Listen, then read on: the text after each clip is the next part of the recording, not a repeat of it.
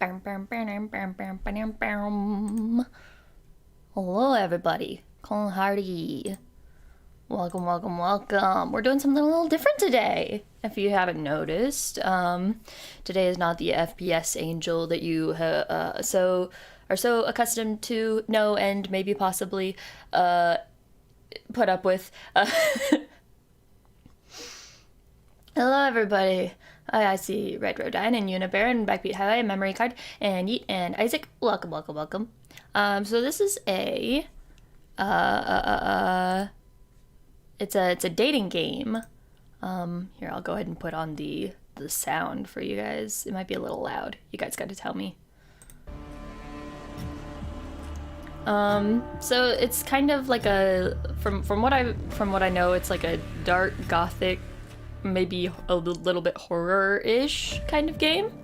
The full version hasn't released yet, but me and Sugar were talking about dating games because, you know, we both really like otome stuff. So yeah, we're gonna, like, I don't know, fuck some hot monster boys or something. A dating game named after my state of mind. Yeah, ain't that right? But I kind of wanted to go ahead and read some marshmallows though, because I've gotten a few marshmallows since the last stream. So I figure whenever I get marshmallows, I'll just try to...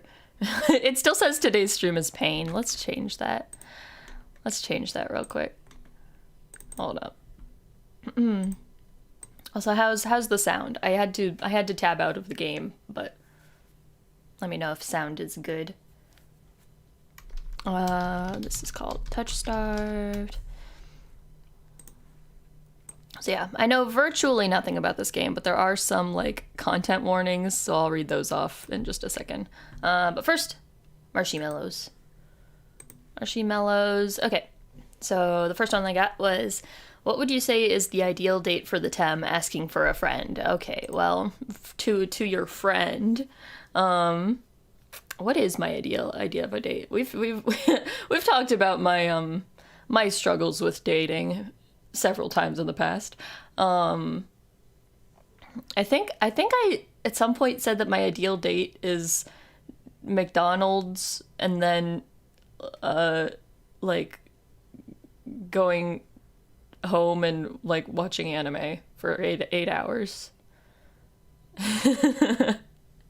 Blue Lock, the ideal date is a soccer person. Yeah, take me to Blue Lock. I feel like that would just be a yandere that has just, like, captured me and, you know, is just has me locked up in, like, in their basement, and then they just call it Blue Lock, and I'm like, okay. They're like, oh, this is Blue Lock? Why didn't you just say so? So how is being chained up to this wall gonna help me play soccer better? And they're like, and then I open my eyes and it's Ego Jinpachi, and he's like, trust the process, you fucking idiot. You unpolished gem. Anyways, yeah, McNuggies and Blue Lock. And then the next person said, what is your favorite song to play on the flute? So I'm kind of, first of all, my memory sucks, so I don't remember the names of, like, any songs that I play ever. I just kind of, people, like, put a sheet of music in front of me and then I play it and then I'm like, oh yeah, that sounds nice. That's a nice one. Cool. But if I had to pick like a solo, like a serious solo flute repertoire that I had to learn, it would be the Hungarian Pastoral Fantasy. Who's it by? Is it by Debussy? I don't remember if it's is it by Debussy? Hold on, let me ask Google. I played it for you guys, or I played part of it on stream one time. Oh no, it's Doble. Yes. Franz Doble. So that's probably my favorite, like, serious solo flute piece to do. And then 2 hours ago, I got a new one that says, how did you get to be such a talented singer? Bold assumption to say that I'm a talented singer. Well, okay, I would say maybe I have a bit of talent for singing. But I have a lot of room for improvement. But to actually answer the question, I did a lot of just music related things, including chorus, since I was like 4, just because I liked it and my parents were very supportive. So like I started out doing like ballet and tap dance when I was like 4 and 5, and then I did choir in all of elementary school, and I did like county choir stuff, and then like joined like an audition only choir outside of school for a few years. And I also did theater at the local theater. Some musicals involved in that as well. And then in middle school, I mostly started switching over to doing flute rather than vocal. But I still did, well, actually, no. Yeah, like early middle school, I still did some singing stuff. And I did a School of Rock program.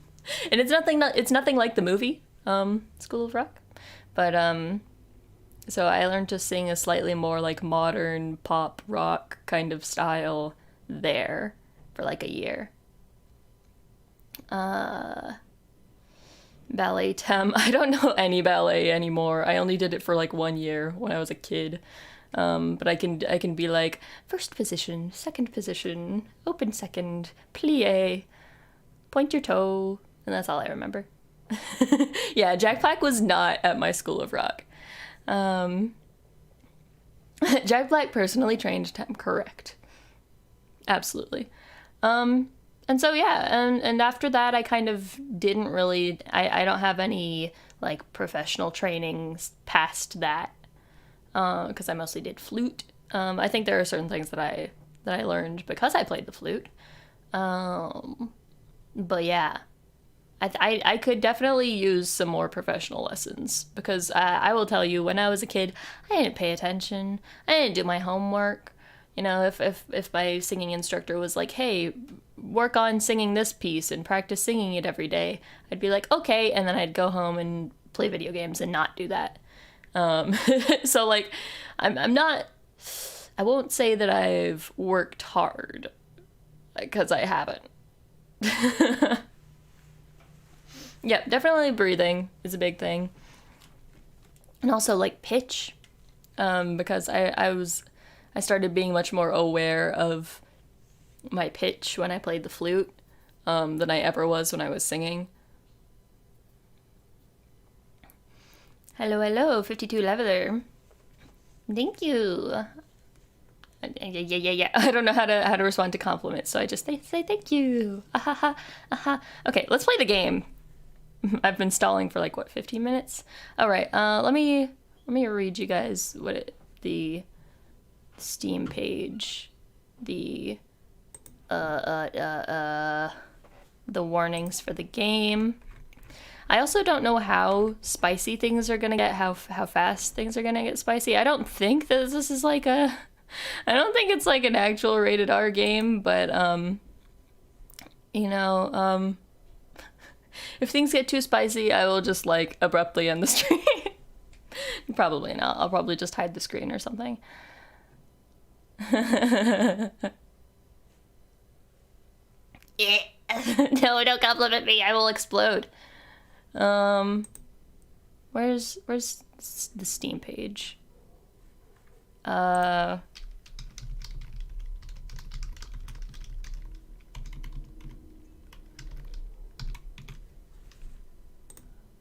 Okay, where's the warnings? Okay. It says, the developers describe the content like this. TOUCHSTARVED contains mature themes and is intended for an older audience. Player discretion is advised. Specific warnings for this demo include, but are not limited to, horror, unwanted advances, violence, alcohol and drug references, strong language, and serious injury. There you go. So I don't think we're gonna get anything too, like, spicy, but there might be, it's supposed to be kind of dark. So, you know, just be wary. All right, let's do it. New game. New game, there we go. This is a demo of the TOUCHSTARVED prologue. Yeah. TOUCHSTARVED is intended, yep, okay, I didn't even need to go on Steam to read the, yep, we already read this. Wait, dismemberment. that is a lot more specific than the Steam warnings.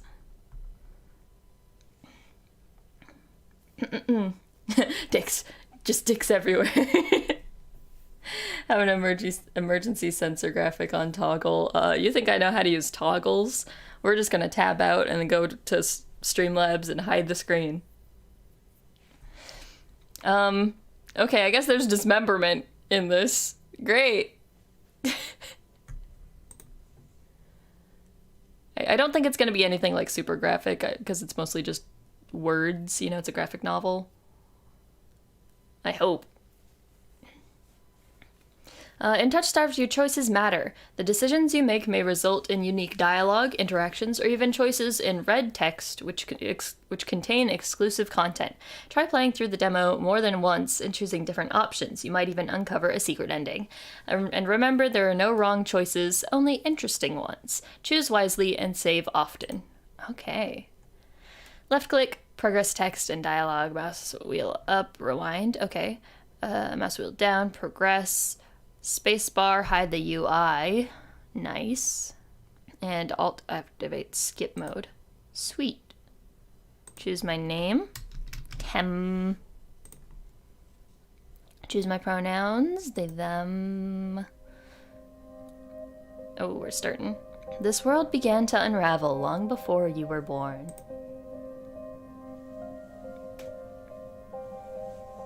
It began with fogfall. Spectral mist bled from the seams where reality wore so thin it split. What? And from that fog emerged monsters, inhuman beings with unnatural powers. Some possessed language and intellect, others were mindless beasts driven by little more than the desire to slaughter. As cities fell and unrest spread, humans united in their fear, while monsters thrived in the chaos. And then there's you. You're not even sure if you're human. You were born cursed, with hands that alter the minds of anyone you touch. Choose your backstory. Oh boy. Oh yeah, there's like a lot of customization you can do in this game. Okay. So I'm cursed, and I apparently have, brainwashing powers or something? Okay. The Unnamed. A fallen oracle. You were raised as an oracle in a remote temple. The priests claimed your touch bestowed enlightenment, but a visiting mage revealed your curse for what it is. Following the mage's word, you fled in search of the cenobium. You regularly experience unnatural premonitions that rattle your body and soul. An innate sixth sense gives you a heightened awareness of hidden supernatural presences around you. Okay. The Hound, a forsaken thief. You were raised by society's outcasts, criminals who accepted you when nobody else would.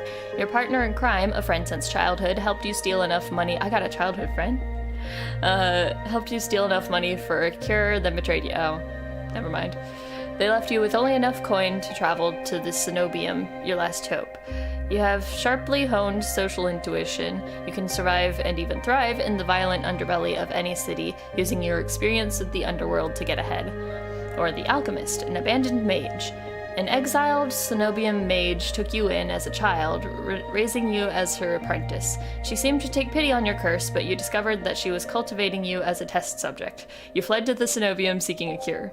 You are an experienced spellcaster with an encyclopedic knowledge of alchemy, spellcraft, and history. With a little observation, you can identify the subtle effects of magic. Okay. So, this cenobium place, or the cenobium, rather, sounds important. I guess that's maybe like the capital city of wherever I live. Game, you have a friend? I do? Haha, you thought. Okay, I think that the most fitting for an angel, if I want to roleplay this sort of as myself, would be the fallen oracle. You know, I'm kind of used to being the, you know, the worshipped, you know, like all of you guys worship me, like I know, like it's no big deal. I think that's gonna be the most Tem-like choice. Your name is Tem. You selected they, them pronouns. Your backstory is the unnamed. Is this correct? Yeah.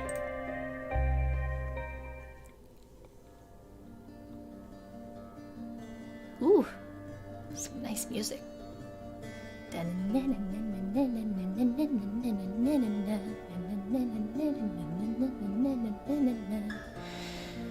Anyways, the wasteland stretches as far as the eye can see. There's nothing out here but death, the ever-present stench of decay, and countless sun-bleached bones cast like seeds across the barren land.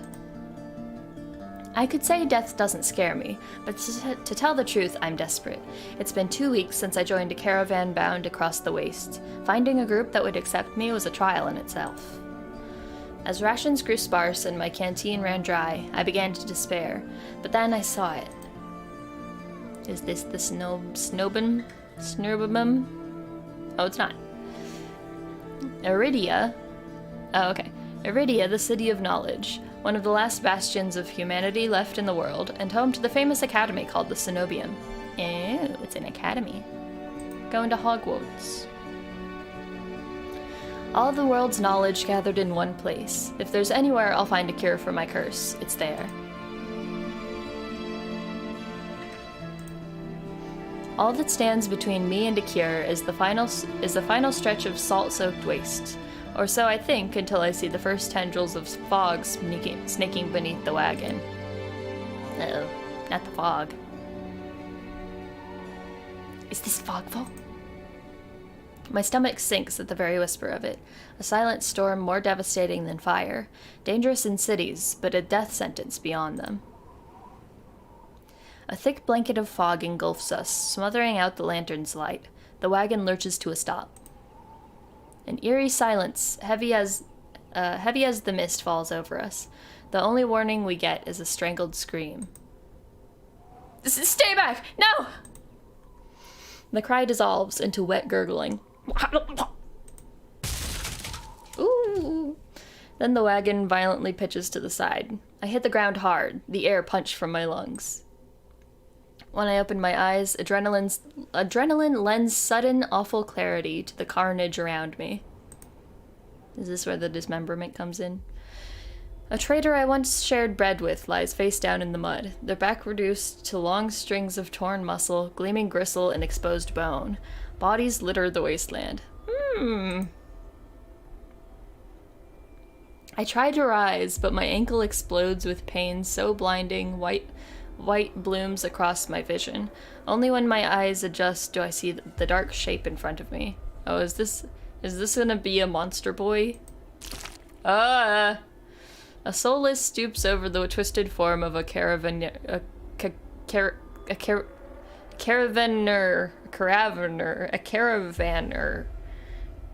I freeze, but it swivels its head. A dozen bulging eyes twitch in my direction and blink as one. Tem, you should have just played dead. Tem. Hello, sir. Oh my god, I just noticed the finger spikes on its neck. That's a little terrifying. The soulless lets out an ear-splitting shriek and runs at me.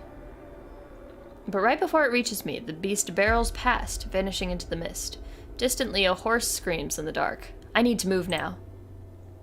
Run for the city, head towards the wagon. I mean, at this point, the wagon's toast. Get in the city. I take off, running deeper into the haze. The fog is so thick that I fear I'm headed in the wrong direction until I see a dim pinprick of light emanating from the shadow of a spire. It's faint, but it's enough. Oh man, this music slaps. Okay. It's faint, but it's enough. I came too far to die here. Rapid footsteps echo all around me. I turn in circles, frantically searching the opaque mist for the source. The fogfall twists and stretches sound.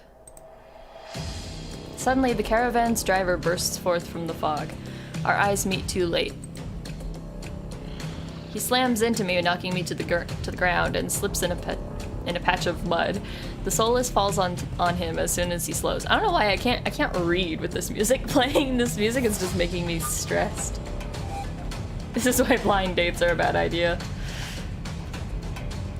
The soulless falls on him as soon as he slows. Okay. It catches the driver by his throat and rakes his stomach with razor-sharp claws. He comes apart like wet paper. I don't know if I want a human to be described as wet paper. Spilling intestines and viscera in a steaming tide. Oh boy. Roll for initiative, right? Things are getting really intense right off the bat here. Fighting the urge to heave, I claw frantically through the slippery muck for a handhold. Shit! My hand catches on the jagged edge of a rib jutting up from the water. Ew! Bandages unfurl around the gouge, torn deep into my palm. Ah! The pain's quickly forgotten when a hand closes around my wrist. Is it a hot boy? It's a hot boy! Can you stand? One of the travelers from the... Hold up, let me... Space. Nice. Oh, I love the art.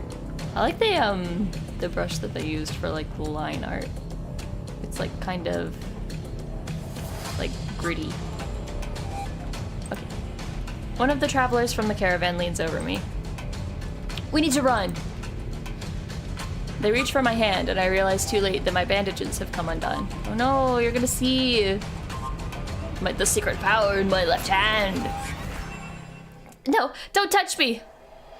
The sensation of their thumb brushing the back of my hand sends a shiver down my spine. Oh. All it takes is one touch, and in the space of a breath, my curse takes hold. Oh, right, I'm gonna, like, do some freaky brainwashing magic.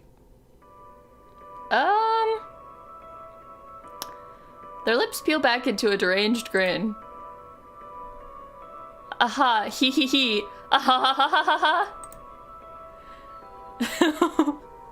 No, I've seen this face countless times before. This is my curse, madness of my own making. Their grip on my hand tightens until pain radiates from my knuckles. So is he, like, actually crazy, or am I just hallucinating that he's crazy? Or did I turn him crazy? Let me go! Suddenly, clammy hands crush my throat, choking off my breath. Die, die, die, die, die! Okay, I think he's actually gone crazy. Spit bubbles at the corners of their mouth and flecks my face. The edges of my vision darken as my lungs scream for air. I'm afraid if I scream, then the monster is gonna come get us, so I'm gonna just try to... punch. My nails gouge deep into the traveler's wrist, but no matter how much blood I draw, they don't flinch. Okay, I guess I'm a little bitch. The more I struggle, the tighter their grip grows. My pulse hammers in my ears, slowing with each thudding beat. This can't be happening. I'm going to die. And not because of the fogfall or the soulless, but because of my own curse. Tears sting my eyes. No, no, no. Not here. Not like this. The hands drop from my neck, leaving me wheezing for air. My lungs burn with each ragged cough. My vision clears and the traveler's face takes shape, hovering inches from mine, lips still split into that macabre smile, and even as blood seeps between their teeth. They give one last shuddering breath, then slump over the claws hooked in through their stomach. Okay, I guess the monster found us anyways. The soulless shoves the body aside, and the glowing eyes studying its leathery skin what? And the glowing eyes studying its leathery skin thin as though grinning? Oh, like the eyes, like squint, kind of? Gotcha. My power is to make people yandere. I mean, there could be worse powers. There's a flash of claws, reds spill across my vision. I thought there'd be pain, but as I sink into the murky water, all I can feel is the grit of silt filling my mouth in the icy embrace of shallow water. Well, I guess I'm dead. Distantly, I notice an arm resting among an outcrop of reeds. Mine, neatly severed at the elbow. Great. It should have taken both arms. Without them, maybe I could have survived. Maybe I could have had a home. Instead, I'll die cold, alone, and face down in a desolate wasteland. A fitting end for a monstrosity like me. Is this a game over, or is this, like, scripted? Nat 1, yeah. If this is death, it's not as bad as I feared. The cold is gone, and as is the choking stench of bog water. I could drift forever, cocooned in oblivion, until all thought and sensation vanished. No curse, nobody howling at me in madness and terror. Nothing at all. The thought has a terrible appeal to it. But the next moment, I take a reflexive breath. Air pours into my lungs, and then out again in a ragged gasp. Feeling comes flooding back. Warm cloth on my bare skin, a firm surface underneath me, a strange tang of sulfur in the air. Do not be afraid. Oh. More hot boy. I twist my head towards the voice. Tears flood my bleary vision at the bright glow of lamplight. Try not to move. The voice is calm, steady, and commanding, but more importantly, it's a stranger's voice. One thought cuts through my mental fog. I have no idea who this is, and I'm completely at their mercy. Stay away from me! My words come out in little more than a creaky whisper. I clamp my mouth shut, hating how weak and helpless I sound. No. No? Who the hell do you think you are, sir? Am I gonna be feisty, or am I gonna actually listen? I'm a good little angel. I mean, like, hey, I'm being given the opportunity to do nothing. I'm gonna take that. I let myself slump back against the thin pillow, wincing when the emotion jolts my head. Ah, a cooperative patient. Thank you. The words swim in one ear and out the other without much comprehension. I pull the sheet up higher, wiping my eyes until my vision clears.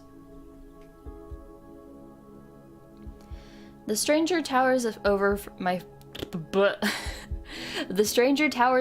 prone form. Warm light reflects off his pristine medical coat. I instinctively shrink back, and that's when I notice that I'm completely naked except for a thin linen sheet. Oh. Naked, lying on a low cot with a pair of sharp golden eyes watching my every move. The man's gaze flickers to my exposed, unbandaged hands. I plunge my hands under the sheet to hide them from sight, though it's too late. He must have noticed what they look like. Strange, cursed, inhuman. I brace myself for his inevitable suspicion and disgust, but his expression doesn't even flicker from that courteous smile. He just watches in placid silence as I struggle to make sense of my surroundings. Where am I? Who are you? Be calm. You're safe here. Whoever this is, he clearly has no idea who or what I am. I've never been safe anywhere, with anyone. Well, that's not exactly true according to my backstory, but... Even the shrine of my childhood, the one sanctuary I ever knew, turned out to be a horrific lie. Okay, there you go. I scowl, pulling the sheet protectively around myself. Where are my clothes? The man's golden eyes narrow slightly. A sharp sigh rustles the papers in his hands. I see you are not to be dissuaded. Your clothes were torn to shreds when I found you, but I procured replacements. Naked Tem, hell yeah. Alright, thank you for coming, eat. Have a good dinner. With a soft creak, he stands from his chair, giving me a better view of my surroundings. I seem to be in some sort of medical clinic. Bottles of silvery alchemical concoctions line the counters in neat rows. The air makes my nose twitch, a faint whiff of smoke and something distinctly metallic that I can't quite place. The doctor produces a large, dense bundle of cloth, which he sets at the foot of my cot. He's easily a head taller than most, and I have to crane my neck to look at him. I'm gonna say thank you, like a good little person. I don't know what I am. I'm human, sort of. Cursed. A good little cursed. I should be polite when I can, especially since I don't know who this is, what he can do, or what he wants with me. Meeting his gaze sends a hot frisson down my spine. Something about him nags at me, like a half-formed memory I can't place. Thank you. You are welcome. I will leave you to get dressed. With a curt nod, he leaves through a narrow door. I hear a soft click as the lock turns behind him. I count to 3 in the sudden silence. When I don't hear any more footsteps, I reach for the bundle of clothes. An itch on my elbow stops me short. I reach down absently to rub at it, then freeze when my fingers meet a neat line of stitches. Yeah, that arm was like gone a second ago, so I imagine he did something about that. I know what I saw. That beast took my arm clean off. And yet, my arm shows no sign of injury apart from the black stitches poking through my skin. I gingerly flex my fingers, feeling my heart race at the sensation. This is impossible. I should be dead, or at the very least gasping out my last breaths. I squeeze my eyes shut, waiting for the pleasant dream to unravel, to wake up bleeding out in the swamp. But nothing happens. The seconds tick by, and my arm remains resolutely healed, my surroundings pristine and quiet. In numb disbelief, I reach for the replacement clothes and begin stiffly pulling them on. They're thicker and warmer than mine were, with a black woolen cloak to go with them. But there's one thing still missing: my bandages. The golden-eyed man didn't leave me with any, even though I know he saw my hands. I slide off the bed and take a few unsteady steps towards one of the drawers. If this is indeed a doctor's clinic, there must be bandages somewhere. I start opening drawers at random, and of course that's when the door swings open once more. Are you looking for something? I whirl around, clutching a thick roll of clean bandages. I try to step back from him, but my legs bump up against the edge of the cot. Your caution is understandable, though if I meant you any harm, you would know. That doesn't make me feel better the slightest, but he makes no move toward me, so I quickly wind the bandages around my hands. The glowing scars and mottled skin disappear under a layer of clean white cotton. May I ask why you need additional bandages? I clench my jaw. I knew it would only be a matter of time before he asked about my hands, though the way he does it is strangely roundabout. These are all the same answer. Say nothing, glare at him, decline to answer. These are the same thing, except glare at him has a little bit of extra spice.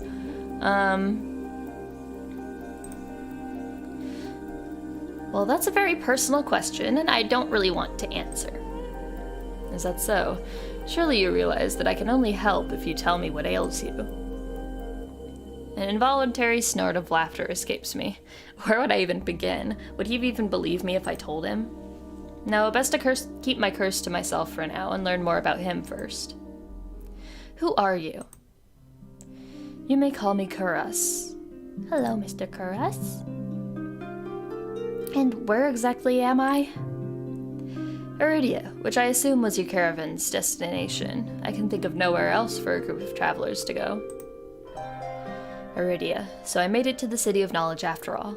I should feel relieved, but all I can manage is a vague sense of increasing unease.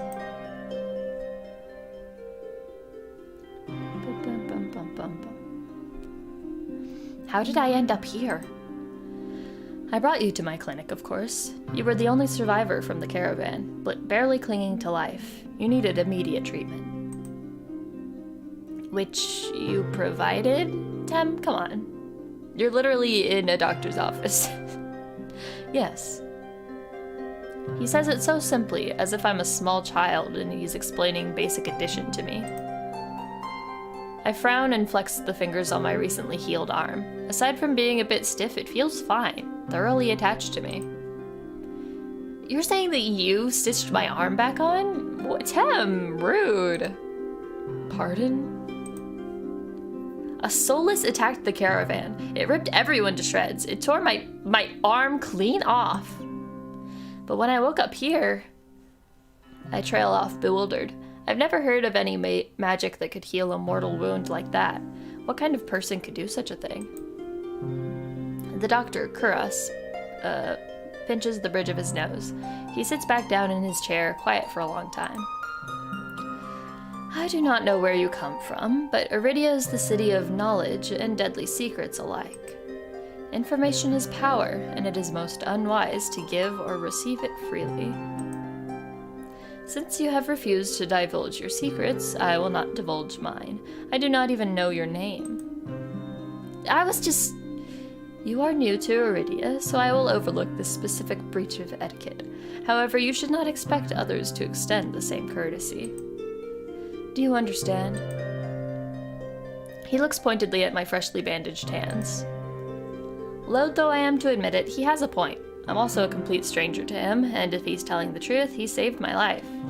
Yeah, stop being rude, Tem. I take a deep, steadying breath. This time when I speak, I sound a bit more like myself. Tem. My name is Tem. It is a pleasure to meet you, Tem. There's a little more warmth in his smile, his polite demeanor back in an instant.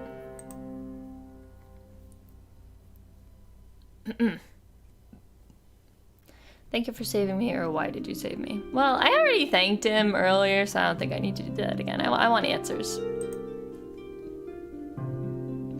If there's anything I've learned, it's that everybody wants something. With the world in such peril, no one reaches out a hand without expecting something in return. Can I ask why you saved my life? You don't know me. The question seems to startle Kuras. I could hardly leave you to die in the wastes. Assisting those in need is the very essence of a doctor's duty. I've never met a doctor who also handed out free clothes. My fingers find the edge of the cloak. There's a subtle but delicately embroidered pattern around the hem. I try not to think about what kind of price Kuras might ask for such well-made clothes. No, I suppose not. Forgive my presumption. I rarely come across so fascinating a patient. I'm gonna be the test subject, of course. Game Tem is almost as skeptical as IRL Tem. Yeah, that's fair. Hot vampires. It was my understanding that they're always called, yeah. I don't actually know if there are vampires in this game. Kind of had a vampire-y aesthetic, but I think they might just kind of be monster-y.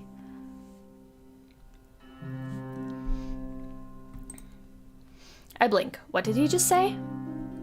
I simply meant that few would cling to life so resolutely, or brave such a perilous journey to Iridia. I cannot help being curious about you, Tem. I bet you're curious about me. His voice dips to a soft murmur, and he abruptly looks away from me. Oh, you're pretty curious. Oh, we could get a little flirty here. I don't know what to say to that.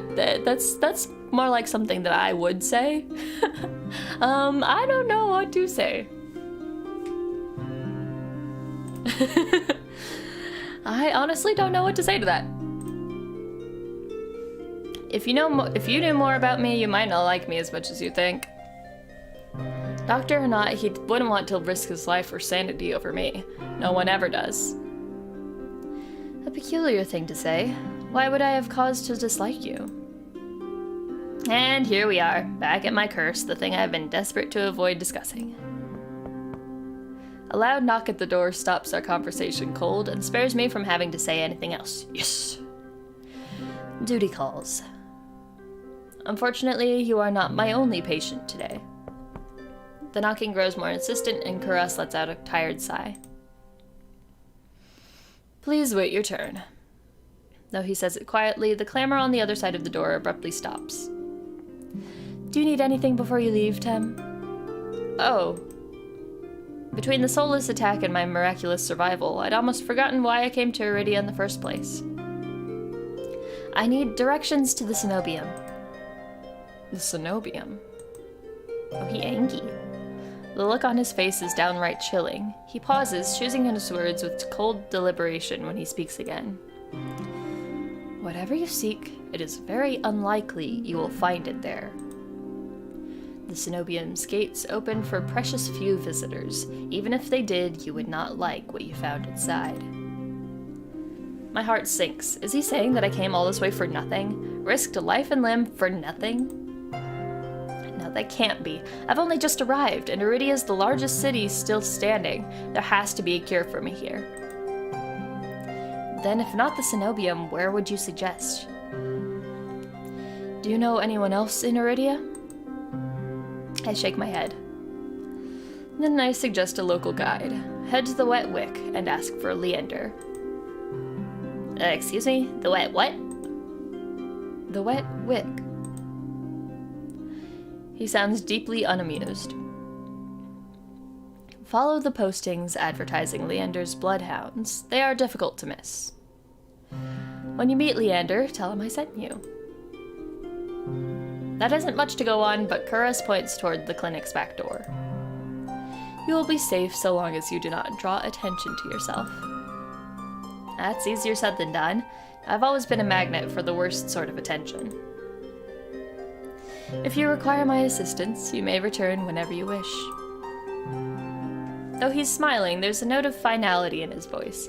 Resigned to my dismissal, I slip out the back door.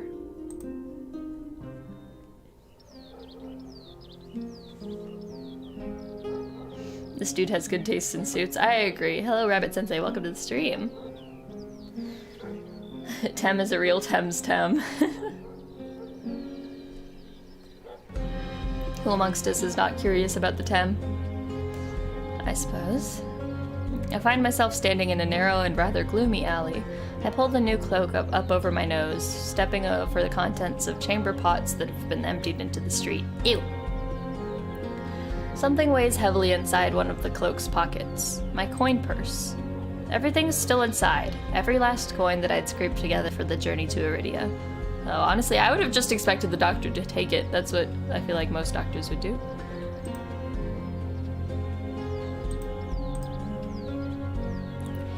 It doesn't even look like it was opened. There were so few coins to begin with, they probably weren't worth stealing. I glanced back at the clinic's closed door. Kuras didn't take any payment. He didn't even ask for a future favor. But he also said that in Iridia, secrets are power. Does he expect me to give up mine at some point? That's not exactly a comforting thought. Still, no matter why he did it, Kuras gave me a second chance and a lead on where I might find help. I'd better get going before he changes his mind. I squeeze out of the alley and into the crowded main street. Oh yeah, it looks very crowded. The line outside Kuras's clinic stretches down the road already. Two thin peddlers queue alongside weathered elders. If any place is in desperate need of a free clinic, it's this one. The cobblestones are treacherously rough under my feet, deep grooves worn between them by regular flooding and decades of hard use. I knew Iridia was a river city, but I didn't expect it to look so eroded. The buildings are tired and dilapidated, all crammed together in narrow streets. And there's something else, a charge in the air, like the shift in pressure before a storm. It's subtle, little more than a faint, persistent thrumming, but I can't seem to shake it. A child darts by, clutching something greasy wrapped in paper. The smell of fried food drifts over to me. My stomach gives a faint gurgle. This morning's catch, fried up, hot and fresh. Not too many eyeballs today. What? Not too many what now? That sounds disgusting, but I'm starving, so I duck my head under the stall's grubby awning. A large fish leers up at me, its three bulging eyes still visible through the thick layer of crispy batter. The vendor gives me a gap-toothed grin. What's the cheapest thing you got? The vendor points at a metal basket of what looks like long strips of savory fried dough. Fresh long lads, 3 copper apiece, don't burn your mouth. I take the coins out, counting them gingerly. How much was it? 3 copper, okay. I'm trying to get a good grasp on what the economy's like, what the currency value is. I take the coins out, counting them gingerly. At this rate, I might not even be able to afford dinner. Reluctantly, I drop the payment on the counter and take my meal. 2 streets later, I pass under a wrought iron archway adorned with dangling garland of red and pink lilies. The buildings in this quarter are a dizzying riot of color, painted walls, and tinted glass everywhere I look. Ooh, I like these lanterns. Sheer red and pink curtains flutter in open doorways. Musical voices call out invitingly. Incense mingles with the pungent scent of flowers, barely covering the salt and musk of warm bodies. This must be Iridia's entertainment district. I'm polishing off my food and dusting the crumbs from my hands when I spot a poster. It features the silhouette of a smiling man wearing a single dagger-like earring above, and the word Bloodhounds printed above his head. A motto, as above, so below, circles the artwork. If Leander is the leader of the Bloodhounds, then the face printed on the poster is likely his. I follow the line of identical posters around a corner and nearly hit my head on a precariously dangling wooden sign. Looking up, faded orange letters read, "The Wet Wick." The facade of the building looks like it's seen better days, but I hear faint music and laughter coming from inside. Okay, we found it. The inside of the bar is a far cry from the abandoned exterior. It's not even midday, yet most of the tables and booths are occupied by a loose assembly of people in matching green cloaks. Totally not a cult. Bustling bars are not something I'm used to, but I steel myself with a deep breath before pushing forward. If I was this interested in currency economics, I should have been more addicted to Spice and Wolf. Listen, I'm not interested in economics. I just have to know so that, like, if somebody offers me 1,000 gold, I know how much 1,000 gold is worth, you know? Bustling bars are not something I'm used to, but I steel myself. Yeah. A cursory glance doesn't turn up anyone with a dagger-shaped earring. I'm about to head towards the counter when a chant rises from the center of the room. Show! Show! Show! The remaining green cloaks abandon the bar and their booths to rush toward the center of the room in a sudden torrent.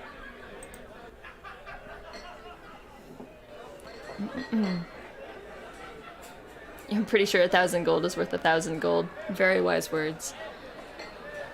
There's no time to move out of the way. I'm caught, swept along in the ale-stench current. Hey!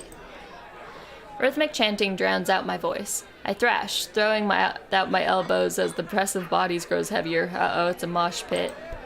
My hip knocks into a table. I grip it, holding on tight to steady myself. But the crowd has stilled, the chanting stopped. A pair of gilded boots stride across the tabletop. Hello, sir? Seriously, you dogs, again? Scattered laughter and cheers rise from the audience. Ah ha ha ha, ah ha ha. I drag my eyes upwards. There he is. A well-dressed man stands on the table in front of me, his broad shoulders framed by the thick lapels of a trench coat. This really is the last time, all right. This time when he speaks, the audience falls silent, as though bewitched by his magnetic presence or rich, low voice.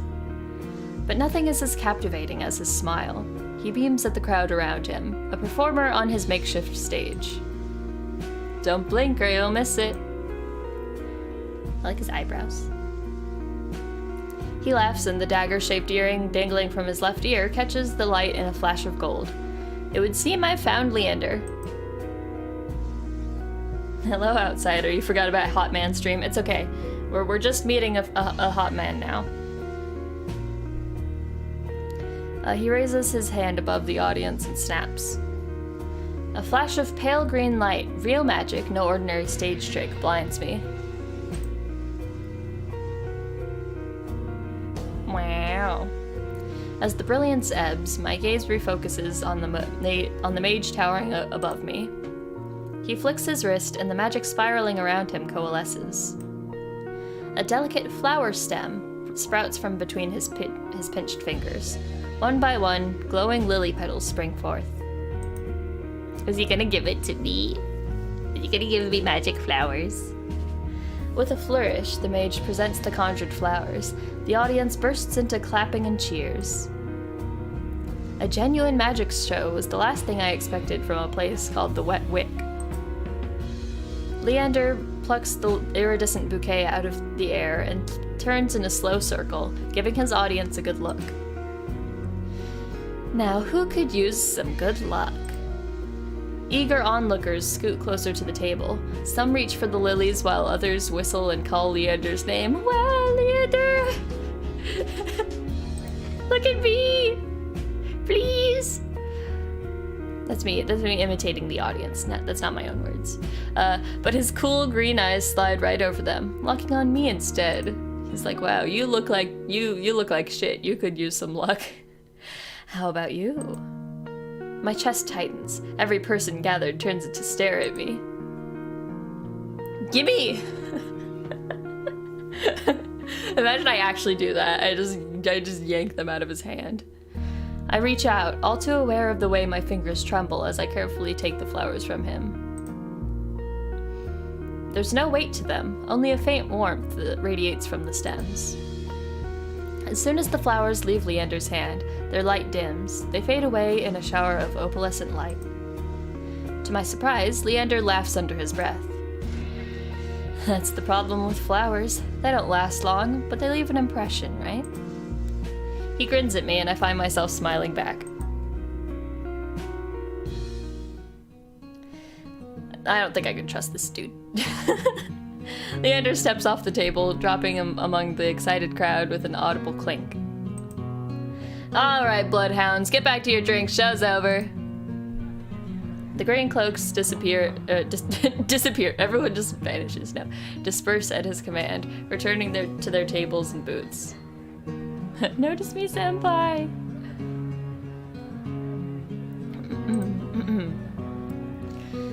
Before I can make my way towards Leander, his eyes find me. He gives me a friendly wave, then beckons me over to the crowded counter.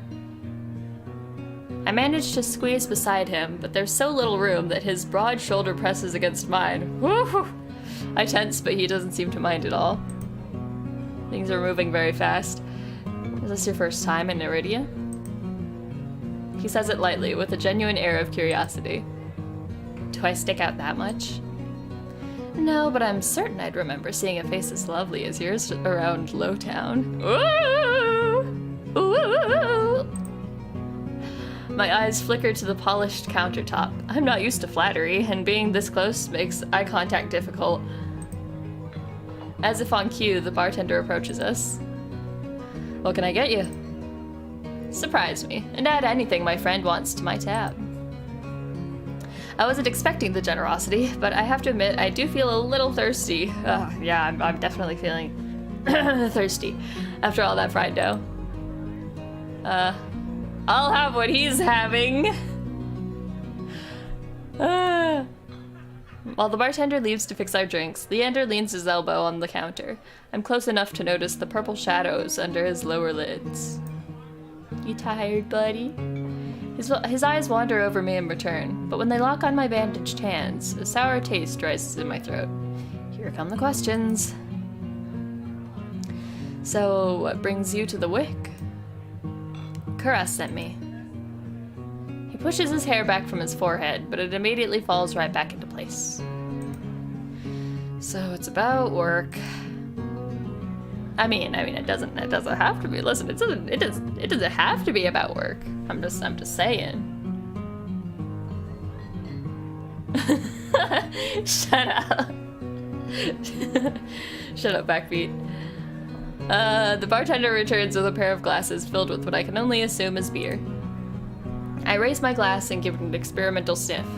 It smells faintly yeasty, but with an undercurrent I can't quite place.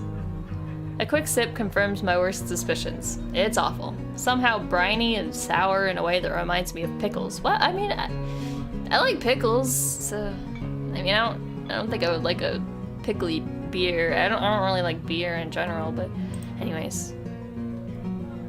But any thought of complaining dies the moment I look up and see Leander taking a deep swig from his glass. He lets out a satisfied breath. How can I be of assistance? I need to get to the cenobium. As soon as the word cenobium leaves my mouth, the entire bar falls silent. Bloodhounds twist around their seats to gawk openly. Finally, an especially drunk one speaks up. The hell are you bringing up the cenobium in here? I don't know why I want to give them like a British accent, like a Cockney accent. Throw them out, this is Bloodhound territory! The vitriol catches me off guard.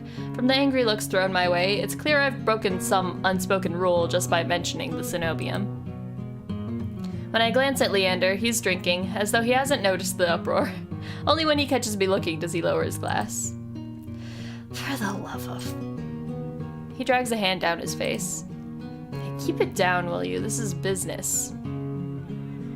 I tense, expecting an argument, but the outspoken bloodhounds silently return to their drinks. Only a handful continue to watch me warily. Sorry about them. The cenobium's a bit of a touchy subject in these parts. Mix in enough drinks and, well, you saw. How about we continue this outside? When I give him a terse nod, he pushes away from the bar counter.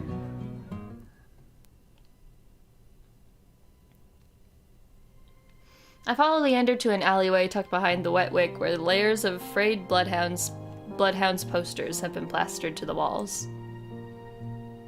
Seeing them side by side, the resemblance between Leander and his likeness on the posters is impressive.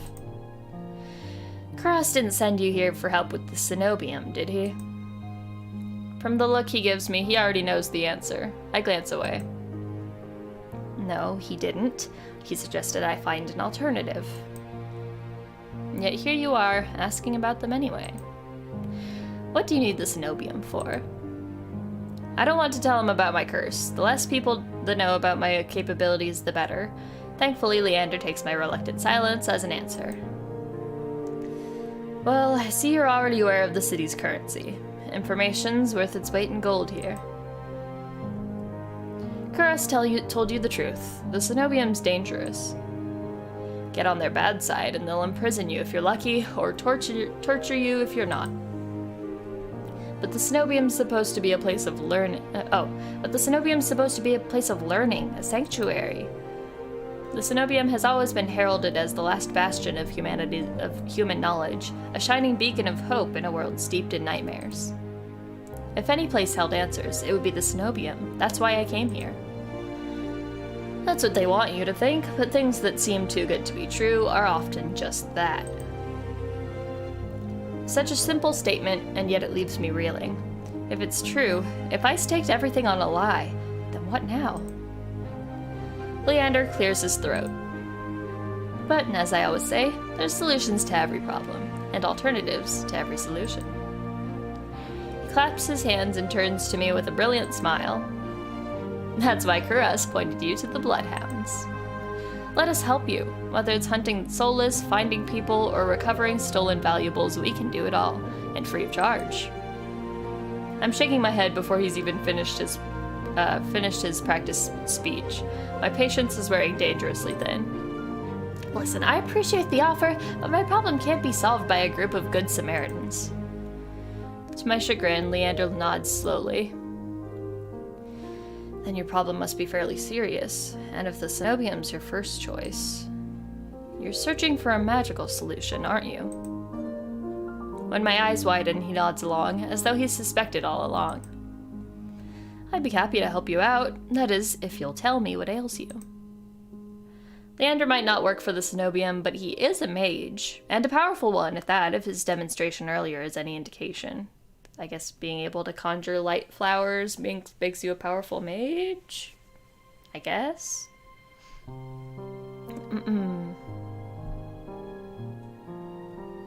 Alcoholic pill. I'm sure somebody's done that.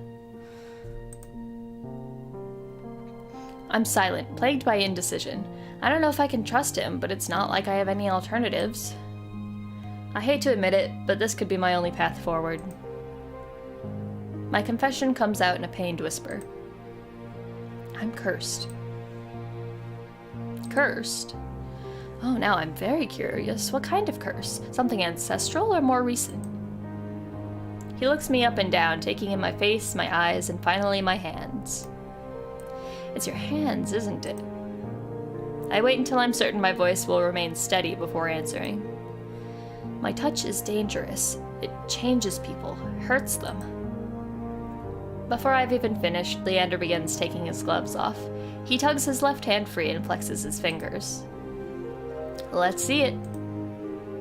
He offers me his hand, and a prismatic flash of magic ripples across his palm. But I'm already shrinking backwards. I can't. I don't care how confident Leander is. I can't bring myself to hurt him. To see his kind face twist into a mask of madness. Believe me, this isn't an ordinary curse. I'll be fine. Perhaps where you came from, your affliction was strange and one of a kind. But spend a year in this city, you'll see 1,000 curses and thrice as many curses. Wait. Cures. Okay, it's only one letter different. 1,000 curses and thrice as many cures. There you go. Do you really think Curus would send you here if I couldn't handle it? How should I know? I only met him today.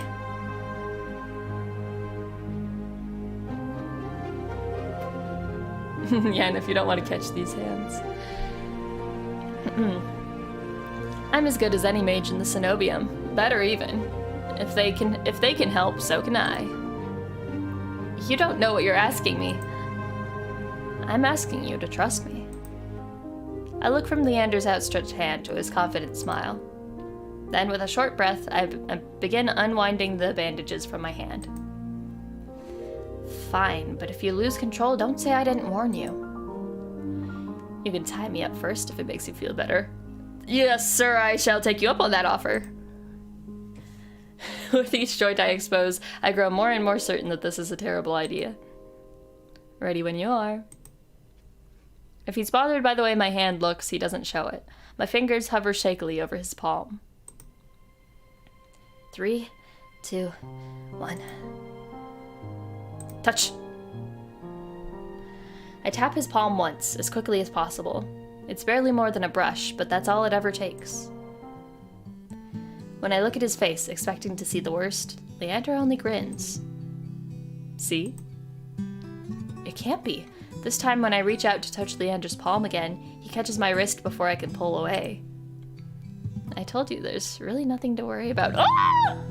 He's blushing! Nice. Nice. Nice. Yeah, we are doing some unprotected hand holding right now. And he's getting all flustered over it. Woo, woo, woo. He trails off when my thumb brushes the soft skin of his inner wrist. Woo. I search Leander's face for traces of madness, but his eyes remain a clear, soft green. Color rises in his cheeks, but he remains still except for the subtle bobbing of his throat.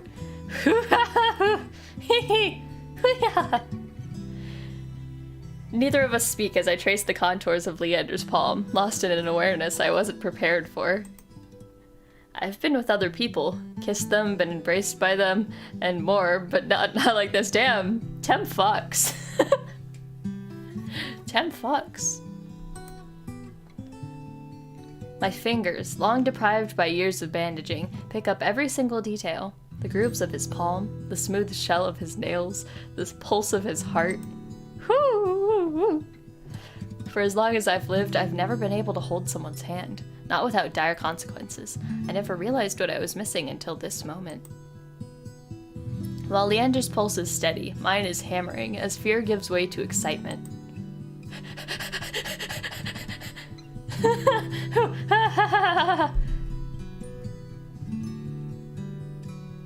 I don't know. Things are moving kind of fast. I don't think I should push my luck here. Okay, if we're being realistic, what the actual Tem would do. I would not be able to maintain this level of intimacy for too terribly long. Pyo-chan, konbanwa. Irashai. Welcome, welcome. I draw my hand back and take a steadying breath. My head feels as though it's stuffed with cotton. Habit alone guides me through the motions of rewrapping my hand, although my fingers tremble too much for the bandages to lie flat. Hello, I'm Jumoke. Welcome to the stream. Is this the demo? Yes, this is the demo. I can't believe that worked. May I ask your name? I'm Tem. You were right to hide this from me, Tem. That curse of yours, it's unlike anything I've ever dealt with. I can tell you're discreet, but you'd best not go showing that off to anyone else. I didn't plan on it. Are you staying in Lowtown? I paused. Room and board was something I hadn't considered yet. I don't know. Let's get you properly settled then. There are too many nice people so far. It's weird. The Wet Wick is noticeably quieter. Without their leader, most of the bloodhounds have dispersed, or in a few cases fallen asleep beside their drinks. Got any rooms left, or did my lot grab them all to sleep it off? The bartender, who I now realize doubles as an innkeeper, slides a key onto the counter. You want to come back to me with my room, Mr. Leander? I mean, you know, just an offer, you know, just, You know, I always keep the corner room open for your escapades. Is this one of such escapades? Leander's laugh sounds slightly strained. He's embarrassed. And I always appreciate it, but you're mistaken. This is just for my friend Tem. Is he mistaken though? Is he? Sure. Stay as long as you like. You two have fun. Escapades, huh? Leander clears his throat, then holds out the key to me. But I hesitate. My coin purse barely holds enough for a day's worth of meals, let alone a room. How much do I owe you? Nothing. Bloodhound rates. My treat, since you shared your secret. Food, drink, a warm bed, anything you need. Carefully, I take the key from him. It's small, but weighs heavily on my palm. I never expected to have a warm bed in Iridia, let alone free meals. Thank you. Go explore, Tem. You'll find many roads in Iridia, each leading to different answers. But if you need a reprieve from what haunts you, come find me. Just be careful. I nod, taking one last look at the gleaming bronze key before tucking it into the pocket of my cloak for safekeeping. Leander gives me one last friendly wave before I depart. Maybe I should have kept holding his hand. Damn it. The air clings sodden and heavy. Without the morning crowd, the sunless streets look barren and bleak. Even the peddlers are long gone. Only a pair of crows remain quibbling over the stale crusts in a gutter. I feel a ridiculous pang of envy. At least they've got a reason to fight. I've never felt so lost. Kuras and Leander both made it clear that the Cenobium can't be trusted. But I came so far, endured so much. I need to see the Cenobium for myself, if only to satisfy my curiosity. I should have asked someone at the bar for directions before leaving. I don't think people at that bar are going to want to give you directions. I'm about to turn back when a shadow passes over me. A cloud, I think, until a puff of hot breath tickles the back of my neck. The shadow runs down the street. What? The shadow runs down the street in rivulets. Formless dark spreads like ink in blotted shapes. Claws stretch. A muzzle splits open to reveal long, jagged teeth. A growl rumbles so low and deep I feel it. I want to run, to scream, but I feel trapped, as though the slightest movement or a single breath will snap the jaws around me shut. No, I won't let it end like this. If I'm going to die, I want to see what got me first. I steel myself, then turn. But there was nothing there. The shadow vanishes as quickly as it came. I'm left standing in the middle of the street, alone except for a figure reclining in the shade of a nearby stoop. Hello, Mr. Foxboy. A monster. That much is clear from a glance, so one that could nearly... sorry, I just got distracted. One that could nearly be mistaken for human were it not for the tufted ears, the tail curled around his ankle. Or the dusk pink eyes with pupils that sharpen like needles when they fall on me. Our eyes meet, and the monster uncrosses his long legs. His hair gleams a shade of red that reminds me unsettlingly of blood where it curls around his colored throat. Jumpy, aren't you? His tone is so light and carefree that I glance over my shoulder to make sure he's speaking to me. When I look back, the stranger props his chin on his knuckles and regards me with an inscrutable little smile. Didn't you see that shadow just now? It was massive, moved like a beast. Even as I speak, I'm aware of how ridiculous I must sound, but the stranger's smile doesn't falter. The only beasts I've seen are the Wick's drooling regulars, though this did catch my eye. Leg! Leg! Hello, sir! Hello! With a flourish of his hand, my in-room key appears dangling from his finger. It turns on its chain, glittering when it catches the light. My hands fly to my cloak's pockets, and sure enough, find them flat. He crooks his finger, beckoning. I've already taken 2 steps forward before some stifled instinct stops me. Something feels wrong. I'm still on the edge, thrumming with so much adrenaline that the stranger's shadow flickers at the edge of my vision.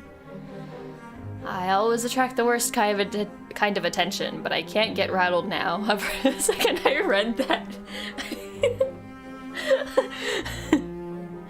I almost read that as railed. God, I'm just gonna take a sip of my tea.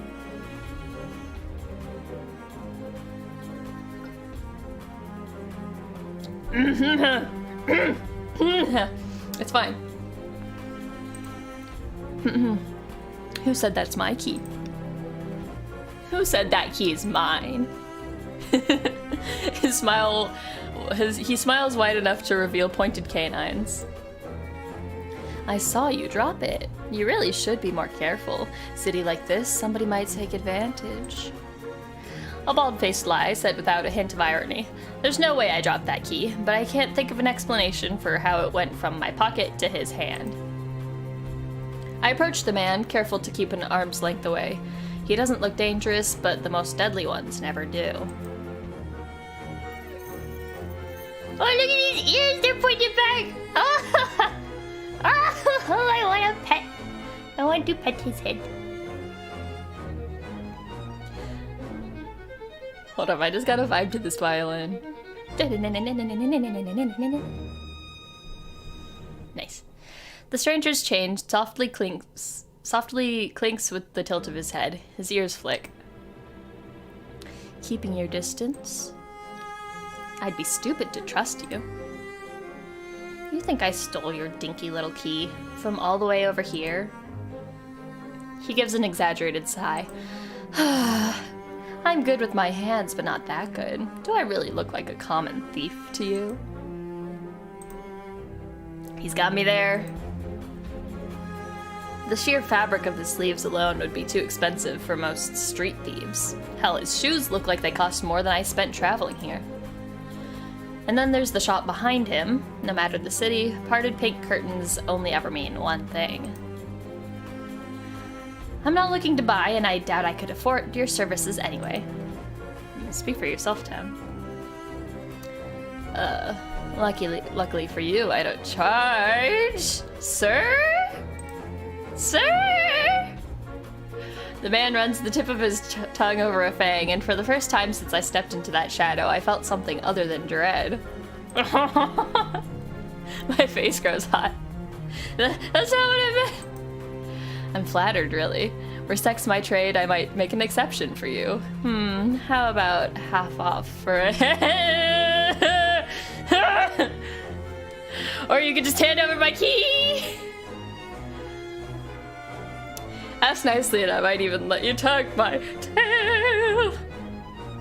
Just throw it here! So some spindly little street urchin can snatch it and run?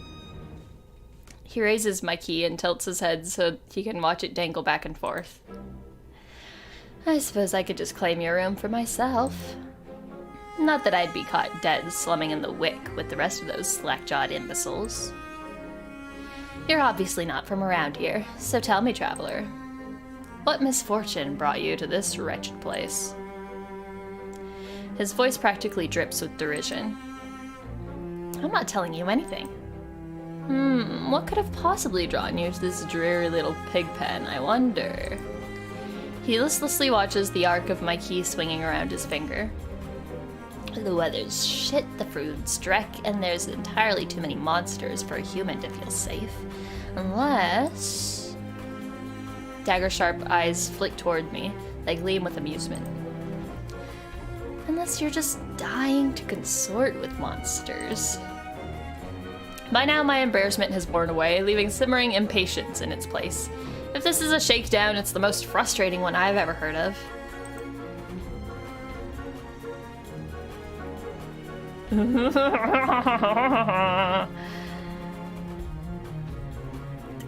I really want to do it. I really want to.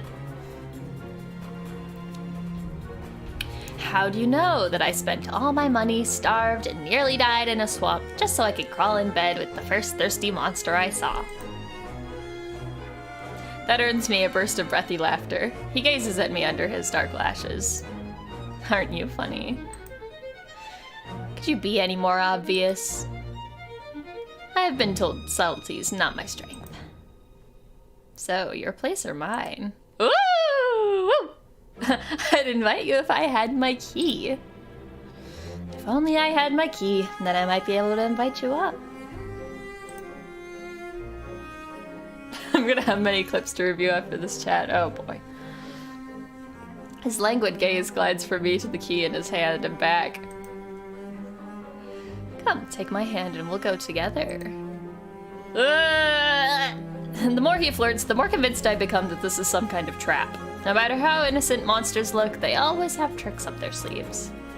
And something tells me that this one's more dangerous than he lets on, even if he has a lovely laugh.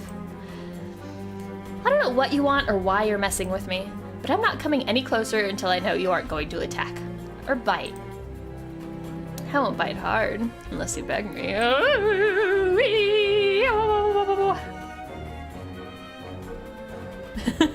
Tem being sober is the only thing keeping this stream safe. Yeah, probably. No matter what I say, he finds a way to twist my words into innuendo. Okay, I kind of did that myself though, by talking about biting. Even when I'm silent, he goes on as though we're having a conversation, not a standoff. Do you like dancing? There's a traveling troupe performing in Hightown tonight. Their lutist is utterly exquisite, truly a performance to die for. There's life in this dreadful place, if you know where to look. You sound like you know the city well. The man's gaze flickers from me to the key dangling from his finger. Naturally.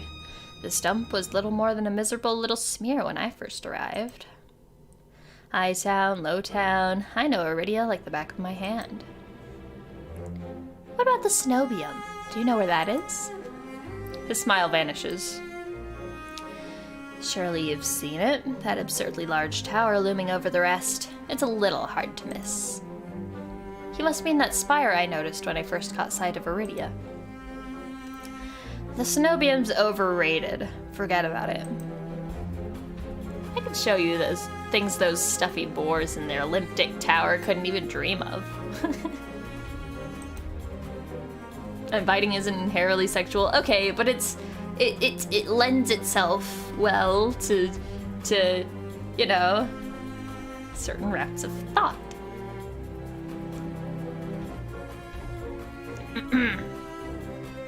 Maybe that's just me. I've already got plans. Oh, have you some pressing matters at the Cenobium? Lunch dates with librarians, tea time with the most esteemed abbess. That's my business. What's the matter to you? I square my shoulders and the amusement bleeds out of him.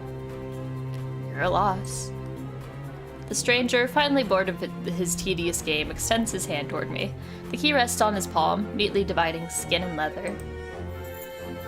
When he makes no other move, I reach for the key, but as soon as my fingers grade the smooth brass, his hands spring shut around my elbow. Hey! He yanks me down and I stagger, my soul slipping on the steps. For a sick moment, I fear my bandages will unravel under his touch, but he's careful not to disturb them even as his fingers dig into my arm. I knew I smelled blood.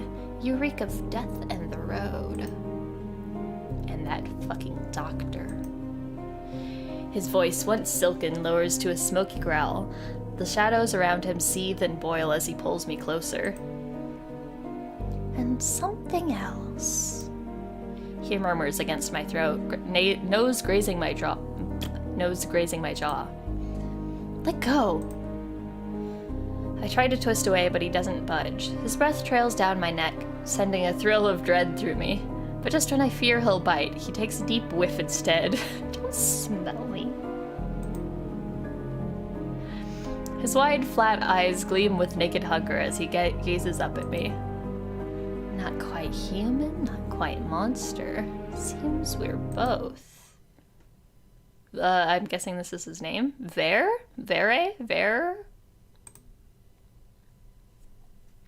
The stranger's ears flatten, and he releases me with a short breath.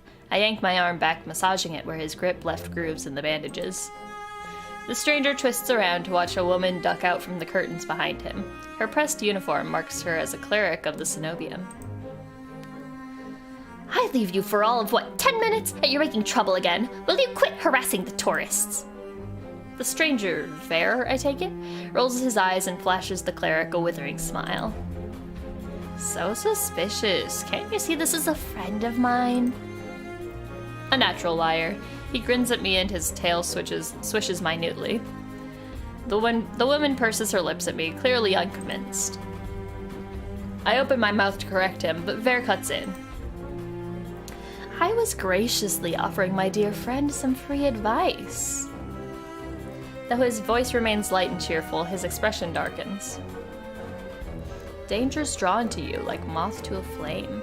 It will always find you, given time. The woman clucks her tongue as though she's heard this recital 102 times. Word of advice, don't take free advice from lazy foxes lounging in the streets. This crook would sell water to a drowning man for the sheer enjoyment of it. She shrugs off a wilting look from Ver. Oh, please, any friend of yours knows it's true. Now hold still. Ver rises gracefully at her approach. He pushes his hair aside so it drapes over one shoulder, exposing the long line of his neck. And suddenly, it dawns on me that the jingling I heard earlier wasn't coming from the harness attached to his collar, but a leash. Oh, okay.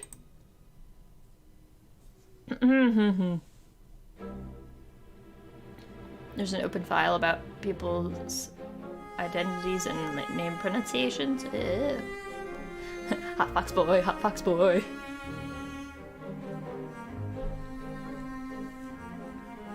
We're learning so much about Tem's bedroom habits. Yeah, my non-existent bedroom habits.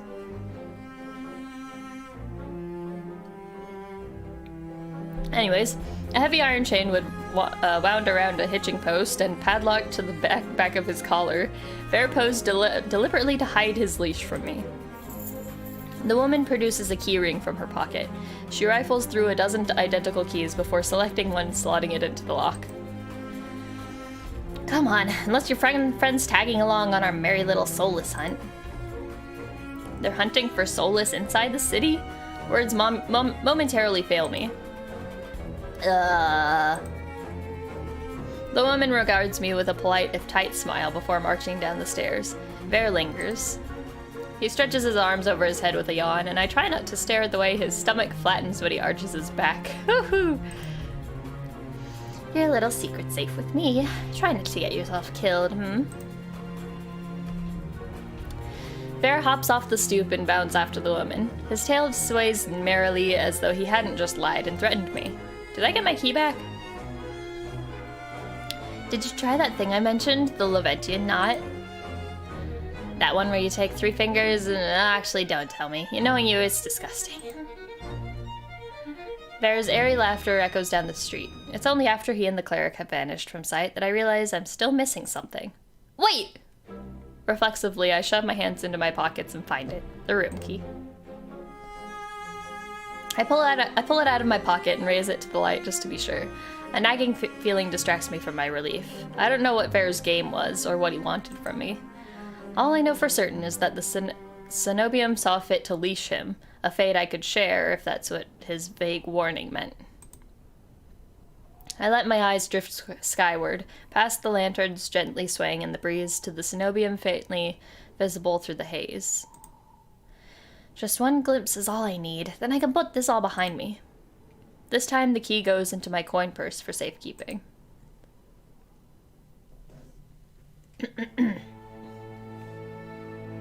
It's easy enough to follow the sluggish river that splits Iridia in two. A colossal bridge arches over the dark water below. I cross as quickly as I can, climbing ever uphill toward the distant tower. Hours later, eggs laking, yes, good reading, Tem. Legs aching, sweat beading on my forehead, I finally find what I was searching for. The Cenobium of the Luminous Void. It stands at the highest point of Iridia, surrounded by cold white walls. Well-dressed people stroll down the walkways, paying no attention to the massive tower in their midst. I'm the only one standing before the gates. I crane my neck up and up, until the top of the Cenobian tower disappears into the clouds overhead. My stomach gives an uneasy lurch. Though far grander than the humble shrine of my youth, the Cenobium gives the same impression of being a gilded bird cage.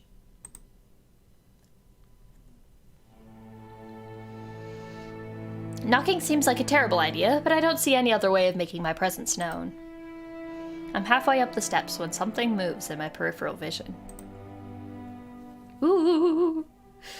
A shadowy figure crouches beneath one of the white walls. I reach out and tug on a vine, as if testing its strength. Oi, you there! The shadow vanishes as quickly as I spotted it, and a gaunt-faced man in a crisp charcoal uniform marches up the steps toward me. Ugh, another tourist. Get out of here once you're done gawking. A dismissive wave accompanies his equally dismissive words, and he turns on his heel without even waiting for an answer from me. I look back at where I saw the intruder, but there's nothing, just the leaves blowing gently in a cool breeze. I step away from the gates, hopelessness washing over me. Hello? A whisper so close I can feel the warm brush of breath against my skin. I instinctively jerk away, but there's no one beside me. Halfway down the staircase, I spot a woman swaying in the breeze. She's gaunt as a rail, her blouse moth-eaten. I'm unable to take my eyes off her, not because of the way she smiles a little too widely, or the way her tousled braids look unbrushed for days, but because her eyes shine a vibrant, unnatural crimson. I'm both entranced and unsettled by their subtle glow. These days, you'd need a miracle to get in there.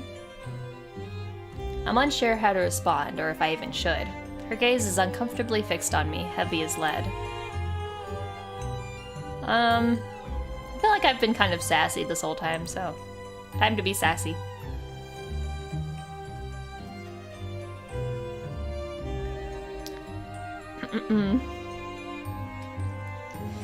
Seems like I'm in the market for a miracle. Know anyone selling? She beams at me like I've said the greatest thing she's ever heard. Lucky for you, I have them for free. Whatever she's selling, I'm not interested. My words come out in a tired breath. No thanks. I start down the stairs, but she abruptly steps into my path. She turns her back to me, and before I can react, she slips her fingers under the lacing of her collar, stripping out of her blouse in broad daylight. Ma'am? What are you... As worn fabric unveils bare skin, my panic is smothered by cold horror.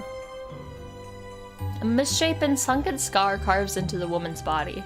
Pitted, gnarled skin snakes down her shoulders, blooming from a gaping hole in the back of her neck.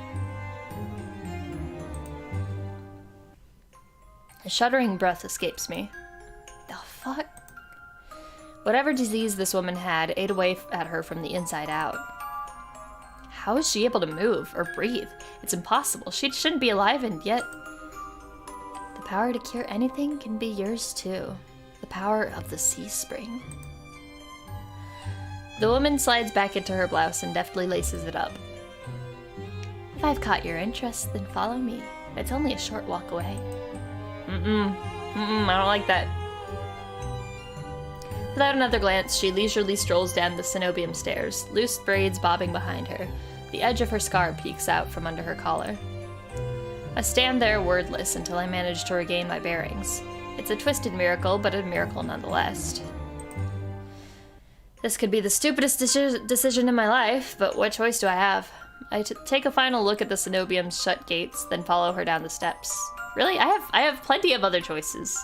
I could just go back to Leander and have him solve all my problems. He already offered to do it for free.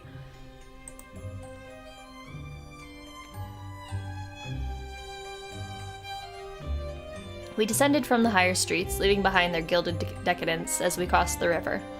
The wet, derelict districts feel more familiar to me. But the crimson-eyed woman takes me farther, then farther still, until I'm met with an all-too-familiar sight. My gut lurches when I face the open horizon. The city's outskirts are hardly recognizable in daylight, and probably safer for it. But venturing beyond Iridia's walls is a gamble I wasn't prepared to take so soon. Keep going straight, and the sea spring will reveal itself to you. I bark out a bitter laugh, loud and involuntary. I'd rather not. Are you kidding? It's not safe out there. You're as safe inside the city as outside of it. Truthfully, the territory before you is the safest of all. What do you mean, territory? This region belongs to Ice. Most people know him as a gang leader, but he's much more than that. I squint against the empty wastelands. Only a fool or someone with nothing to lose would leave the city. Apparently I'm both. But if this sea spring cured her, I need to see what it can do for me. I set off into the wastes. Over my shoulder, the woman calls after me. Good luck, Tem. I hope we meet again. My heart pounds with each step I take from civilization. It doesn't take me long to realize it's not the only heartbeat I hear. Like a nagging thought at the back of my mind, I can sense another pulse thrumming through the earth beneath my feet. I felt this presence before, when I first stepped out of Kuras's clinic, a living dread coursing underneath the city, only this time I'm getting closer to it. For what seems like an eternity, I force each foot forward, one step then another, until a realization hits me. I never told the woman my name. Something pierces the horizon ahead of me. A building, nestled into a tall cliffside, but so starkly out of place, it might as well be a hallucination. It drips with extravagance and honeyed mahogany, an ornate jewel of architecture. A row of dark silhouettes stand out on the horizon. Trees, I think, until I'm close enough to realize that what I mistook for branches were spikes and jutting tendrils. Soulless, several of them watch me in the distance like statues. I don't think, I just run. Exploding into a messy sprint, I push my legs as fast as they'll take me toward that decorated building. Flashes of last night chase me, the gushes of blood and screams of death, the smell of burning flesh and sour bile. I can't go through that again. I won't. The next thing I know, I'm dashing up wooden stairs and crashing through towering double doors. I gasp for air, my lungs burning from exertion. I'm desperate to be safe, but when I process my surroundings, it's more hellscape than sanctuary. Blood flows all around me, overwhelming my vision with a lurid, unholy red. Instinctively, my hand leaps to my mouth. But the rotten stench of blood never comes. Instead, a smoky scent hangs in the air, sharp and spiced. I swallow thickly, convincing myself that it's not as gruesome as it appears. This has to be the sea spring, the place that grants miracles. Pulling my eyes away from the pool, I take in the rest of my environment. Tall pillars flank me, blanketed in written notes. Seating pillows scatter the floor. A rustic kettle sits nearby. Someone must live here, despite how eerily empty it is. Hello? Hello, is anyone here? My voice echoes across the cavern without response. I approach the paper-covered pillars. Maybe something here can tell me more. I reach for... the closest one. I reach for a note in front of me. It reads... Dear Mother, don't cry for me. I'm sorry I didn't say goodbye, but we'll meet again in another life. I love you very much. From Iris. P.S. If you ever see me, never speak to me again. It's written in perfect cursive. I've never seen such beautiful handwriting. Before I can ponder it further, a sharp chill runs down my spine. Something's watching me. I quickly set the note back, my eyes darting around the wooden deck, but it's still empty, vacant. Finally, I look towards the sea spring. That stillness hides something deeper. Something wrong.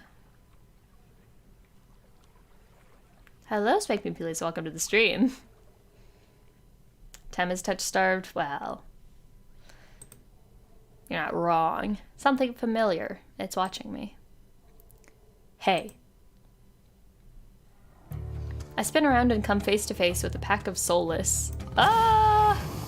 They chitter and growl, tendrils and spikes flaring threateningly, all different sizes and species, but sharing one identical trait, glowing crimson eyes. I try to back away, but my heel teeters over the sea spring. I'm cornered. Watch your step, it's deeper than it looks. That voice again. At the sound of it, the soulless freeze, their snarls quieting.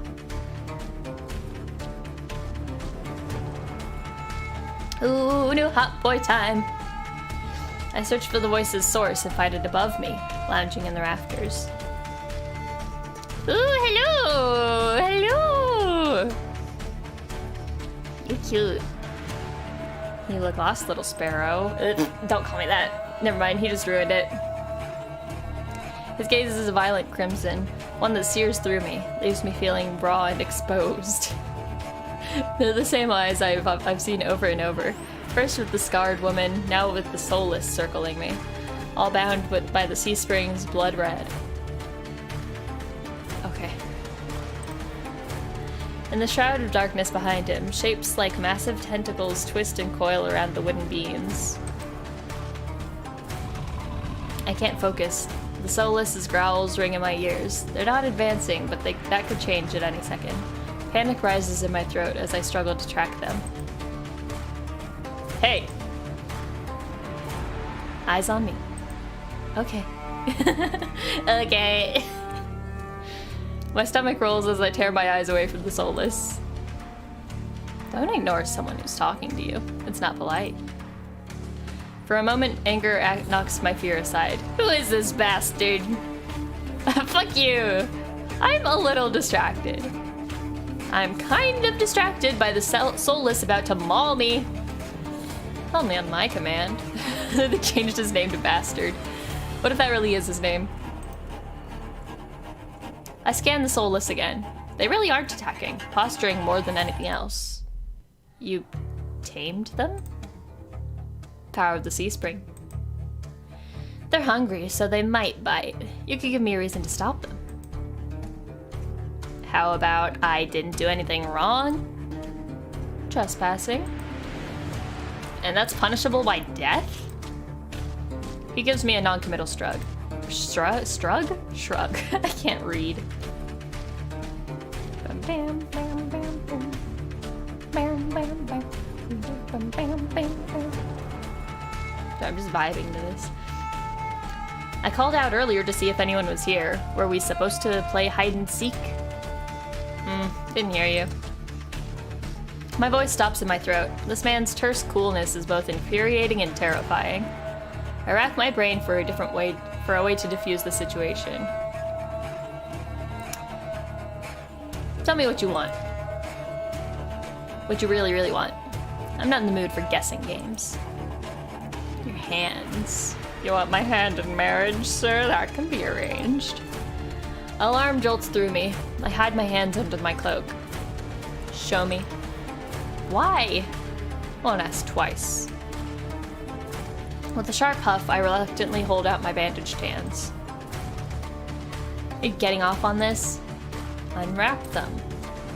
Heat rushes to my face and fire to my tongue.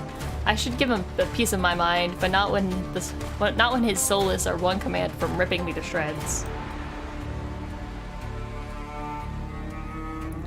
Yet no matter how much I will myself to move, my body is frozen in place. I stand there for a long, agonizing minute.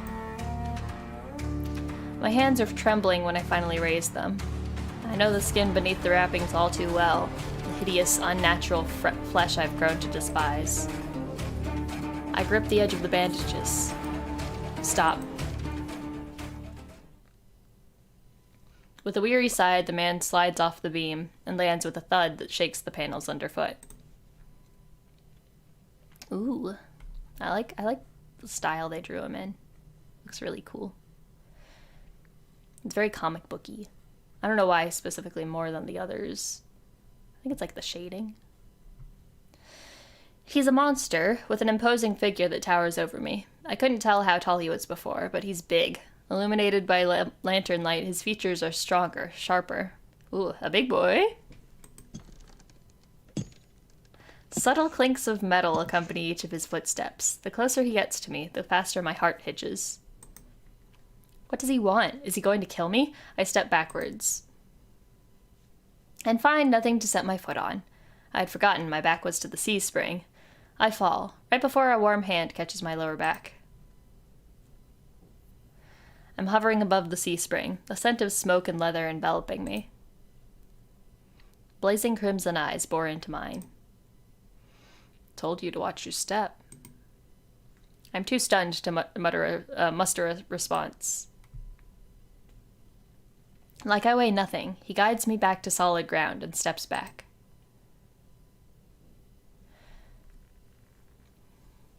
Following a subtle gesture from his fingers, the soulless around us disperse and relax. The shift in their demeanor is so abrupt it gives me whiplash. The enormous tentacles are no longer in the rafters, though now I doubt I ever saw them at all. Either way, I exhale a breath of relief. Thanks. As focused on me as he was before, the monster pays me no attention now. He kicks some seating pillows out of the walkways, checks the contents of the kettle with a scowl. The sudden disregard is almost insulting. So that's it? I'm not a threat anymore? Never were one. And why'd you threaten me? People get honest when they're afraid. In other words, he was messing with me. I drag a hand over my face, exhausted by the fact that this is the second time a monster has provoked me today. You're ice, aren't you? Ice? Depends who's asking. One of your friends told me this was your territory. She also said you were a gang leader. But there's no one else here. I thought there'd be more people. Ice picks up the kettle and walks to the edge of the C-spring, then dumps out all the contents into the endless red. Gang took a walk. His pleasant smile stretches across his face, ear to ear. Then in an instant, it drops. I get the sense that I shouldn't ask about his gang again. What do you need the C-spring's power for? Depends. Can it cure a curse? Probably. You mean you don't know? Nope. He shakes out the empty kettle and starts collecting stray cups, tidying up. My frustration builds. I narrow my eyes at him in a questioning glare. When he notices, he returns it with an amused smirk. Are you being irritating on purpose? Listen, Sparrow, the C-spring can cure anything. Nothing's stopping you from trying it yourself. What do I have to do? Drink? I have to drink from the C-spring? My eyes glide to the blood-like pool beside us. The idea of ingesting this strange liquid makes my guts churn. Is there a price? Always. Ice taps his temple with a finger. You lose it a little bit. That's it. Might have already beat it to the punch. My humor earns me an amused, fanged grin. This is a little different. When you drink from the sea spring, you forget who you are. Your mind combines with everyone who ever drank before. Humans, monsters, soulless, one big happy family in your head. A hive mind, fun. My blood runs cold. I've heard of these before. Group minds. My attendants used to tell me that my power granted people access to a higher plane of understanding, a group mind of my own making. All lies. But something tells me this is real, even if one thing doesn't add up. Your eyes are red too, but you obviously haven't forgotten who you are. Before I can finish my sentence, Ice strides past me toward the entrance. Time's up. Let's finish this later. Wait, already? You barely told me anything. Came on a bad day. I've got somewhere to be. There are still so many questions burning on the tip of my tongue, but my frustration spills out before any of them. I was told to come here for help, but instead I get threatened and kicked out? You're joking, right? Watch your tone. I'm nice, but you don't want to ruin the host's mood. My skin prickles. The feeling of being watched washes over me again. My eyes dart back over the sea spring. A lone ripple dances on the quiet surface. I take Ice's advice and clamp my mouth shut.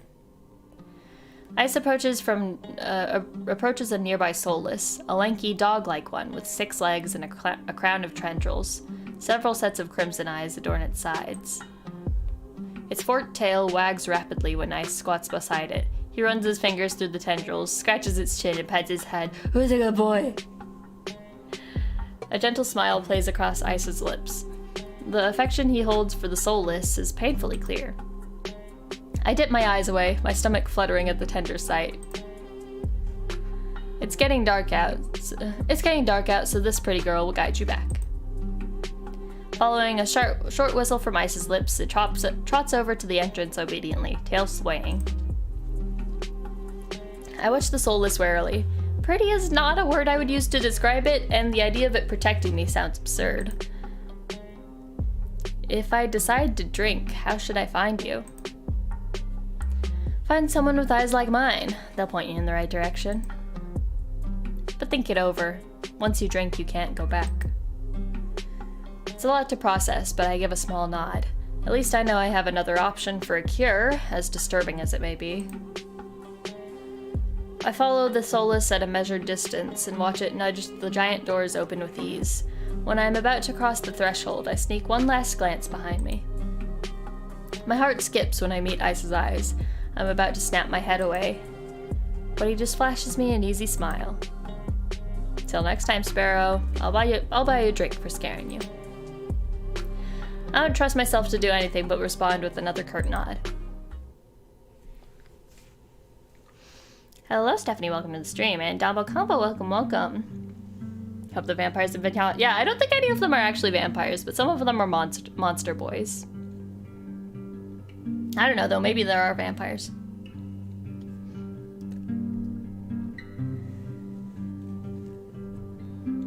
And the cool guys in Disney Channel original movies. He's definitely he's got the stereotypical like a Disney bad boy vibe.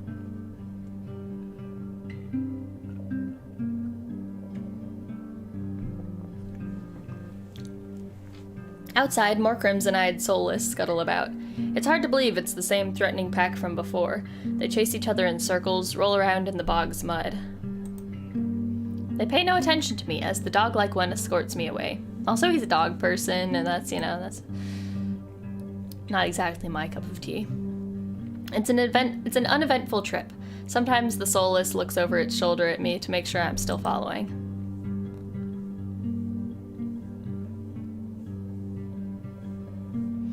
Dusk darkens the sky by the time we reach the city. I can't sense that massive heartbeat anymore. Maybe it all was in my head. The soulless sits and looks at me expectantly with familiar crimson eyes. Can I give you a little pet? As nervous as I am, I carefully glide my fingers through the soulless's tendrils and scratch beneath its chin, just like Ice had. It pushes into my palm in response, rumbling with a sound akin to a purr. Are you like a kitty? The vibrations are soothing, almost healing my fatigue. When it's satisfied, the soulless spins around and scampers back into the direction we came, vanishing into the darkness. It's barely my first day in Iridia, and I've already encountered so many things I thought were impossible. Tamed soulless being one of them. My head spins. Maybe I should call it a day. It's a very eventful day. Nightfall creeps across the streets of Iridia. The city, labyrinthine even in daytime, has become a warren of treacherous alleyways. The streets are completely deserted. If I hadn't been here earlier, I would have thought this part of the city abandoned. I make my way through the winding streets, doing my best to keep my bearing towards the wet wick. My steps slow when I hear rustling in the dark. I strain my ears, but everything is still. Is the silence playing tricks on me?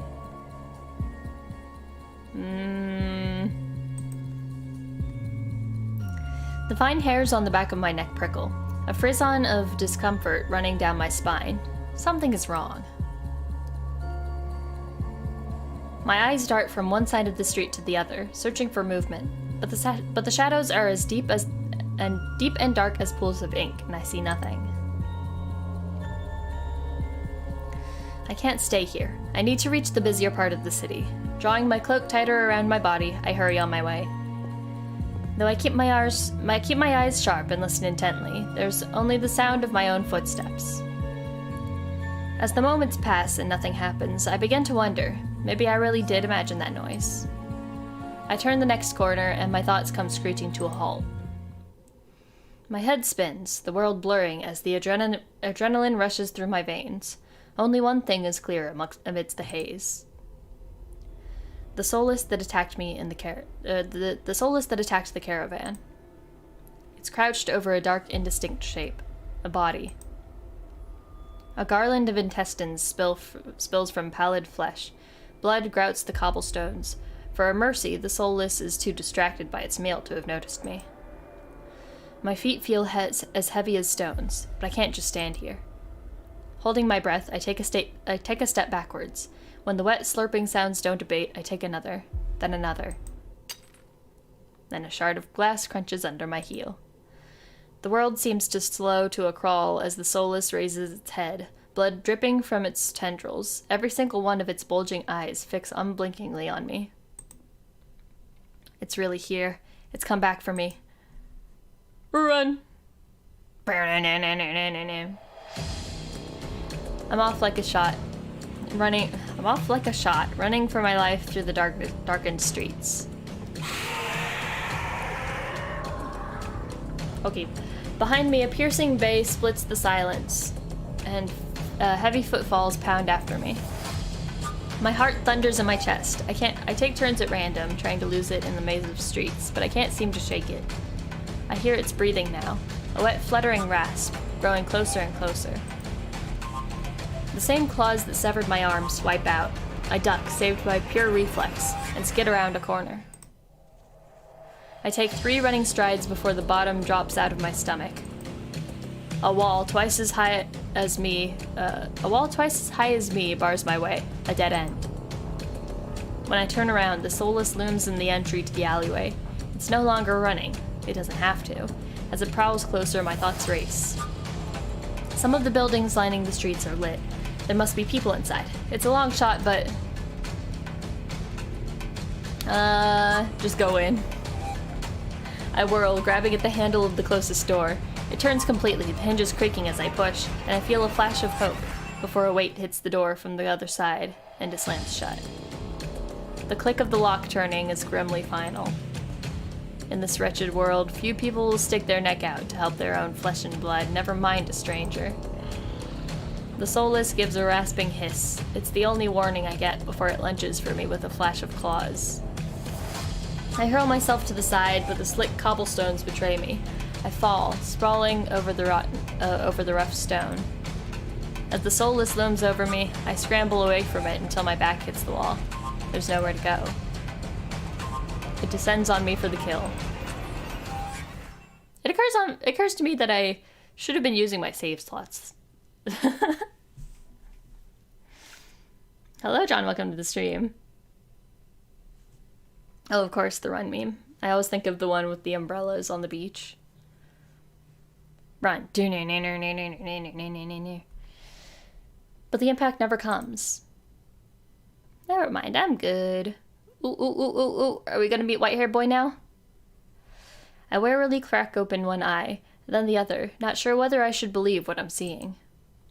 A hooded figure crouches in front of me, one blood-stained hand outstretched.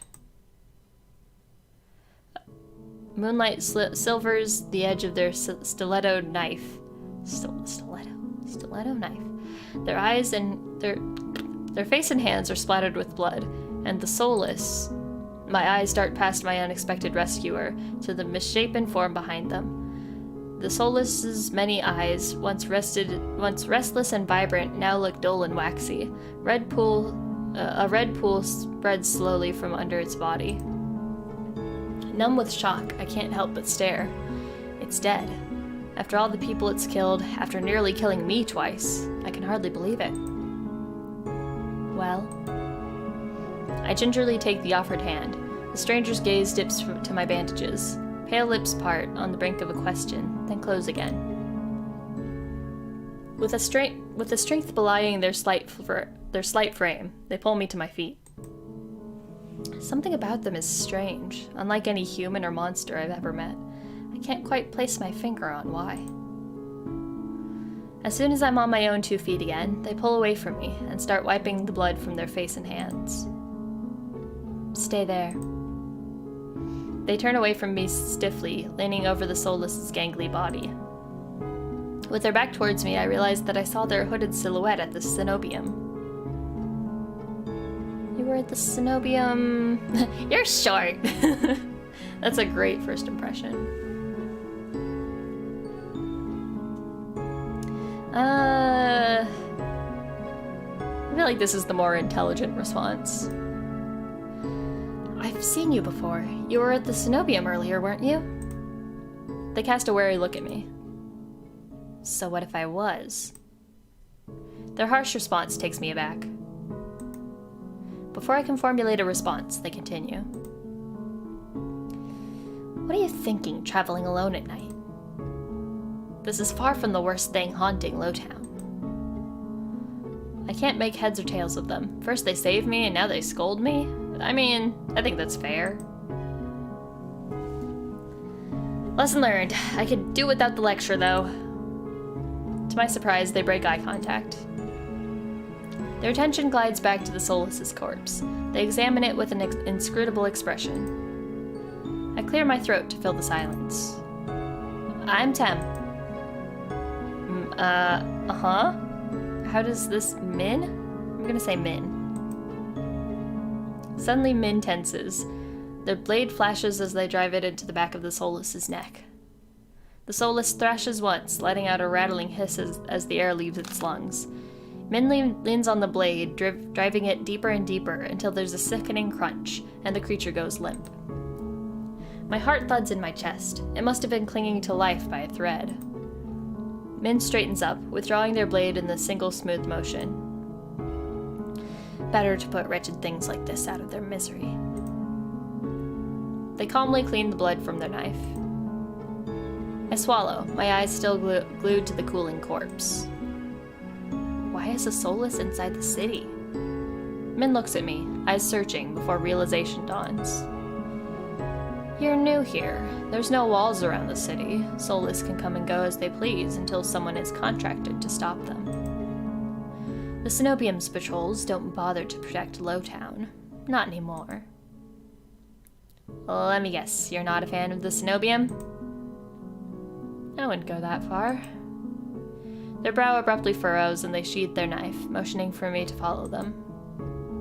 It's not safe here. The vultures can smell death. I'm not quite sure what they mean, but I don't want to stay lost in this city. I trail behind them as they stride down the street. If it's so dangerous, then why are you helping me? I came for the bounty on that soulless, and you were in the way. Not killing you isn't the same as helping you. Don't count on being so lucky again, or you'll be dead by sunrise. Their answer is stingingly harsh. I just need to find my lodgings. Honestly, like, they're being reasonable. I'm just being a dumbass. I hold my hands up, trying to forestall any more snippy comments. Alright, I get it. I'd love to get out of your way, but I'm sort of lost. I just need directions back to my to my lodgings. What makes you think I'll help you? You've already helped me once tonight, why not a second time? And this seems to catch them off guard. The brow knits and they look away, scowling. How troublesome. Tem? Hey, Mr. Doctor Man. I turn, surprised by the voice. Kuras walks down the street towards us. His white and gold clothing is pristine, despite the grime of the city. Hello, Min. I see that Solus was your work. Min shrugs. There's a familiarity to the way that they regard each other. You know them, Kuras? Min is a freelancer who has done a few errands for me. They are quite reliable. Unreliable freelancers don't eat.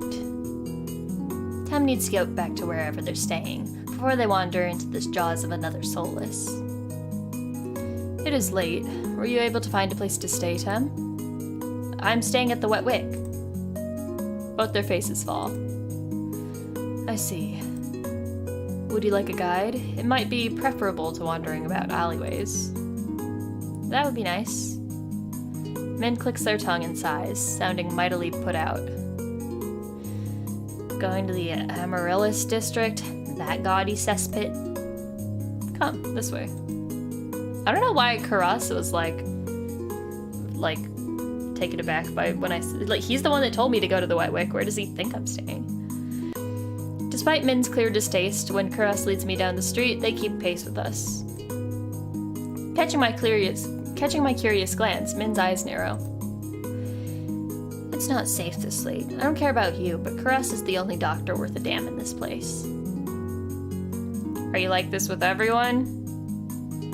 The deadpan look Min gives me is answer enough. I catch Kuras hiding a slight smile. I suppress a sigh and resign myself to having a grumpy shadow all the way back to the Wet Wick. Somebody's grumpy.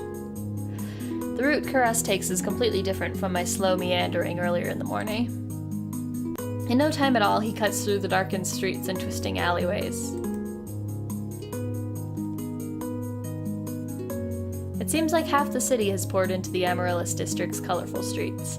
Laughter, clinking glasses, and music assault my ears from every direction. Yet the most noise still comes from the Wet Wick. Its doors hang wide open, lanterns lit. Here we are. He moves towards the door, and Min lets out an audible huff. Don't tell me you're going in. I have some quick business with Leander. Ugh, fine. He still owes me for yesterday's work. They drag their feet, reluctantly trailing me into the tavern.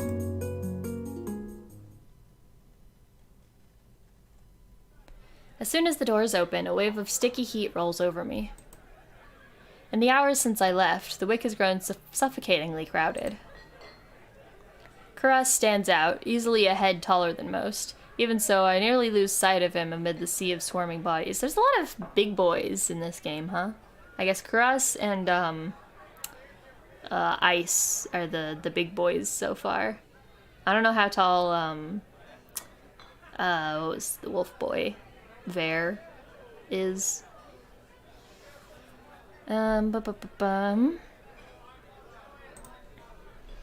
Pardon me. The crowd parts as though answering his request. Kuras glances over his shoulder at Min and me before gliding through. How can anyone breathe in here? Min follows Kuras at a clipped pace. Leander is right where I left him, although he's traded places with the bartender. He holds a pair of shot glasses filled to the brim with luminous green liquid. And now for the finishing touch. A flash of magic paints the glasses white with frost. You're never gonna guess what's in these. Leander slides the glasses across the bar, and I get my third and fourth shocks of the evening in rapid succession. Ice leans against the bar, an elbow propped up on the counter. He catches the glasses and lifts one to the light before turning it upside down. The contents magically congeal and stay firmly in place. Did he make jello shots? You're supposed to make drinks, pretty boy. Don't tell me you're wasted already. And everybody, the whole gang is here.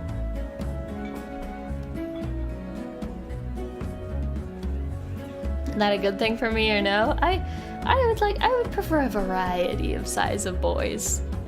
Vera, perched on the bar's counter beside Ice, takes a single look at the shot glass and shakes his head. What have we here? A bucket full of boogers? Leander's nose treasure? You've eaten worse. Vera's lips twitch and his ears flatten when Ice offers him a glass. He turns his cheek with a sniff and Ice just snickers. Coward. Don't tell me you're actually... In one fluid motion, Ice throws back his head and downs the shot. Drinking that? A dark look crosses Ice's face. It's chewy. Chewy? Wait, let me try again. Behind me, Min grumbles. I told you this place was a nest of degenerates. If it isn't Kuras and Min! At the sound of Leander's voice, Min's pale eyes grow wide. They look ready to bolt until Kuras sets a hand on their shoulder. I promise this will not take long. Min's eyes dart from Kuras's hand to his face, then soften. Fine, you first. While they step forward, I linger behind, struck by a sudden revelation. All of the people I've met today know each other. Good evening, Leander. Ice. Another drinking competition, I presume? Oh, is it evening already? I could have sworn it was earlier. Just some friendly rivalry, Doctor. Nothing to be afraid of. Kuras acknowledges Leander and Ice with the slightest nod, ignoring Vera entirely. Not that Vera seems to mind. He tilts his head and an impish smile curves his lips when he spots Min looming silently behind Kuras. I almost didn't see you there, Min. Looking for your booster seat. Damn! Shots fired. Min pushes back their hood. They level Vera with a cool look. I thought Ice wasn't allowed to bring his pets in here. Vera's tail gives an angry twitch. Ooh. Pretty art. At the first sign of an impending fight, Leander vaults clear over the counter. He slides in between Ice and Kuras. Now, let's try and keep the peace. It's not every day the esteemed doctor takes us up on a drink. His arm snakes around Kuras's shoulders. You're finally taking me up on that drink, right, Kuras? I'm afraid not. We're merely escorting Tem back to their lodgings. Kuras gestures in my direction, and my stomach sinks. I reluctantly step into the light. As soon as he sees me, Leander's face brightens. Tem, it's been too long. Everyone, this is Tem. They're new to Iridia. I feel 5 pairs of eyes fix onto me, and suddenly the bar feels suffocatingly small. My voice nearly catches in my throat. We've already met. Actually, I've already met everyone. You've already met? Ice and Vera level me with subtly amused expressions. Vera's tail gives a lazy wag. We did. Not that long ago, either. I'm starting to suspect they're stalking me. He looks far too pleased with himself when I roll my eyes. Sorry, I'm a little distracted. This calls for the drinks. What does everyone want? Sorry, this art is just really good. The art is just really good, guys. Yep. This calls for drinks. What does everyone want? In an instant, all eyes turned to Leander, freeing me from the burden of attention. I still can't believe they all know each other. Watching them talk amongst themselves feels surreal. But for the first time since I undertook the journey to Iridia, I feel a faint glimmer of hope. I know I was meant to meet them. That's a little creepy, Tem. The low, pleasant rumble of Leander's laughter pulls me from my restless thoughts. You know, you went to spacebar, you're right. Spacebar. I'd say my favorite parts of this, Bear's legs. Just top notch. And, Min's legs. Just those pants. Those pants are illegal. That's not allowed.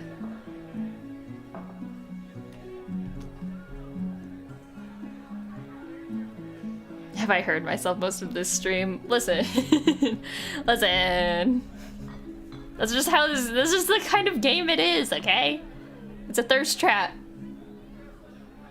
And I've been trapped. Well, color me surprised. You make friends fast, Tom. I wouldn't go that far. We're more like acquaintances. A wise man once said that acquaintances are merely friends you haven't shared a drink with yet. A wise man, you said that. Here, last week. I can hear Min's lip curl with distaste from across the bar. Leander clears his throat and continues, unperturbed. Let's toast to Tem's health. Care to join in, Doctor? Karas politely declines with a wave of his hand. How about you, Min? No. Are you? No. A resounding pop pierces the din of the bar. We all turn in the direction of the noise. Rabbit will remember this. Hee-hee-hee-hoo. Haha. Anyways. A resounding pop pierces through the din of the bar. We all turn in the direction of the noise. Bear looks almost bashful as he accepts an overflowing flute from the bartender, poured from a bottle so old that its label has been worn blank. They serve champagne here? Since when? Bear pauses in the middle of licking champagne foam from his fingers with a coy smile. You don't mind, do you? In a transformation as impressive as his magic trick, the concern on Leander's face vanishes. He laughs softly. No, be my guest. I know you've got expensive taste. Then he shoots the bartender a frantic look. Unbothered or uninterested in his company, Ice cants his head at me, a light smile on his lips. How about you, Sparrow? I did say I'd buy you a drink earlier. What did his voice sound like? I don't know. Ice just kind of sounds like a bad boy. No, my treat. Oh, boys don't fight over me. Woo. Whoa. Ice regards Leander over the lip of his glass. In the dim light, the glint in his crimson eyes looks downright dangerous. Will it be Tem? Oh! Ooh woo? Who am I to say no? I'll take you up on that drink, as long as it's not one of those green shots. Don't knock them till you've tried them. They taste better than they look. Somehow I doubt that, but I hold my tongue long enough for Leander to go behind the bar. He's lying, isn't he? When I glance at Ice, he only shrugs. Like I said, they were chewy, probably poisoned too. He considers his own drink, a tumbler of amber-colored whiskey. Leander's tried to kill me a dozen times by now. It's always a gamble. Bear clicks his tongue in disapproval. When he finally looks my way, it's with a half-lidded gaze softened by his third glass of champagne. Were I you, I wouldn't let Leander put anything in my mouth.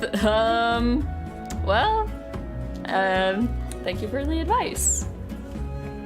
I don't know whether or not I'll follow that advice, but he fans his fingers over his chest, voice dripping with fake reverence. And the Wet Wick is one of the finest drinking establishments in all of Iridia. While you're here, you may as well partake of the signature watered-down drinks and stale nut leather. He sweeps his hand toward a chipped ceramic bowl filled with spindly, speckled jerky that I can only assume is nut leather. What is with the food in this city? As abysmal as you make it sound, this place is completely packed. It's not all bad. Depending on the day, the food's edible. Ice takes a measured sip of his drink. Gotta stick around for the real attractions, though. Before I can ask what he means, Leander returns with a tumbler that he sets in front of me. Uneven chunks of ice bob in a pool of reddish-purple alcohol. I sniff the drink suspiciously.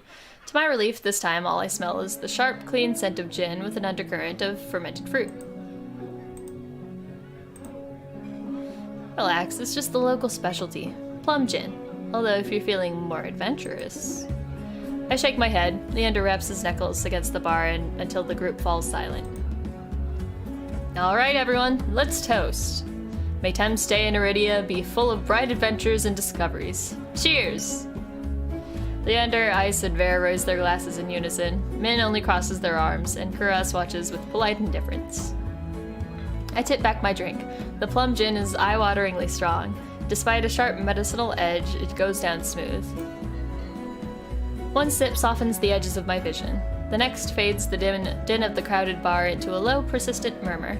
I find myself unwinding for what feels like the first time in years.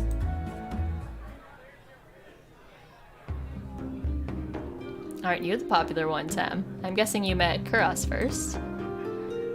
It would be more accurate to say that I found them. You saved my life. I merely performed my duty as a doctor. Although I have to admit I was confused when I woke up missing all my clothes. Leander makes a choked noise. Somewhere behind him, Min sighs. I love how Leander is just such a... like, he gets flustered easily. Like, he acts like a playboy, but... anytime, like, he got flustered over hand holding. It's not what you think! Tem was in grave condition. I could hardly treat such injuries through tattered clothes. The silence that follows stretches uncomfortably long. I look away, unable to face Kuras's disappointment, and catch Ver snickering behind his hand. That's my cue to change the topic. Kuras isn't the only one who saved me today. Don't you listen, I didn't save you. You were simply there. That's Min for you. Leander reaches for Min, but they duck under his arm with practiced ease, without so much as looking his way. As reliable as they are moody. You're one to talk, considering you neglected to warn them to stay off the streets at night. Oh, I might have gotten a little distracted. Min's only response is a short breath. At any rate, I'd never got a chance to thank you, Min. Don't. The less soulless alive, the better. For a heartbeat, Min's eyes flick towards Ice, and their lips twist. Ice is too busy nodding along to Ver's enthusiastic pantomime of stabbing to notice, lost no doubt in an enthralling discussion.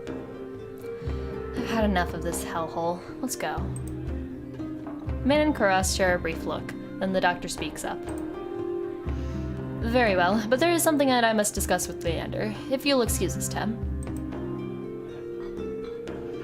And just like that, the three of them depart, leaving me alone to savor my gin in silence. Or so I think until I hear a voice so soft and low it's practically a purr. Lost your tour guide? I turn to find crimson and pink eyes trained on me. It's not lost on me that they chose the instant the others left to strike. Just my luck. I had to be abandoned with the two most irritating people I've met all day. Monsters or not, there's no telling what I'll do if either of them push me again. Don't tell me Leander already snuck off to get his knob slobbered back. He's got business with Kuras and Min. 2-on-1 business, isn't he lucky? I can't tell if it's the champagne or the company, but Ver has grown noticeably more relaxed.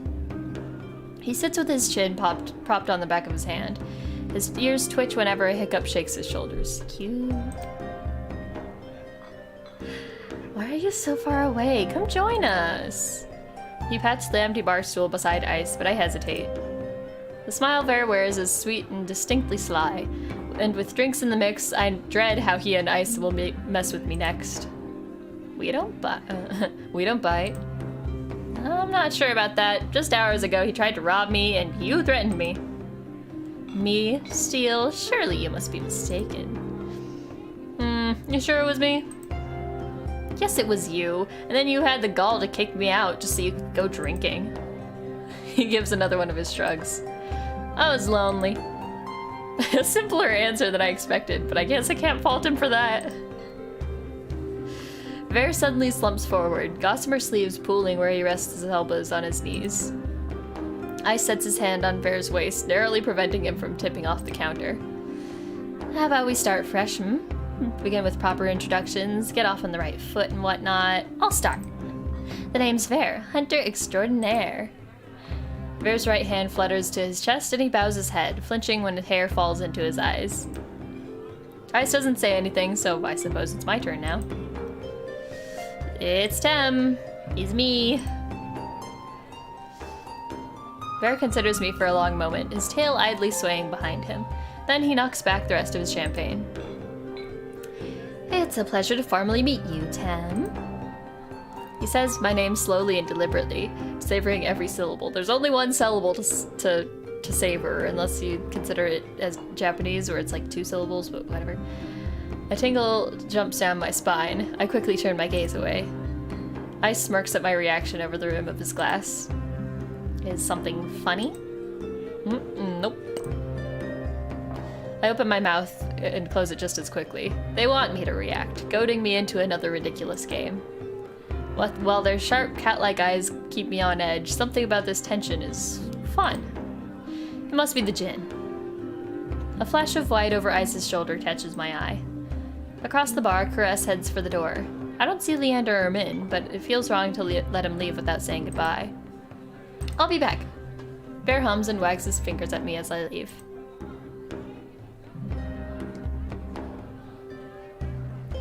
I slip through the crowd, careful not to touch anyone, but just as I'm nearing Kuras...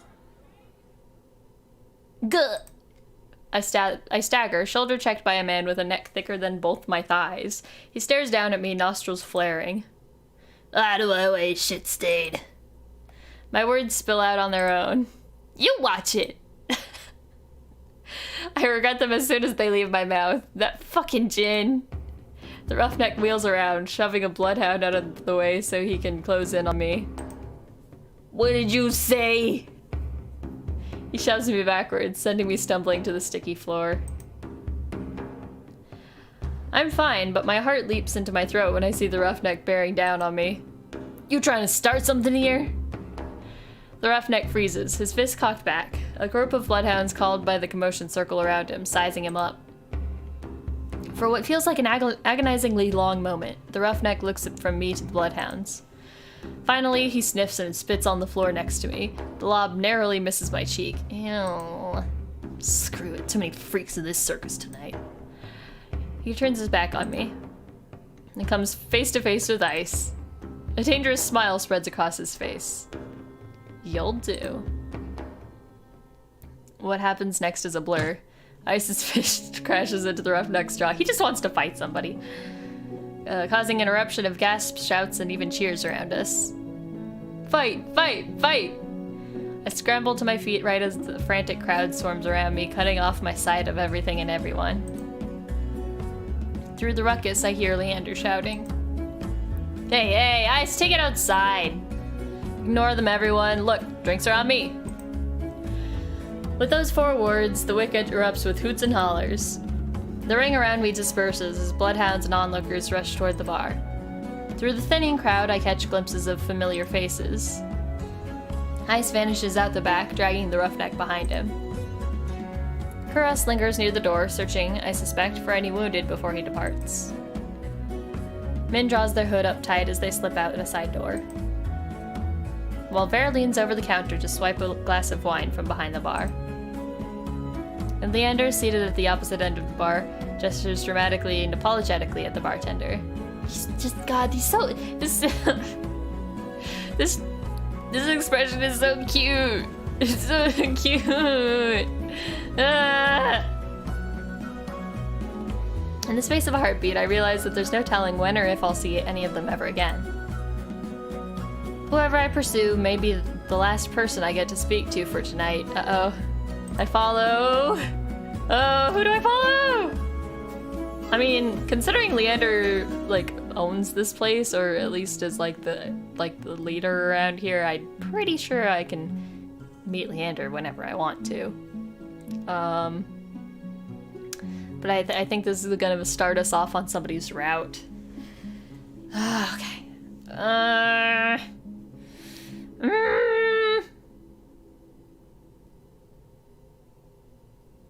Okay, so the two, well, yeah, the two that I'm the most interested in so far, probably obviously, is Leander and Ver.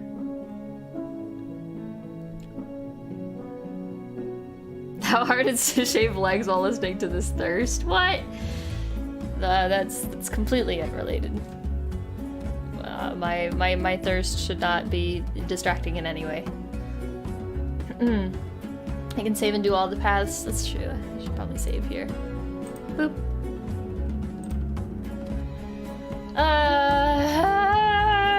Is this? I wonder if we're approaching the end of the demo. I'm not sure exactly how long the demo is. It probably also depends on how many different paths you choose to do. My thirst is distracting. Oh no. Alright, so far my favorite is Leander. For the second time today, I find myself squeezing through a crowd to reach Leander. As soon as he sees me, his easy smile fades. What? Are you alright, Tim? I'm not used to someone looking at me with such earnest concern. I've been through worse today. From the sounds of it, you've had quite the day. How are you holding up? I'm fine. Well, I'm still alive. That counts for something, right? Erdia's not an easy place to live in, but you get used to it eventually. Let's hope so. Leander signals for the bartender. I'm parched. Do you want anything? Should I have another drink? Maybe this time, you know, like if things are gonna get spicy or something, I want to be sober for it, you know. Just water, please. Hello, King Vamp. Welcome to the stream.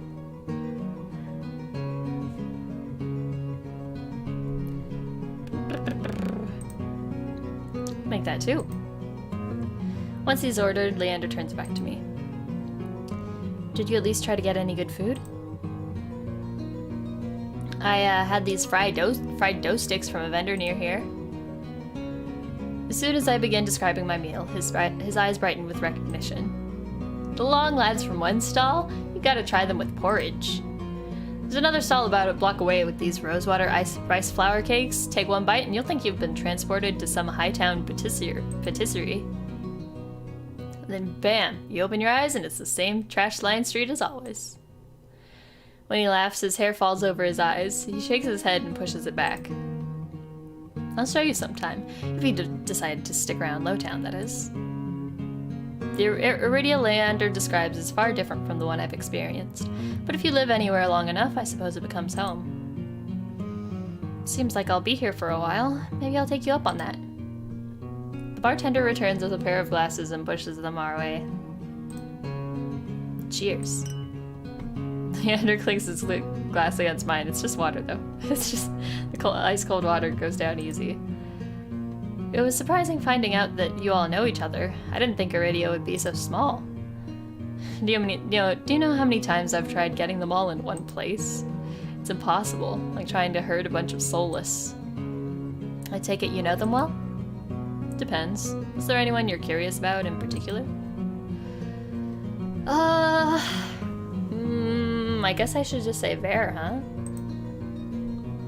What do you know about Vare? Leander shakes his head slowly, his expression grave. Vare, a living example of the Cenobium's cruelty. Most days they keep him on a short leash. I'm surprised you ran into him. So tell me, what do you make of him? He's rude. I want to know more.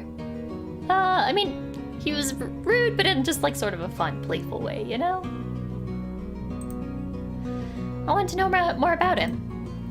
Wouldn't we all? He's mysterious, and not just because the Cenobium keeps him locked up. The way they treat him, it's just not right. Do you know why he's a prisoner? Nobody knows. He's been imprisoned for as long as anyone remembers, but whatever he did must have been awful considering the punishment. Well, at least he's allowed to go to a bar. Unless he snuck out. Oops. He's charming, but unlike any monster, but like any monster, he's dangerous. If you ever see him out hunting, you'll know what I mean. Leander swirls his glass, choosing his next words carefully. Don't fall for his looks. He'll rip your throat out for fun. Oh, I guess I can just ask about everybody. What's the Min's deal? Min's interesting. Not very forthcoming, though. Ah, Min. My favorite grouchy freelancer. What's your impression of them? The same. They're pretty irritable. They're a testy one. You got that right. Sometimes even paying Min for work can be a struggle. Min works for you? Contract only. Min refuses to join the Bloodhounds, but they take jobs for me often enough to qualify.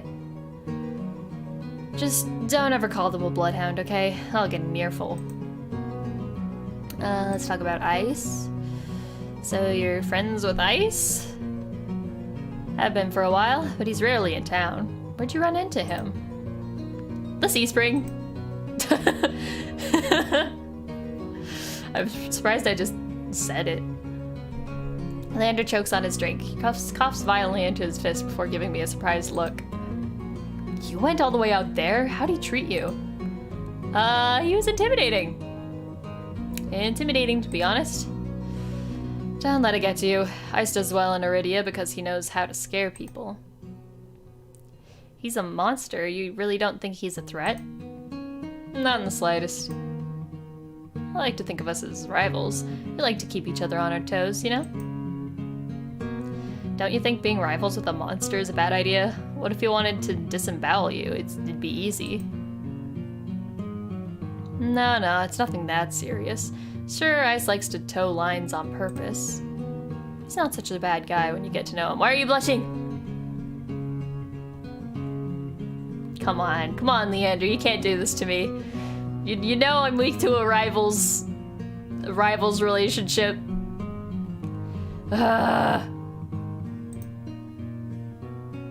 Leander sighs and takes a swig from his glass. And I guess I'll ask about Kuras, even though he's not really that mysterious. He's just a doctor, you know? I'm sure he's got his own backstory, but... Do you and Kuras work together? Occasionally. Did the mysterious, competent doctor catch your eye? Seems nice. Seems like a good person, though it's hard to believe anyone's a good person these days. That's Kuras. He works hard to serve the people of Lowtown. He's a miracle worker, even if his bedside manner could use some work. Do you think he might be able to cure my curse? Leander starts to speak, but pauses to consider me for a moment first. Kuras is good, but he's only a doctor. Besides, unless you're actively dying, he'll make you wait in line all day like everyone else. That about covers it. Are you tired of standing? Let's find you somewhere to sit. Leander pushes away from the bar, beckoning me to follow him. Ooh, where are we going? He leads me to a small booth hidden in the nook of the bar. A pair of bloodhounds notice him and immediately leap to their feet, offering their seats to us. As I slide into the booth, a web of graffiti scratched into the booth's tabletop catches my eye. The deepest grooves form the outline of the dog from Leander's posters. Dozens of roughly etched names surround the drawing, some fresh, some well-worn. What is all this? It's a tradition. Whenever someone joins the Bloodhounds, they have a drink with us and they carve in their initials. The barkeeper must love that. After the first year, she finally stopped charging me extra for damages. 2 years and countless drinks later, she added her own name. You're not planning on recruiting me, are you? He quickly shakes his head. Not yet. You need time to think about your own path. Do you know what you're going to try next? The question gives me pause. I take my hands out from under my cloak and rest them on the table. Do you think you can help me? Of course. We can find answers together. Leander starts to reach for me as though meaning to take my hand before stopping himself. His eyes flicker to mine. I won't fail you, Toe.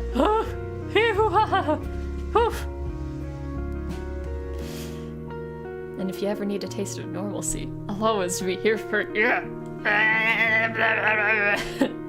Hi, Torhoroso, welcome to the stream. Is this my ideal man? Maybe. Honestly, Leander is ticking off all the boxes and what I look for. He's a charismatic extrovert who's secretly a shy dork.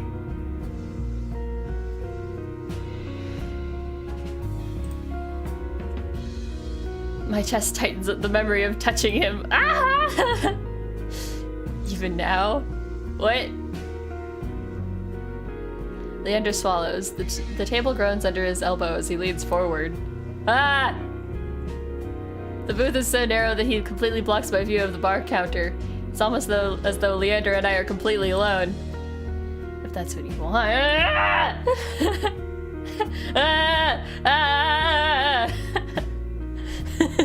And then Tem tossed himself out a window. He doesn't even have to be an ideal. He's just super. He is super cute. How did it make you feel? What? It was warm, exciting. I don't know how to describe it. Are we talking about the hand holding? Leander rests his hand onto the table. He looks at me, smiling when I place my hand in his. Slowly, he begins unwinding the bandages, stopping every so often to glance at me. Are we gonna do some more unprotected hand holding? I'm not ready. As my skin becomes visible, I cast a nervous glance around the bar, but as far as I can see, no one is paying us any attention. Leander squeezes my hand gently. No one will notice. He pulls back, raising his hand to his mouth so he can tug his glove off with his teeth! With his teeth! The muscles in his forearm tighten as he flexes his fingers. Our eyes meet, and Leander offers his hand again. There you go, hand holding on demand. Ah! A lump forms in my throat. I'm certain Leander sees it in my face, the flicker of desperation. His voice lowers to a whisper. Please don't, please don't, please don't, please don't, please don't. Please.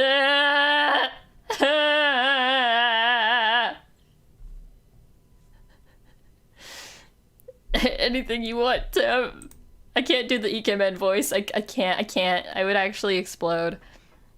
I'm touching his hand. I'm doing it. I reach out, allowing the tips of my fingers to glide along the lines of his palm. Oh boy, here we go again. The squirt bottle. Oh yeah, so obviously the solution to curing my thirsty is to make me wet. Yeah, sure. That makes sense. He shudders with a nervous laugh.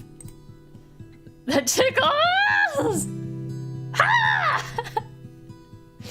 Emboldened, I twine our fingers together and give an experimental squeeze.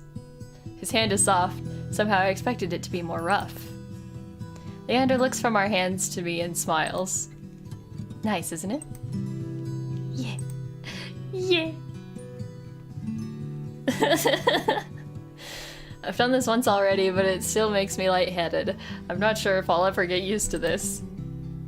And yet I want to be even closer. My heart hammers, filling my ears with a pulse that grows unbearably loud until I pull my hand back. Are you alright? I can barely hear his words over my pounding heart, but I manage to nod. Oh no, I'm being too thirsty. Oh no, he's catching on. Yeah, I'm fine. Sorry, I think I'm just getting a little dizzy. He gives me a gentle smile, eyes crinkling at the edges.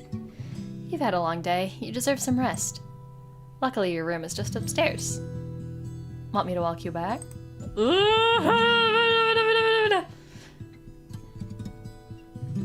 I shake my head and begin wrapping my hand back up. With each deep breath, my head feels more clear.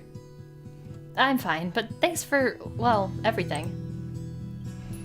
Remember what I told you. If you ever need a break from the chaos of the city, I'll be here for you. Ah! Stop being nice to me! When I rise, Leander gives me one last smile. Good night, Tem. Night. I trudge up the stairs, but even as I leave Leander behind, the warmth of his skin still lingers on mine, burning through the bandages. Ah! Ah!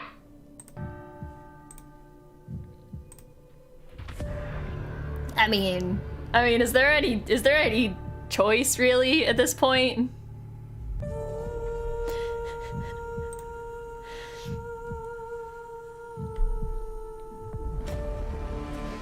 The heroic mage. Leander offers you something that should be impossible, a taste of normalcy free of your curse.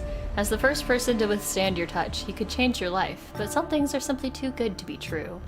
Leander promises to help unravel your curse, but at what cost? Oh no, is he gonna be he's gonna be secretly evil, isn't he? He's definitely gonna, he's gotta be evil. He's absolutely 100% gonna betray me. I can tell. I can tell just from this description. It would be too easy. Am I gonna fall for it? Yeah. Okay, so I guess that was the demo. Should I try a few different boys out for a spin?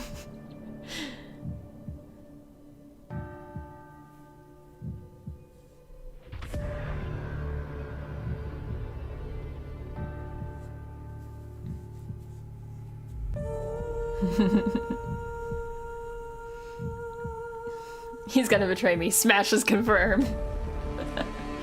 Okay, let's try out a few other boys. I will pursue Vare this time.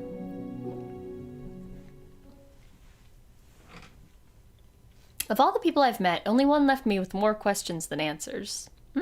I'd say more than one, but... Vare knows more than he's letting on. I'm certain of it. And if he's feeling as playful as he was earlier, I might be able to get some information out of him. Still, lingering doubt looms heavy over my decision. Can I really trust someone who lies so readily? Returning to the bar is slow work with the heavy crowd vying for drinks. When I find Vare, he's leaning against the counter with his elbows propped on the edge and a wine glass raised to his lips. Not for the first time, I catch myself staring, and judging by the looks I see thrown his way, I'm not the only one. Yet there's a clear ring around Vare no one else seems bold enough to cross. One ear perks at the sound of my approach, but Vare doesn't so much as look my way, even when I slide onto the seat beside him. I didn't think you planned on sticking around. A free drink's a free drink, even if it tastes like rat piss. Didn't you say you wouldn't be caught dead slumming in this shithole? Vare takes a delicate slip from his glass, but his tail thrashes below the bar.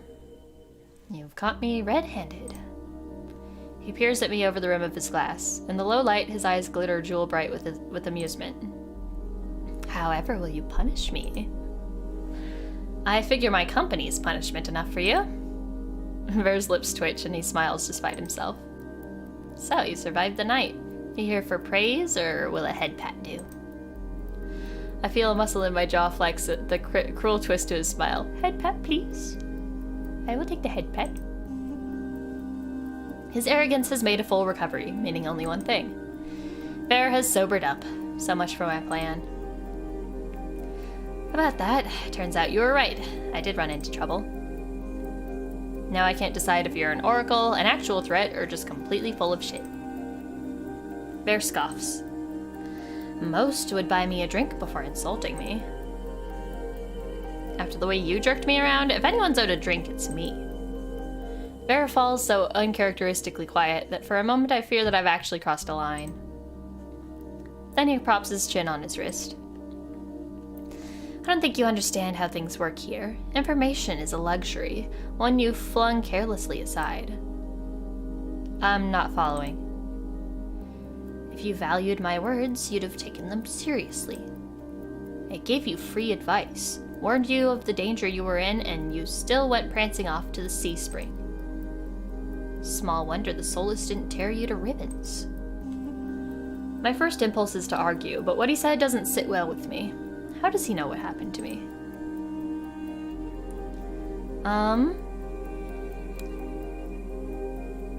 He's trying to trick me, isn't he? What Solus? I'm gonna play dumb.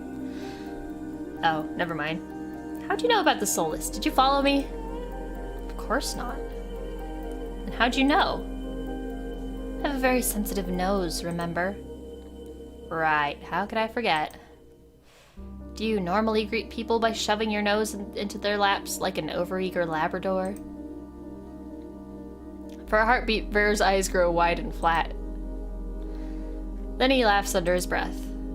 Only the ones I like. Woo!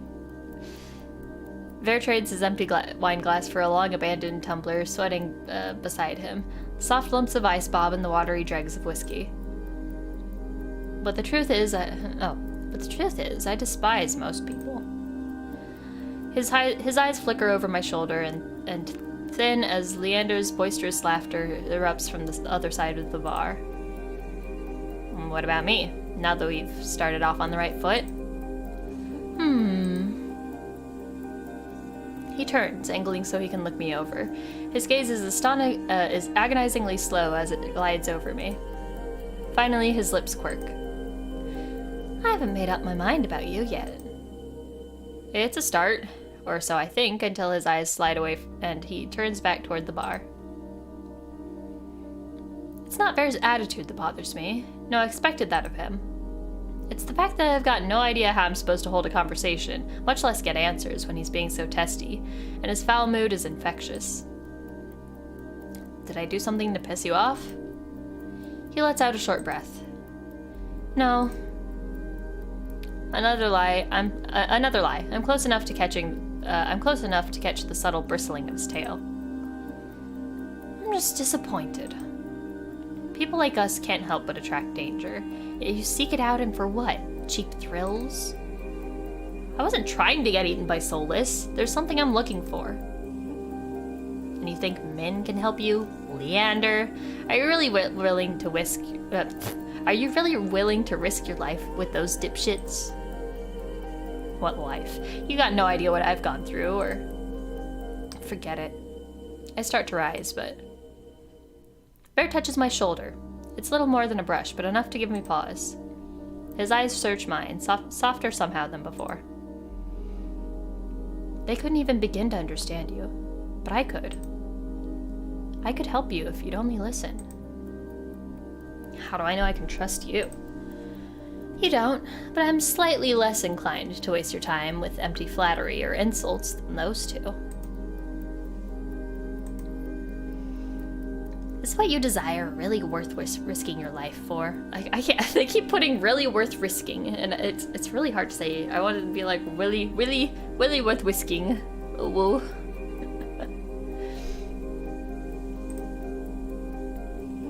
If you knew the kind of life I've lived, you wouldn't be asking. Wait, asking what? Sorry, I got distracted. Is what you desire really worth risking your life for? Bear considers the condensation sweating from his glass for a long moment before speaking again. Will you trust me? For now. Good enough for me. The tone of Harima. Bear raises the tumbler to me and then snaps back the dregs. Once he's finished, he wipes his mouth on the back of his hand. Let's talk. Outside. If I have to smell Leander's skunky aftershave for much longer, I'll hurl. So he clearly doesn't like Leander for some reason. With that, he slips away from the bar, leaving me to follow the path of his long, trailing tail through the crowd. Will we word whiskin? It's so cold outside, the breeze cuts clean through my bandages, freezing my fingers. But if the chill bothers Ver, he doesn't show it. He lopes purposefully down the street into an alley. This far from the wick, the bar's racket is little more than an indistinct hum.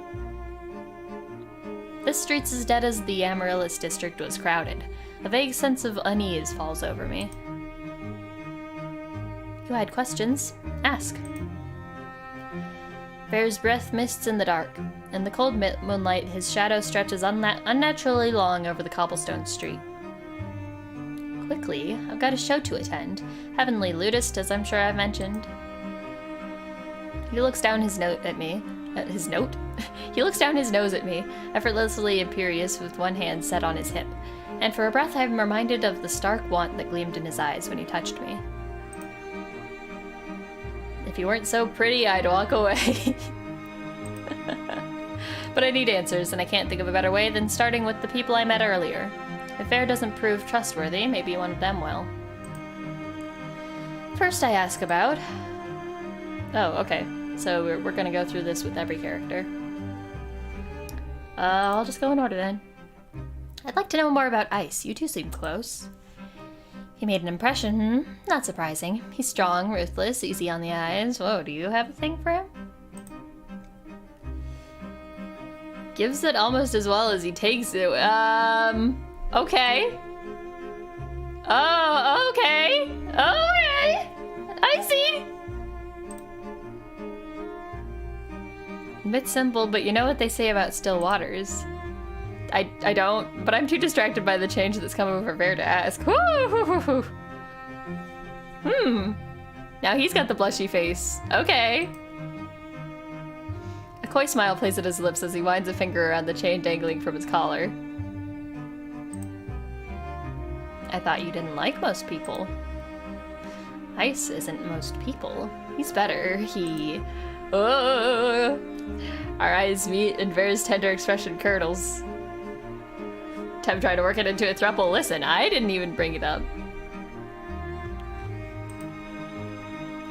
Not that I would be opposed. He makes a tiny sound of distaste in the back of his throat. He's more trouble than he's worth. Dangerous too. Stay far away from him and those red-eyed freaks if you value your safety or your sanity. Is that why you scolded me for going to the sea spring? I really don't think Ice is as bad as you're saying. You don't know him. Not like I do. The corner of his lip twitches. Okay, you don't need to brag. Let's talk about Min. Gotta admit, I was surprised to see that you and Min know each other. Are you friends? Oh yes, we laugh and go shopping and have sleepovers where we braid each other's hair and kiss with a little tongue. I'm beginning to wonder if Bear's ever had friends. Let me guess, you don't like them. Can't stand them. The first day we met, they stabbed me. Slid cold hard steel between my ribs. Nearly nicked my heart. It was exquisite. The knife, I mean. Some sort of antique. Min's done nothing but disappoint me ever since.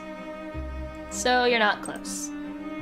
Can you imagine me being friends with that crabby little killjoy? Impossible. Not unless they learn to lighten up. And I'm afraid not even a surgeon as practiced as Kuras could remove the stick wedged firmly up Min's pert ass. So you think his ass is pert? I mean, their ass. I see. Hello, Omega, welcome to the stream. You've picked an interesting time to show up. Yeah, Tem be like, I talked to him for like 15 minutes. I know way more than him, way more than him about him than you. You seemingly may have slept with him. Oh yeah, they definitely got something going on. Let's talk about Leander. You seem to not like him. What do you think about Leander? I don't. An unusually curt answer from Bear. I don't buy it. So you're not very fond of him? I wouldn't spit on Leander if he were on fire. Bear shudders. Oh no, you'd enjoy that far too much. To call Leander trash would be an insult to manure. He's a pathetic, slimy little man-child in big, shiny shoes. I've seen mutts running in gutters with more dignity. I have to remember to close my mouth. Before I can ask my next question, Bear gives a frustrated growl. Oh. Don't you dare ask me about another soul? I haven't got all night for idle gossip. Oh. He doesn't want to talk about Kuras? But I wasn't finished asking. You get 2 more questions. Make them count. So much for being helpful, but I suppose that's just how information works in this exhausting city. No more time for idle chatter. I'll get straight to the point. Leander told me that the Cenobium imprisons people. Did he mean you? Leander's a moaning fool with a throbbing victim complex. He loves to see himself as a savior, but the only difference between his cronies and the Cenobium stooges are the uniforms. I'm at a loss for words. I don't know what surprises me more, the bluntness with which Bear spoke, or the venom lacing his ordinarily silken voice. You're asking who, when you should be asking why. Says the asshole counting my questions. The look he throws me is infuriatingly self-satisfied. Fine, why were you imprisoned? For the same reason they'll disappear you, given half the chance. I'm something special. Bear bows his head, gathering his hair in his hands and lifting it from his shoulders to bear the plain leather collar adorning his neck. See this collar? He cranes his neck, inviting me to lean closer. Yes, please. Looks unremarkable, doesn't it? I had assumed that Bear's collar was a personal touch. On a closer glance, the thick, supple leather is molded to fit his neck snugly. The large silver buckle seems easy enough to pry open.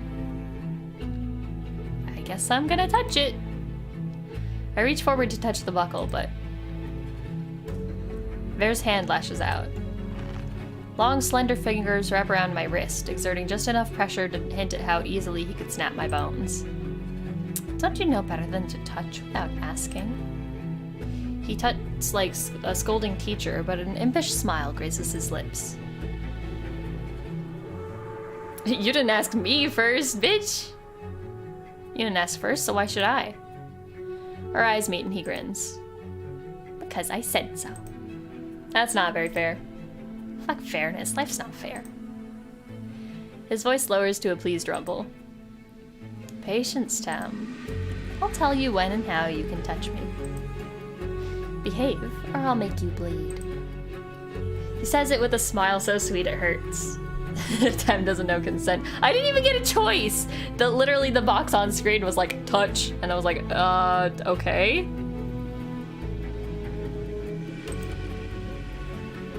Is that a threat or a promise? Bear doesn't answer me, but he lets go of my arm.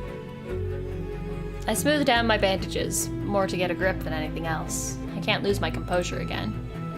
By now, I'd fully expected Bear to begin walking away, but the fact that he's still here suggests that he either forgot about his warning, or he was never counting my questions to begin with.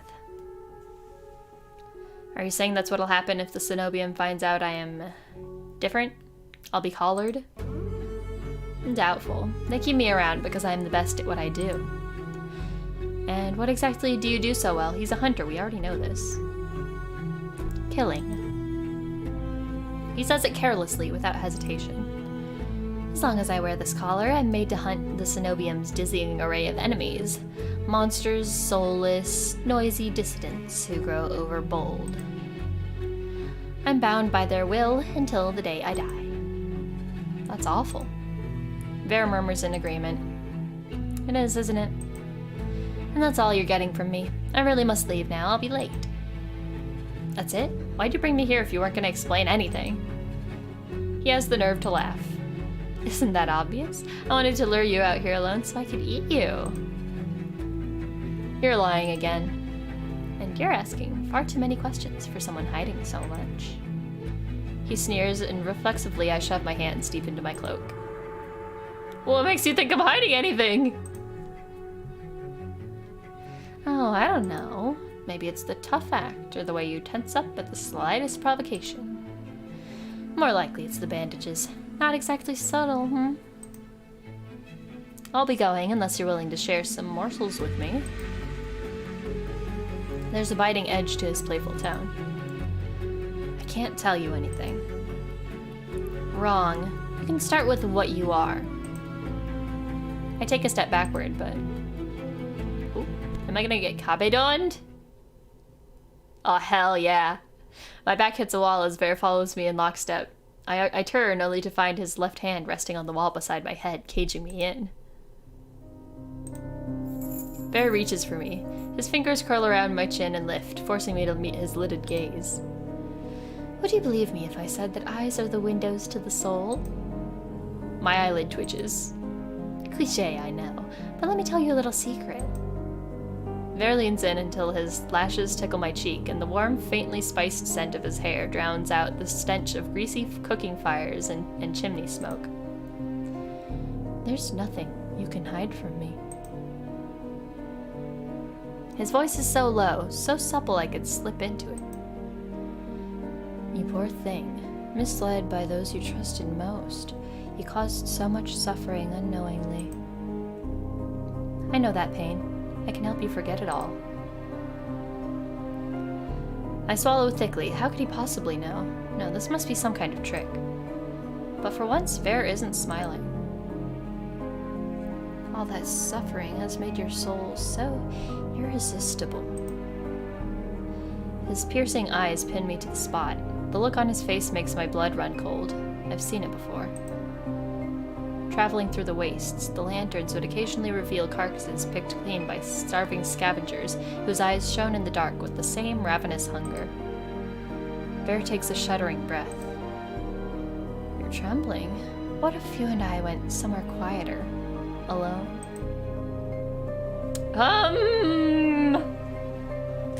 Sir, well...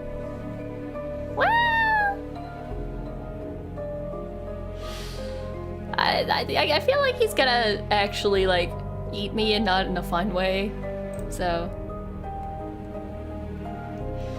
Part of me wants nothing more than to let him take me, to surrender completely to him. God, Tem is... I mean, like, I can't say anything, but...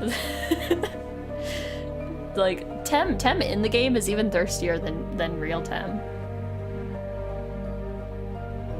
It would be so easy. But I'm not about to give up now. You're late. The ludist? Bear blinks. His voice comes out soft and breathy. Shame. He eases back, and for what feels like the first time since he cornered me, I breathe. But my relief is short-lived. Nimble fingers trail down my jaw before closing around my throat. The touch is feather-light and teasing, but my pulse still leaps. Bear's lips twitch into a smile, his white-ringed pupils thinning with amusement. You're fun, Tem, even if you frequently forget your place. But if you ever call me a dog again, I'll break you. Understood? When I narrow my eyes at him, he smiles wide enough to flash his sharp white fangs, as much a warning as a smirk. As soon as Bear releases me, I sink against the alley wall and catch my breath. He looks down on me, his expression distinctly smug. Let's get one thing straight. I ate a monster 3 times your size for breakfast. 2, actually. The first tasted dreadful, like a fisherman's old ashtray, but that's beside the point. You and I may be alike, but don't ever forget what I am, or what I do best. He flashes me a dazzling smile. Tem? Anyone seen Tem? Who is it, Leander? Yeah. Leander's voice echoes from the direction of the wick. I whip around. I nearly call back before remembering Bear's apparent distaste for Leander. I glance back at Bear. Only he's gone, vanished into the dark.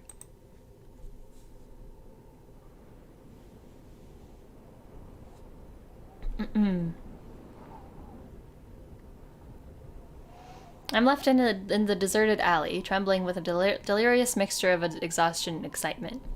Okay, no, guys.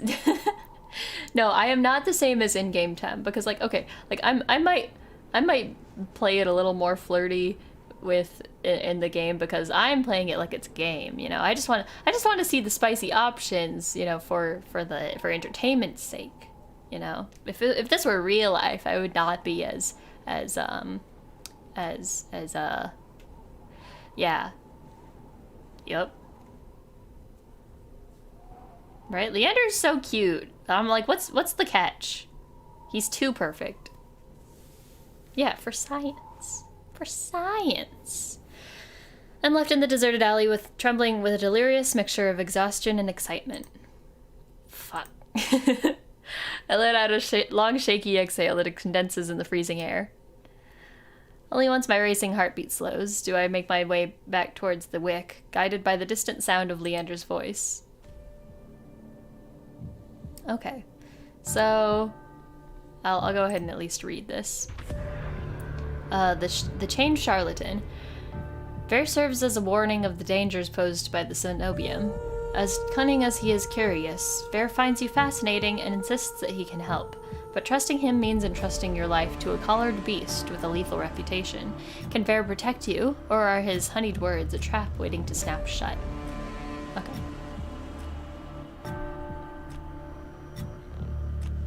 Doesn't mean you don't want to, just that you're too shy to do it.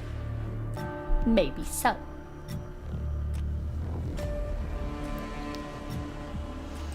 Okay, so that was Bear. Yeah. And then we'll try some other peeps. Let's talk to Ice. Ice baby. Morbid curiosity draws me after Ice. I slink out the back of the wet wig. I'm gonna be real with you, Ice really isn't my type so far. He's too much of like a cartoony bad boy. The alley's dead silent. Not really what I expected from a fight. A dull crunch reaches my ears, then a thud. I peer around the corner of the building, careful to keep hidden. Oh, that's right, he was in a fight. I guess he's just killed the guy. Dark glistening red splatters to the ground, spidering through the seams of cobblestone. It guides my eye to a collapsed body across from me. Once so violent, the roughneck is now little more than a sack of crumpled flesh, blotted with mud. Holy shit. Ice exhales, his breath misting against the cold air. Blood flecks his knuckles as he looms over the motionless body, his feet on either side of it. Is he actually like a vampire? Does he have to like eat people to live or something? Because he said you'll do when he started this fight with this guy. So maybe he has to like eat people. I don't know. His feet on either side of it. Fear spreads like ice in my bones. Moments ago he was joking and friendly with the others, but now Ice's crimson eyes find me in the dark. Not running, Sparrow. I warily rise to my feet, moonlight illuminating my face. I thought I was out of sight. Got eyes in the back of my head.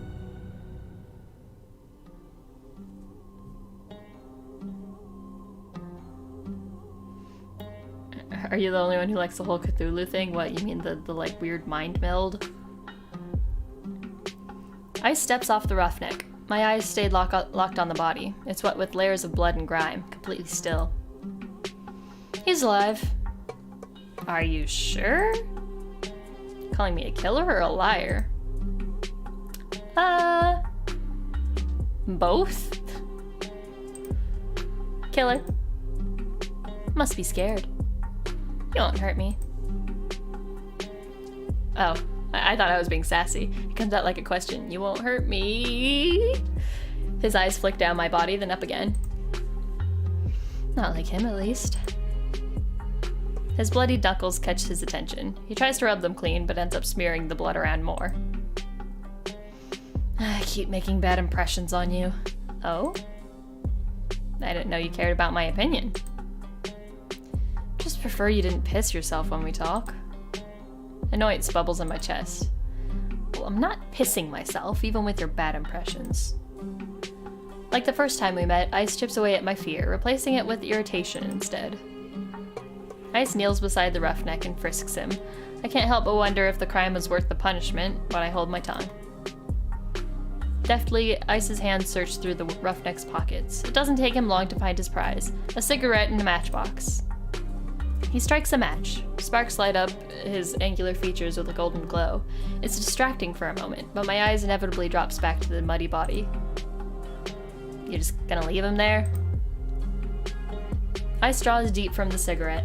He exhales heavily, smoke curling past his lips. I breathe in the sweat-spiced scent of cloves.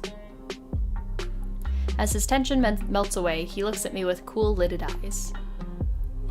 Should I give him a blanket? Unbothered by the maybe corpse, he takes a seat on a crate opposite the bar. I stand awkwardly, forgetting why I came out here in the first place. An unpleasant silence stretches between us. Weather's nice. Cold, murky, and humid, he means. I want to believe he's teasing me, but for all I know, this is pleasant for Iridia. Was Princess good company? Who? He takes another long drag. Oh right, I forgot he's a dog person. He takes another long drag. His metal rings catch the light of the cigarette in a flash of red.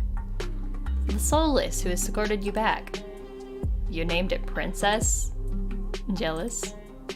I return a smile. You have no idea. I think your nickname's more fitting. Sparrow. Not sure where Ice got it from. Maybe I should tell him to call me by my name, but it's kind of nice. Not that I'd ever tell him that. Before I can dissect my feelings, I quickly change the subject back to the soulless. She was cute. She was kind of cute in a weird way. I glance absentmindedly at my hand, remembering how she'd nuzzled into my palm at the touch. Ice's eyes softened for a brief moment. Her tail wouldn't stop wagging when she got back. The group of them don't get much attention. Think she's cute now? Wait till you see her tricks. You taught her tricks? Princess is a smart one. She'll learn anything if you have the right rewards. Sounds about right. A dog person. Is it proper to call it a dog? It's basically a dog. Just a cute little puppy. The idea of tamed soulless is so outlandish to me. I was mauled by a mindless, bloodthirsty beast, and he's talking about them like they're pets. But it's possible, all because of this sea spring. I need to get the answers he wouldn't give me before. I carefully take a seat beside him on the crate, contemplating my strategy. He doesn't seem to mind. He closes his eyes, tilts his head back against the wall, relaxed. Without the pressure of his intense gaze, I feel myself ease up too, as long as I keep my attention away from the bloody heap across from us. I glance over at Ice and allow my eyes to linger. I'm just gonna stare intently at his shoulder. A sea glass colored tattoo spirals up his arm, painting over I can't read! Painting over grooves of muscle.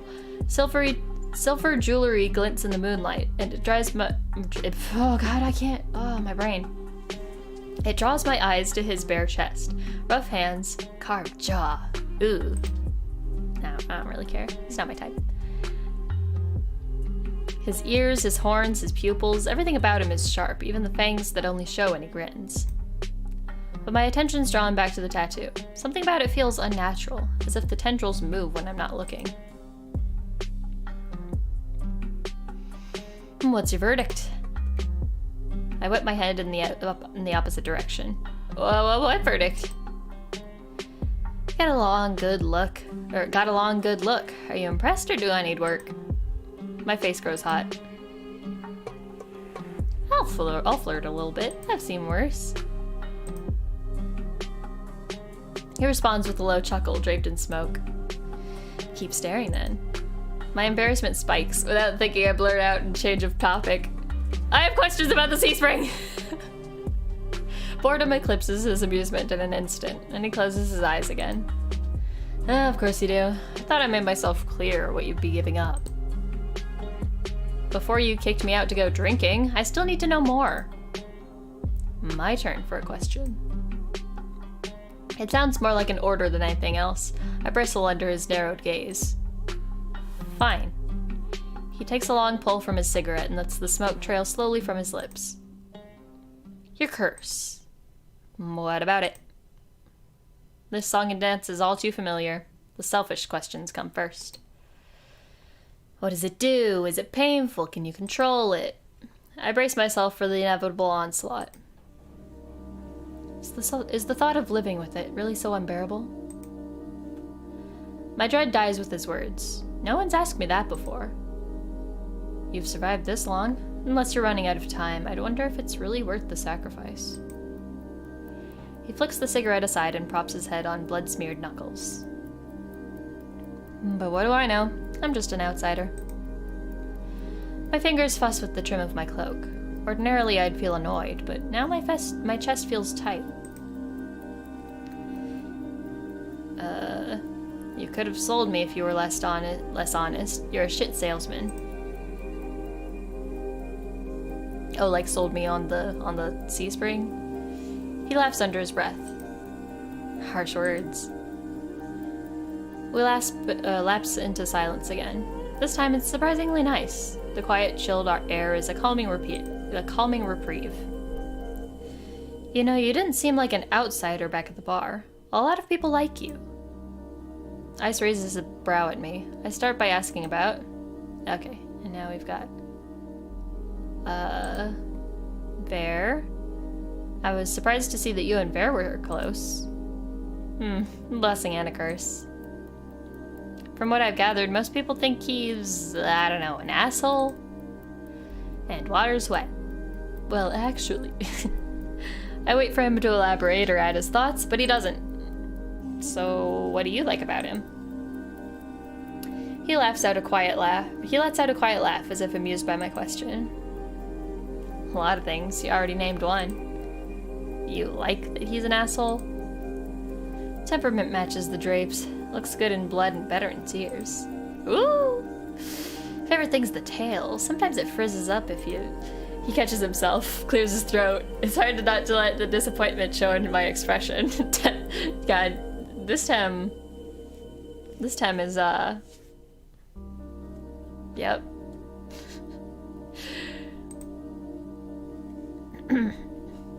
Bear is one of the most honest people you'll meet. Just don't listen to a single thing he says.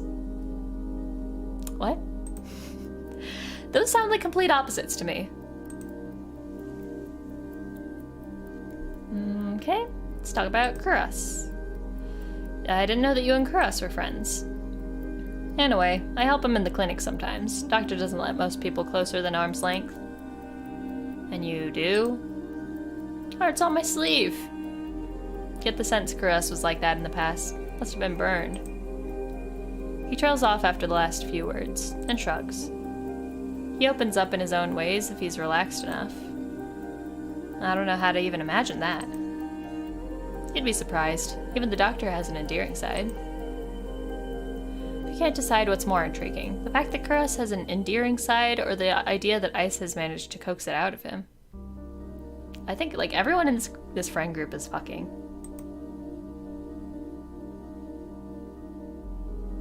Don't worry about it.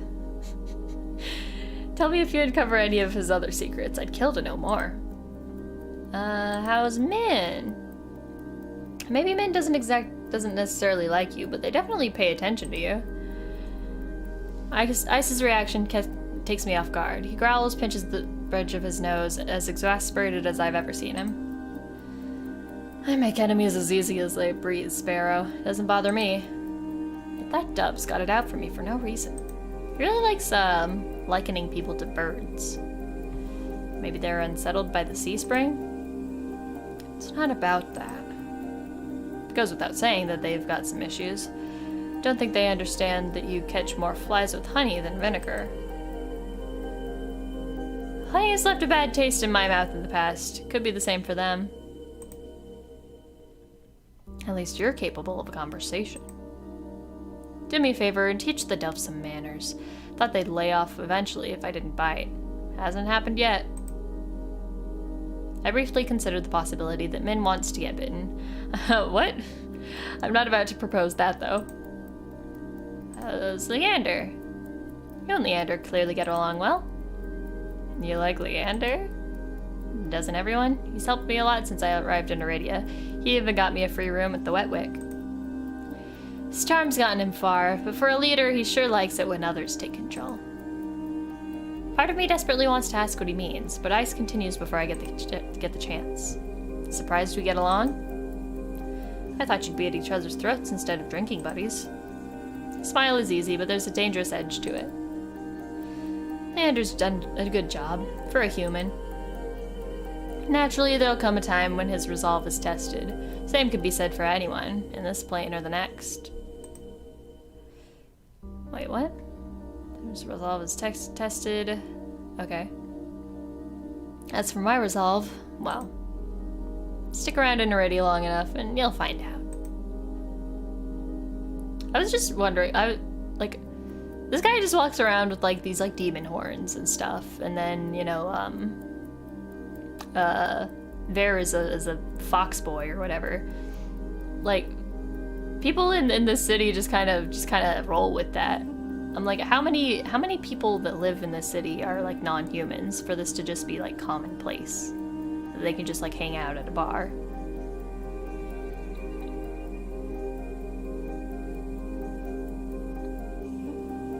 Anyways. I nod slowly. I can't decide if it sounds like a promise or a threat. What is? Oh, yeah. Okay.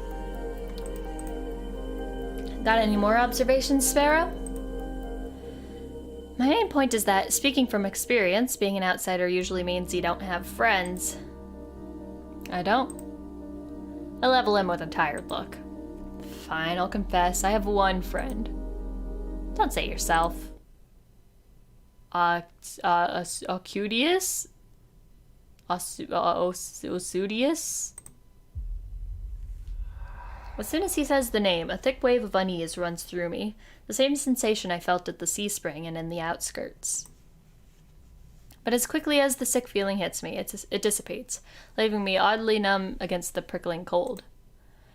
Who's that? A friend. It lives in my head, like the master of the hive mind or something. It lives in your head. Ice taps his temple with a finger. Right here.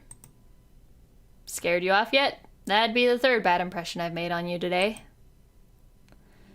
I'm stunned for a long moment, processing what he's just told me. Then I burst into a fit of laughter. You're serious? Ice grins wide enough to flash his fangs. Deadly. It sounds so fucking absurd I can't help it. On top of everything I've gone through today, it feels like I'm living a fever dream. I've come close to death more times than I can count, encountered tame soulless and a horrifying group mind, and now I'm supposed to believe that there's someone living inside Ice's head. There are tears in my eyes by the time I rein myself in. Ice waits patiently, lips quirked in amusement. Sorry, it just sounds so ridiculous. The tension that wound my shoulders so tightly has melted away, and for the first time in a long time, I feel like I can breathe. I feel better.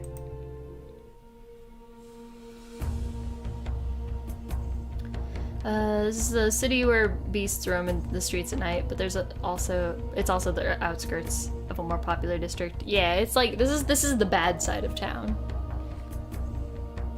Dukas? Who's that? Where in the rat's ass are you? Oh, I just remembered that we're having this conversation to like a nearly dead body. I'm pretty sure this guy's dead, actually. Raucous, gruff shouts rise in the streets, echoed by the sound of heavy boots sloshing through mud. The voices share the roughneck's accent from the bar, the same roughneck who's still maybe dead and lying bloodied across from us. I nearly forgot about him. Me too. I shove to my feet as their voices get louder. They're closing in quick. Ice pulls me by the wrist out of the alley, away from the beaming moonlight. We dive into a nook between buildings, veiled in the shade of tattered canopies. It's a tight fit. Ice boxed me in against the wall. Oh, hell yeah. Not quite a kabedon, but basically.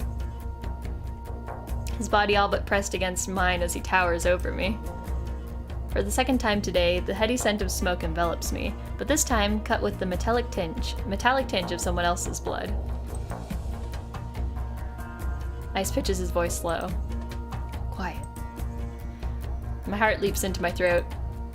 I'm suddenly acutely aware of the heat radiating off Ice's body, the feeling of his leg grazing my thigh. The closest of breath. You know, I think I understand why this game is called Touch Starved now. Like, not only is it because like I literally can't touch people because of my hands, but this time is real thirsty. I mean, like, I can't really say much, but you know. This is bad. Yeah, bye. I squirm against him and earn a burning crimson glare.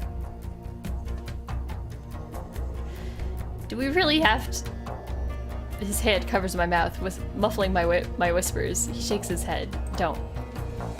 Damn, he's over here. Dukas, wake up, you bastard! A group of individuals, all brandishing spiked weapons, fill the alley. They all wear violet sashes, some kind of uniform. I wish I could see what they're doing, but Ice's arm all but blocks my sight. My eyes trail up the teal markings. They coil around his arm, his bicep. They lead up to Ice's collarbone, to the cords hanging around his neck, and to the smuggest smirk I've ever seen. I'm just gonna keep staring. Unfortunately, I don't have a lot of options. My eyes dart away from his face, following the line of his necklace down to his chest, his tiggle biddies. The way the pendant hangs above the line of his abdomen just before the skin gets swallowed by darkness. Choice. A thrill jolts through me, my face hot beneath his touch.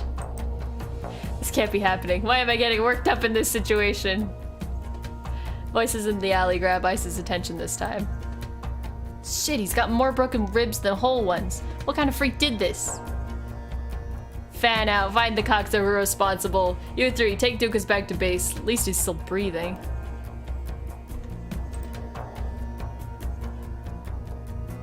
This person hasn't had physical contact with people in a long time, so I'd be pretty down bad. Okay, and I shouldn't. I can at least pretend to be a normal person in society. And not act as thirsty as I may or may not be. The alley clears out as footsteps rush away from us. We stay still until they're distant, melting into the rumble of the corridor. Only then does Ice take his hand off my mouth.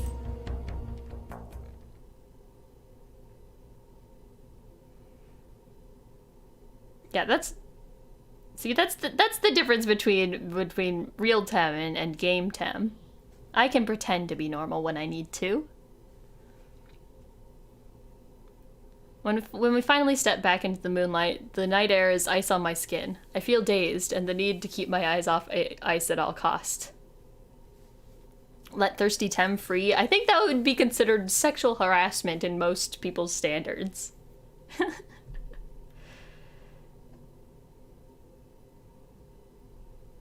Hearing their thoughts is kind of unfair, I guess.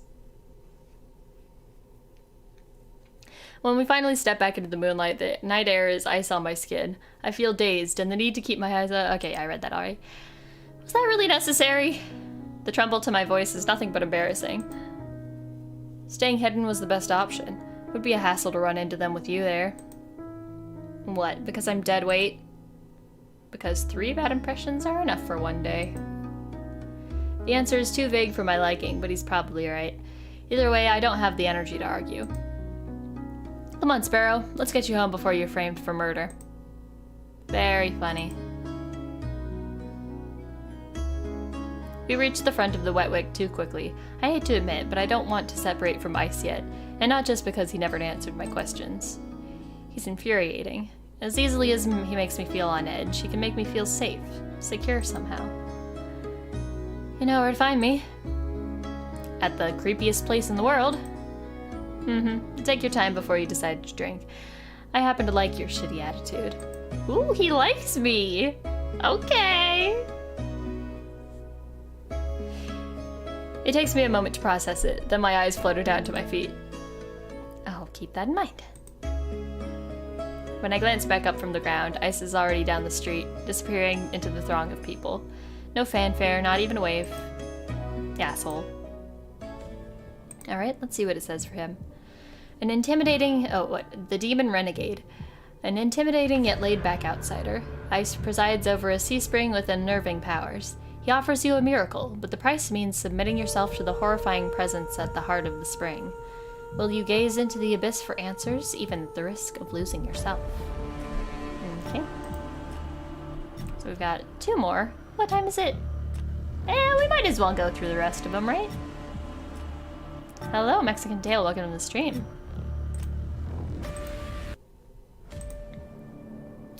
Okay. Well, no, not that one. Ding! This one. Only if the other side doesn't consent. Okay, maybe I'm also just shy.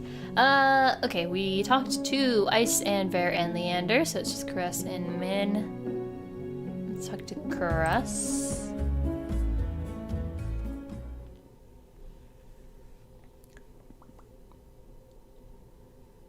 How am I, Lady Blue Hair? I'm good.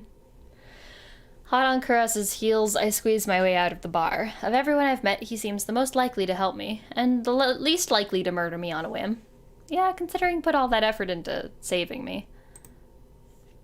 Earlier this morning, he said I could go to the clinic for help whenever I needed it. Time to see if that promise was actually worth anything. Well, he also said that if I'm not in a life-threatening situation, I will have to wait in line all day. I Breathe a sigh of relief once I'm free of the crowded bar. Karas, hearing me, turns my way. Tem, you seem upset. I take it the Amaryllis district is not to your liking? If nothing else, it's wildly different from the secluded temple where I spent most of my days. That's not why I stepped out. You're not in need of treatment after that fall, are you? I scowl up at him and he holds out his hand in a mollifying gesture. I apologize, Tem. Please continue. About time? Someone cuts right across me towards Karas, stopping both of us in the middle of the street. Even in the dim pink haze that seems to blanket everything, there's no mistaking the pressed white uniform and stiffly starched hat. Another Cenobium cleric. I hastily step back, making myself as inconspicuous as possible. How do I know what Cenobium clerics look like? Is Karas a Cenobium cleric? Was this established?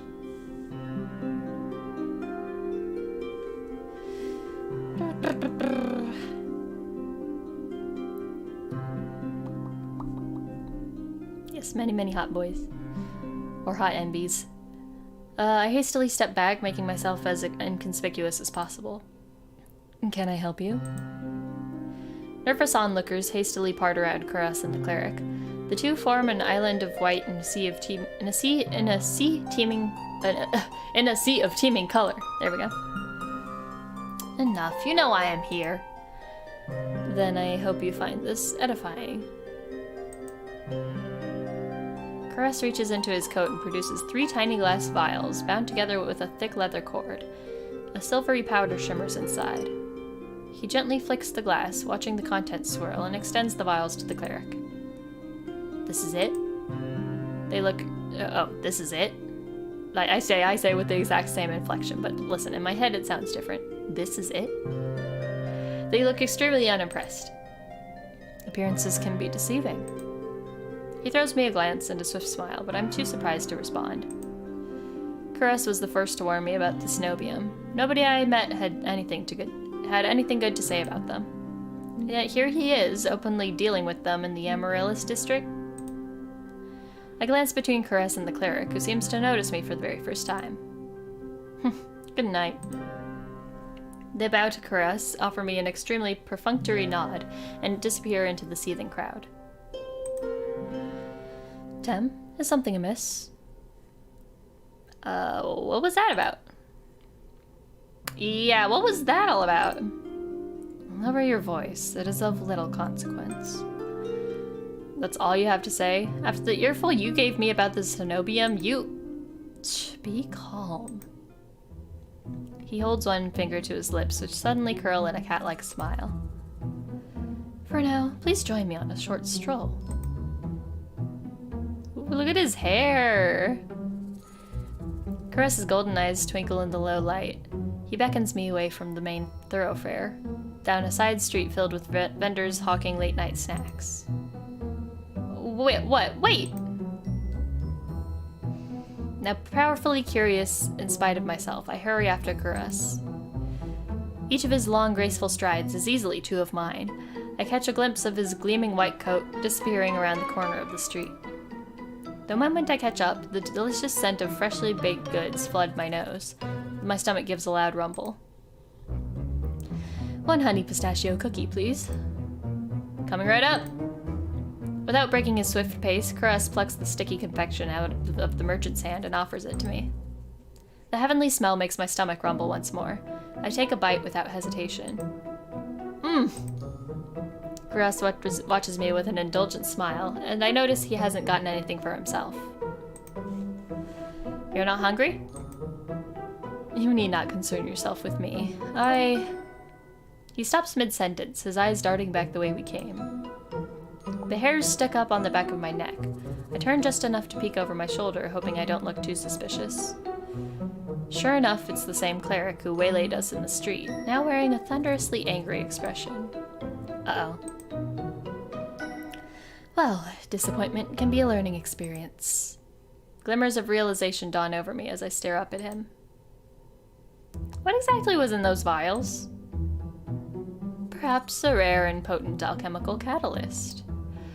Or some stale fish skin. The two do resemble one another, and it can be hard to tell them apart. Is he serious? I chance another glance at the cleric, who's now trying to elbow their way between the food stalls.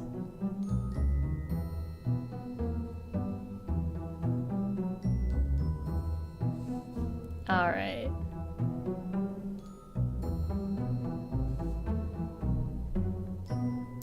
A few people make way, but most don't even notice their efforts. The street is far too crowded with hungry patrons. Shall we? Without even waiting for a response from me, he glides swiftly into the crowd once more. Is there a point to all this? Is there a point to all this running around? In addition to my personal amusement, I suppose I would like to show you the sights. He is serious, or seriously fucking with me, I'm not sure which. My disquiet must show because Kuros's smile softens a bit.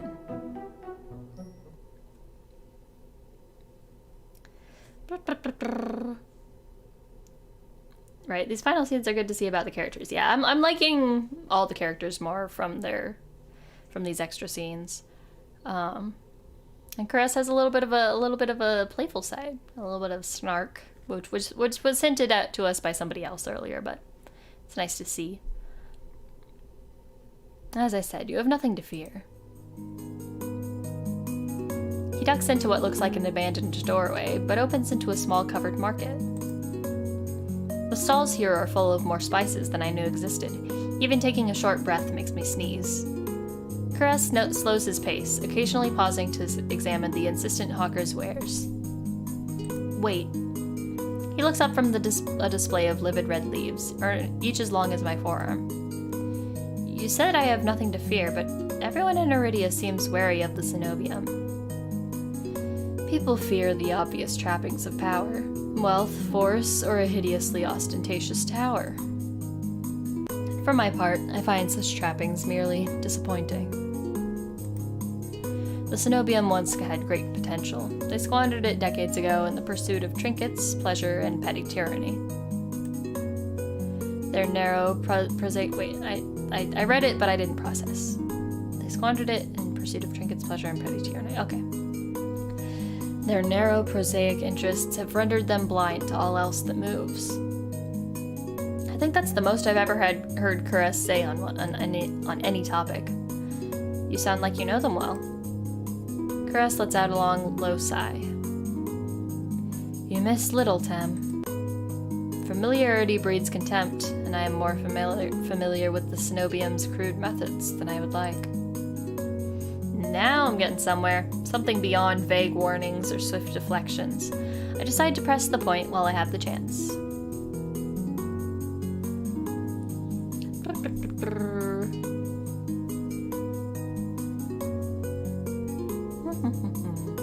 Familiar how? He's probably used to work there, right? Kuros stops right in front of a display of pickled fruits, and I nearly run into his back. I am really curious where Kuros gets his money from. Like, did he just save up enough when he worked at the cenobium that he can afford to run this free clinic? Or does he have some kind of, what would you call it, like a sponsor? Or does he have some kind of alternative ways of making money? Kuros stops right in front of a display of pickled fruits, and I nearly run into his back.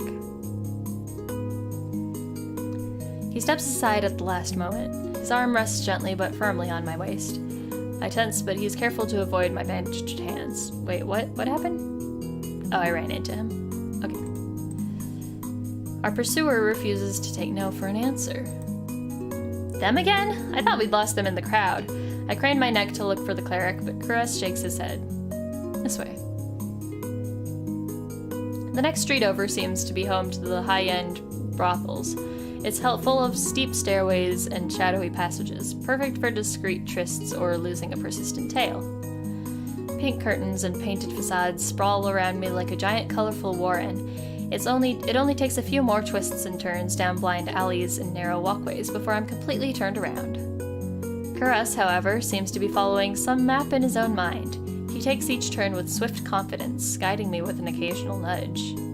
Okay, why does he know his way around the brothel so well? This is Sponsor is NordVPN and Raid Shadow Legends.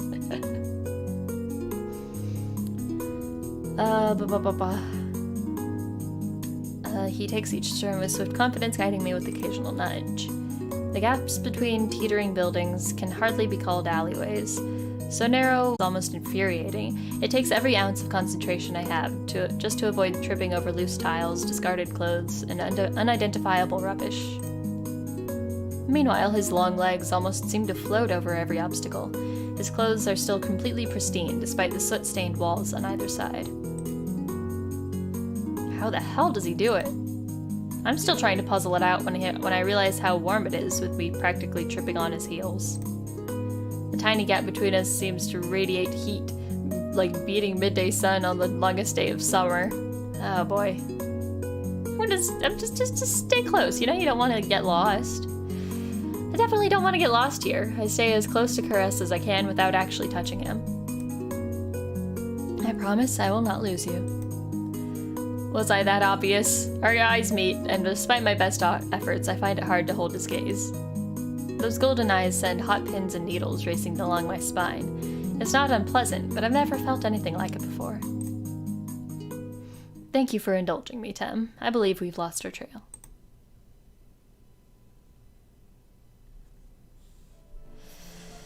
Okay. This guy couldn't take the hint, so we gotta...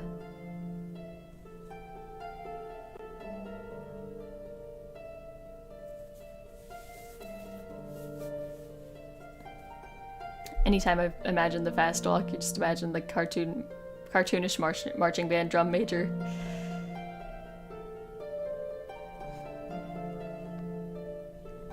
It's much quieter on the edges of the Amaryllis district, and the deals in the shadows look shadier.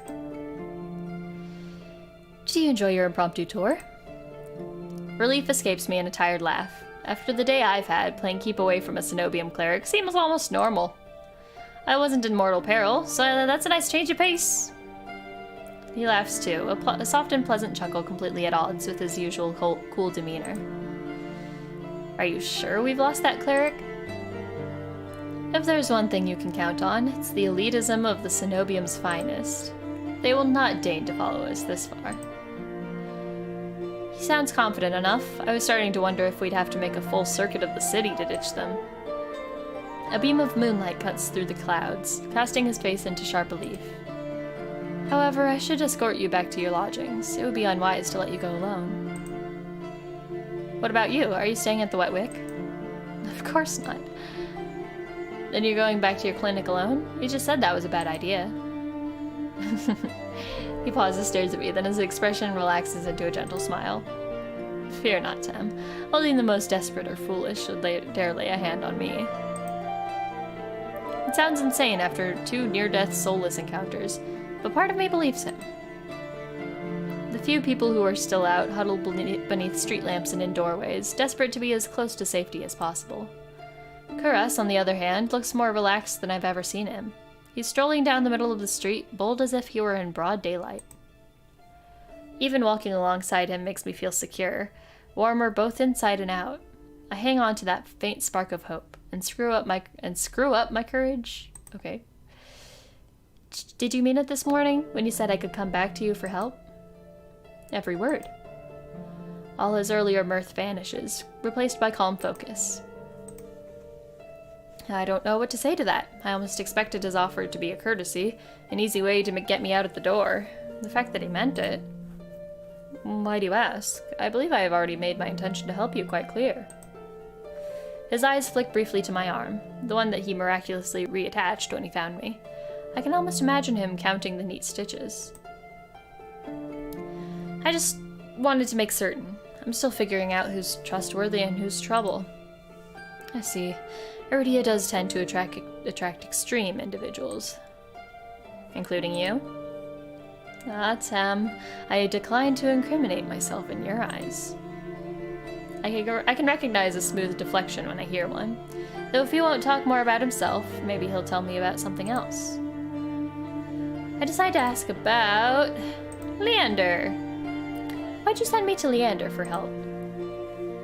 Few know Iridia better than Leander. The company he keeps can be questionable, but I had confidence in him. Yeah, his bloodhounds seem rough around the edges. Leander has always preferred the company of those like him. Survivors of Lowtown's harsh realities. He must have noticed how they flocked to him. I nod. He seemed to know every single person in the Wetwick. And that's a good thing? Leander's closest peers trust him with their lives. I would say that counts for something.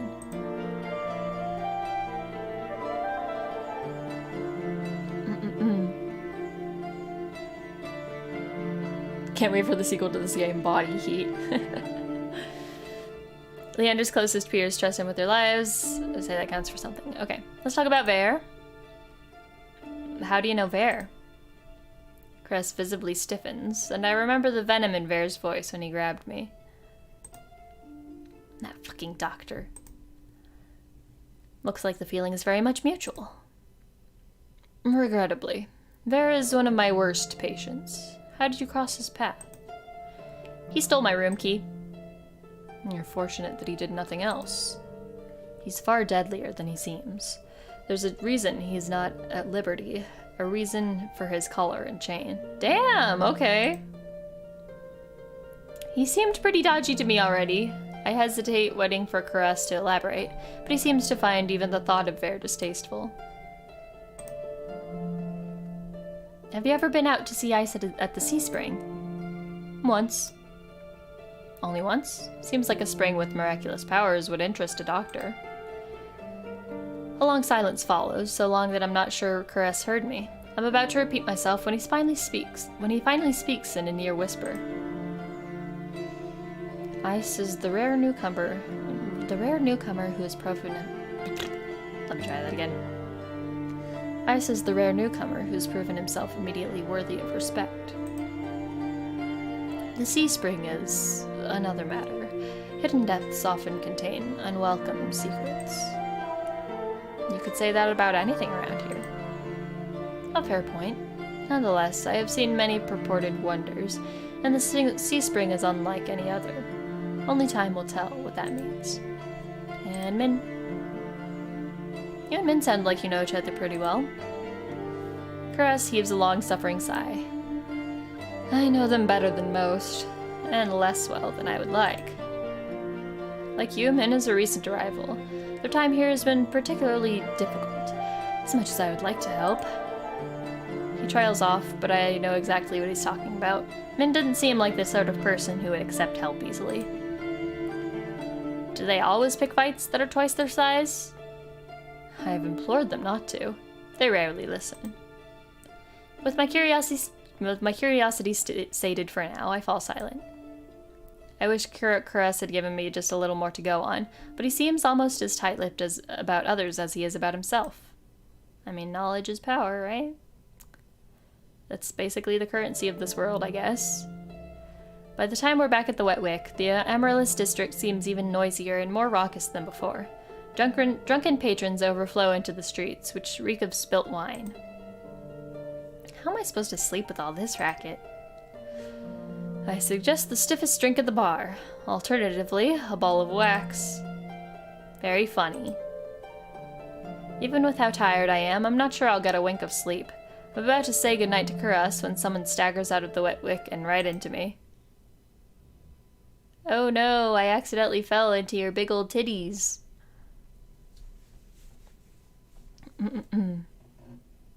Yeah, world building is really great so far.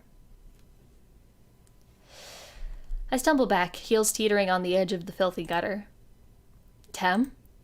The next thing I know, a pair of warm arms catch me around the waist. I find myself staring up at Caress, pressed against his chest. His grasp loosens, but he doesn't quite let me go. Something shifts in his gaze. His eyes fix on my face, and I feel myself growing hot all over at his intense scrutiny. What does he see in me? What is he looking for? Caress? Oh, my apologies. Even after he moves away, the warmth of his touch lingers through my clothes. I quickly tug my cloak straight, trying to recollect my scattered thoughts. Good night. Thanks for everything today. Oh, wait, was that me? Oh, whoops. Good night. Thanks for everything today. You're most welcome. tickle bitties. He turns and slips into the crowd, though I can pick out his pristine white coat with ease. A chilly gust howls down the street. When did it get so cold out? Okay, and what's the little blurb about him? The repentant angel. Hey, I'm an angel. From all appearances, Caress is a principled doctor of extraordinary skill, but you know little about the man beneath the professional mask, and Caress keeps even his friends at a cool distance. If you uncover his deepest secrets, what will you like what you find? Am I repentant? Ah! I mean, I've never done anything wrong in my life, so... Nope.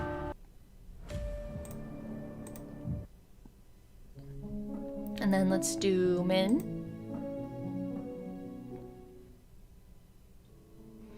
I can't let Min slip away so easily. They might be the most standoffish person I've met so far, but they're the only one who seems even close to neutral on the Cenobium. My gut tells me they know more about that tower than they're letting on. By the time I make it out of the bar, they are already halfway down the street. Drawing my cloak close to ward off the chill, I hurry after them, but at this hour the Amaryllis district is full of carousing people. While Min slips through the crowd with surprising agility, I struggle to keep pace. The edge of their cloak flutters as they round the corner. Determined to at least try and catch up, I take the same turn into a dim side street. But Min is nowhere to be seen. I love how they just escorted me back to the tavern. And Min literally saved me from getting mauled by a demon. And then I'm like, alright, I'm gonna go back out into the street again.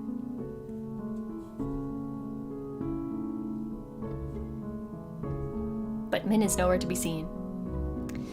Didn't you learn your lesson earlier? I nearly jump out of my skin, whirling to find Min right behind me. They don't even look ruffled. They fold their arms, pointedly staring me down. I thought nearly getting eaten would teach you that being out alone at night is dangerous. I'm not alone, am I? It's a good thing I'm not alone then, isn't it? Min looks at me in blank confusion for a moment before realization dawns. Are you always so persistent? Ooh! I got the blushies! Ooh. In-game Tem has no sense of self-preservation. Yeah, that's another big difference. Real-life Tem, I am very risk-averse. If someone says, don't do this, it's dangerous, I'll be like, okay, I will not do the dangerous thing.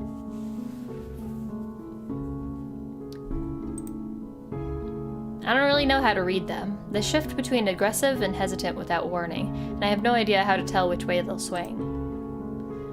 But I can't help feeling a little thrill when pink sweeps across their cheeks. I kind of have to be. It's how I stay alive. What, persistent, was it? Yeah, persistent. Min recovers their composure quickly, their mouths shifting into a frown. They glance away, eyes sweeping across the street. You've been lucky so far, but it won't last. Nobody in this city is trustworthy. Not even you? Especially not me. I've met clams that opened up more willingly than Min, but even if they don't talk about themselves much, they must have opinions about... Caress. You and Caress seem to get along, though. The tense lines of Min's features soften. He's an exception. Few people are willing to help others, fewer when there's any risk involved. And of them, Caress is unique. I have a feeling that Min doesn't smile often, but the curve of their lips, however slight, is unmistakable. They catch themselves, their expression closing off with a near-audible snap. He's not the worst. A decent doctor, even if he asks too many questions. But nothing is really free here. He didn't take any payment from me. He rarely does. That just means he's paying down the debt elsewhere.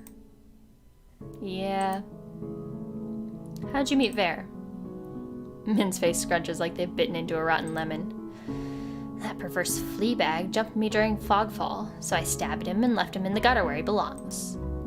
My heart thuds hard in my chest. Their voice is icy with disgust. The night air feels warm by comparison. It's only a shame it didn't stick. I suppose I'll just have to keep trying. I swallow hard, a sour feeling twisting in my stomach. I take it your opinion hasn't changed? My voice comes out a little shakier than I would like. They glance at me, and a flicker of something. Guilt? Flashes across their expression before it's buried by irritation. Buried is spelled wrong. Wait, doesn't buried have 2 R's? I don't know.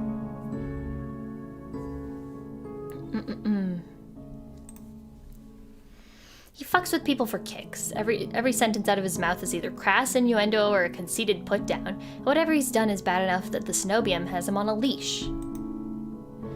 There are monsters living on every other street. He's the only one who needs a muzzle before he's taken out for a walk. Belatedly, I close my mouth. Leander seems fond of you. He's an idiot, an obnoxious blowhard who can't shut up to save his life. But why are you blushing, though?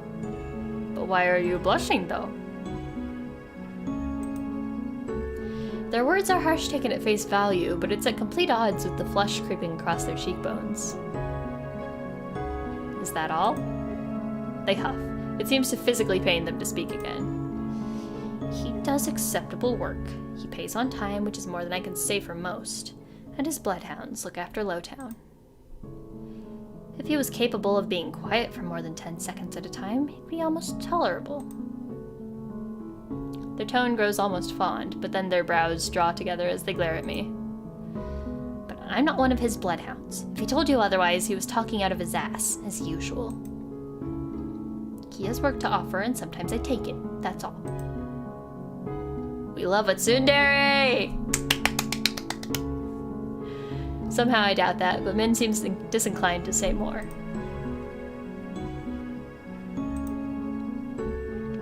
You don't seem to like ice. I don't like anyone, but especially not that bloodthirsty gangster. The words tumble from their mouth before I can even finish my sentence. Did he do something to you? Beyond existing? No, but I'm not waiting around to get hurt first.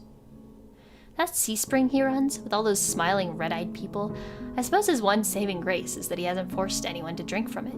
Yet. So why are they just like, everybody knows about the sea spring? Like, when we found it, it seemed like this big, like, secret, you know, we had to, like, trudge through the swamp and, like, run away from the monsters to get to it.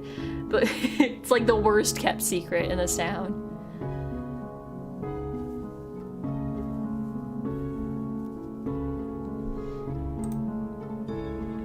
Monsters like him don't know or care about what they have. It makes me sick.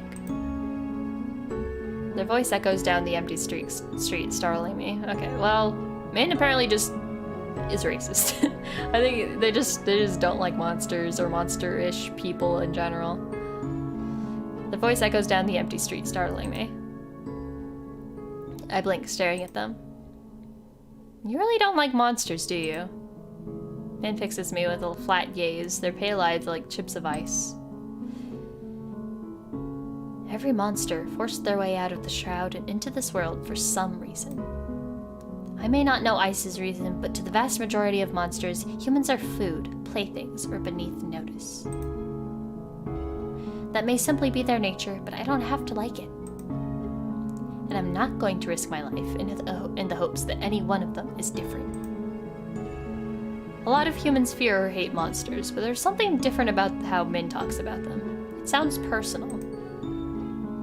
If you're gonna keep asking questions, ask about something else. Doors bang open at the end of the street. Light and laughter pour out of the bar, followed by a group of giggling people in white uniforms. Cenobium students having a night out on the town. Min hesitates for only a moment before they start down the street in the same direction as the students. When I follow close on their heels, they grimace, speaking through gritted teeth. Why are you still following me? When I ask them about Vare, I notice something odd, besides their vehement dislike of him. While Min didn't exactly sound enthusiastic about the Cenobium, they were the first to speak of it with anything besides open animosity.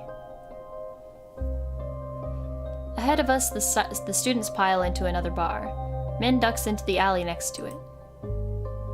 If nobody in this city is trustworthy, what about the cenobium? The line of their narrow shoulders abruptly tenses. They lift their chin, giving me a wary look. Kuros must have warned you about the nature of the city's currency. Right, information and secrets. I fidget uncertain. I don't trust Min's unpredictable moods or all the things they clearly aren't saying. Their eyes dip toward my hands, passing over the bandages like a razor. The pressure light, but full of keen-edged possibility. I shiver, hastily shoving my hands into my pockets. They frown, but their gaze drifts away from me, to the window of the bar next to us. It's opaque, either frosted glass or caked in dust, but some of the warm light diffuses out into the alley. The cenobium is a place of learning. If someone has questions that can't be answered anywhere else, the cenobium might have the solution. Or at least that's how it was once upon a time. These days, its doors are closed to outsiders. That's about what I expected after how I was practically shooed off earlier. Just as I start to relax, they start speaking again. Whatever you're looking for there, the cost may be higher than you're willing to pay. The sheer hypocrisy of their words ticks me off. What gives you the right to talk when you're doing the exact same thing as me? What questions are you asking that only the cenobium can answer? That's personal. So there is something Min's looking for at the cenobium. I suppose that makes two of us. If they're following groups of cenobium students around, they must not be having much luck either. Everyone else seems to fear or hate the cenobium, but you don't. They flinch, spurred onward by curiosity and my lingering annoyance. I press forward.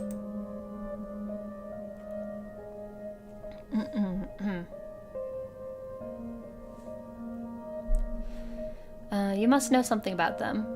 Something you haven't told Leander or Kuros. But they're not letting you in, which means you're one of the outsiders. In the space between one breath and the next, Min closes the distance between us. Okay. Slender fingers grip the front of my shirt and they slam me against the wall with shocking strength. The force of the movement knocks their hood back, messy hair fluttering around their face. I'm standing on tiptoe. Min's lifted me nearly clear off the ground with a single hand.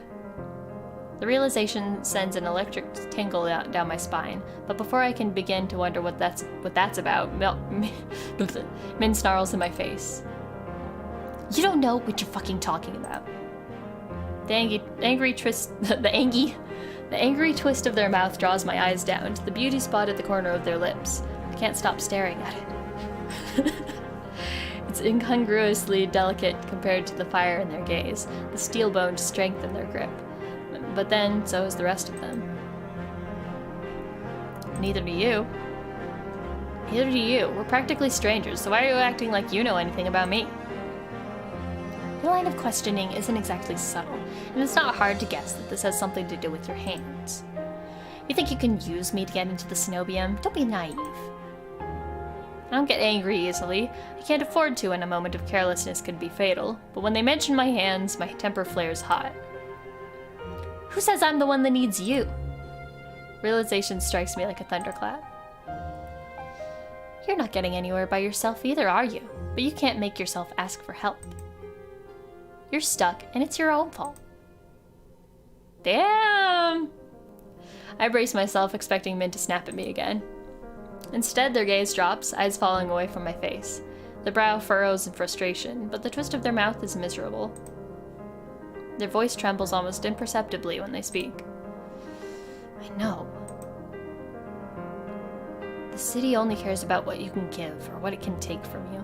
Information, power, connections. If you're an outsider here, nobody will help you. Nobody will even try. You don't belong anywhere. My heart thuds in my chest for an entirely different reason now. They seem suddenly very small. Alone. Like me. Min jerks backwards, releasing me so abruptly that I nearly stumble. Maybe they realized how close we were. Maybe they said too much. I feel like I've pushed too much already.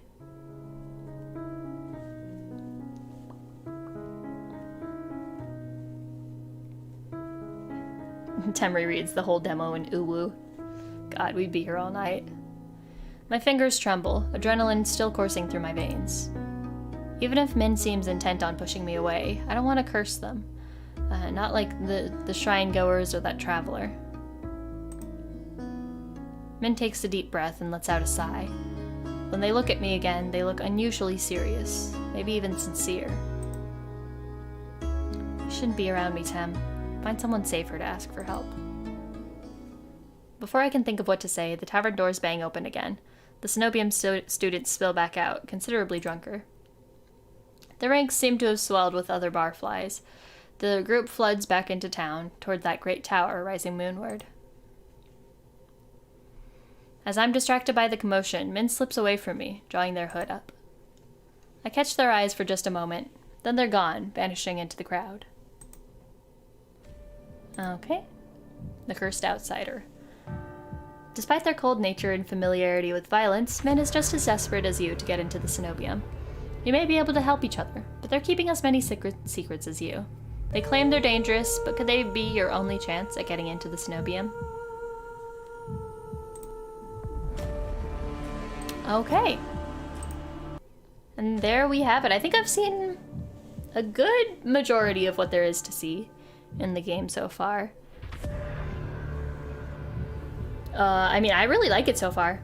I'm always worried when I haven't played a whole lot of like otome games for myself, but I'm always worried that I won't like the boys, you know, or that I won't be able to like find a favorite or anything. But most of these boys are pretty likable, I have to say. You know, maybe there's more content that I could do if I you know, chose the other background, like the other backstories or the just other options that I didn't choose this time around. So for anybody who's interested in this game, the demo is completely free, so you can just mess around and see if you can find other stuff on your own. And when the full game comes out, if I'm able to play it on stream, I might consider doing that. Can I rank the boys so far? Yeah, liking the love interest is yeah, that's important. Yep. Okay, so I was on Team Leander in the beginning, but now seeing the way that the other guys talk about him, I'm not so sure anymore. I do like Fair, and Ice grew on me. So did Min. So did Kuras. But let's see. Okay, so I'll still leave Leander as my favorite for now. So Leander, and then probably, I don't know. My second might be Min now. Min. Now that I know that Min's a tsundere.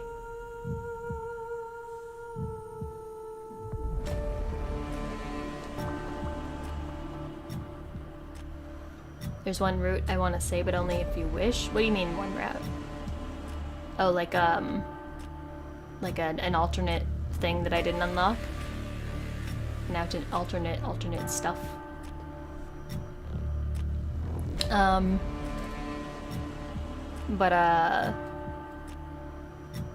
Yeah, I might put Min at second place so far, and then Ver, and then maybe Ice, and then Kuras. It's not like I don't like Kuras. I think he's cool. He's just not really my type, and he's just too perfect, you know? You know I love me a boy with some issues. Part of the demo that I could have chosen but didn't. Yeah, okay. I'm interested. I don't know how much time I'm actually gonna like dedicate to this game, like off stream or anything.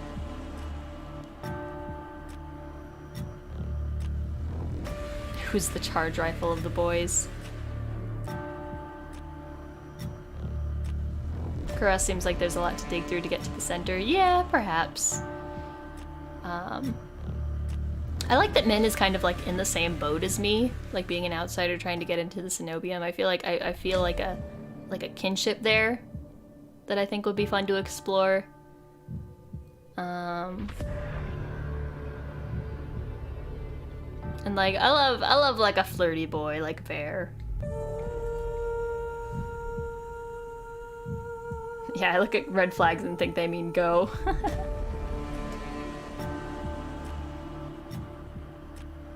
The part where Bear cabed on you, if you surrender, he just straight up murks you? Wait, what?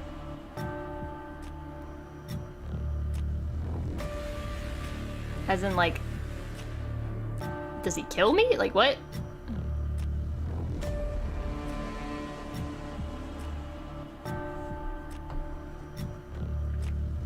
And yeah, Ice just kind of seems like a bro. Like, I think he'd be cool to get to just like hang out with, but I wasn't really like feeling a whole lot of like romantic tension there.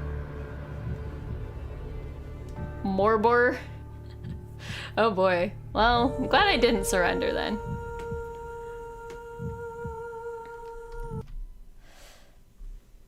Okay, I had to tab out of that. So no more fun music. So this was fun. I will have my schedule for the next week of streams out probably later tonight / this morning, since it's already past midnight. But let's see if there's anybody to raid into real quick.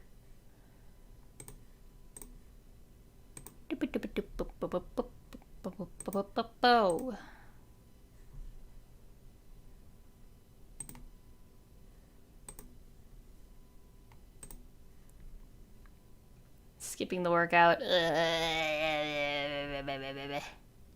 It's just not the same. Because usually I work out after like Apex or something that like, you know, gets my blood pumping. I mean, this game definitely got my blood pumping for different reasons. Anyways, I think we're good for tonight. I'm not going to redirect to anybody. So thank you for coming. Hope you have a good night. Yes. And make sure to check out this game. Support the developers. It's like sort of an indie studio, like a small studio. So, you know, be sure to check them out and let them know what you think of the game. TOUCHSTARVED. Bye bye.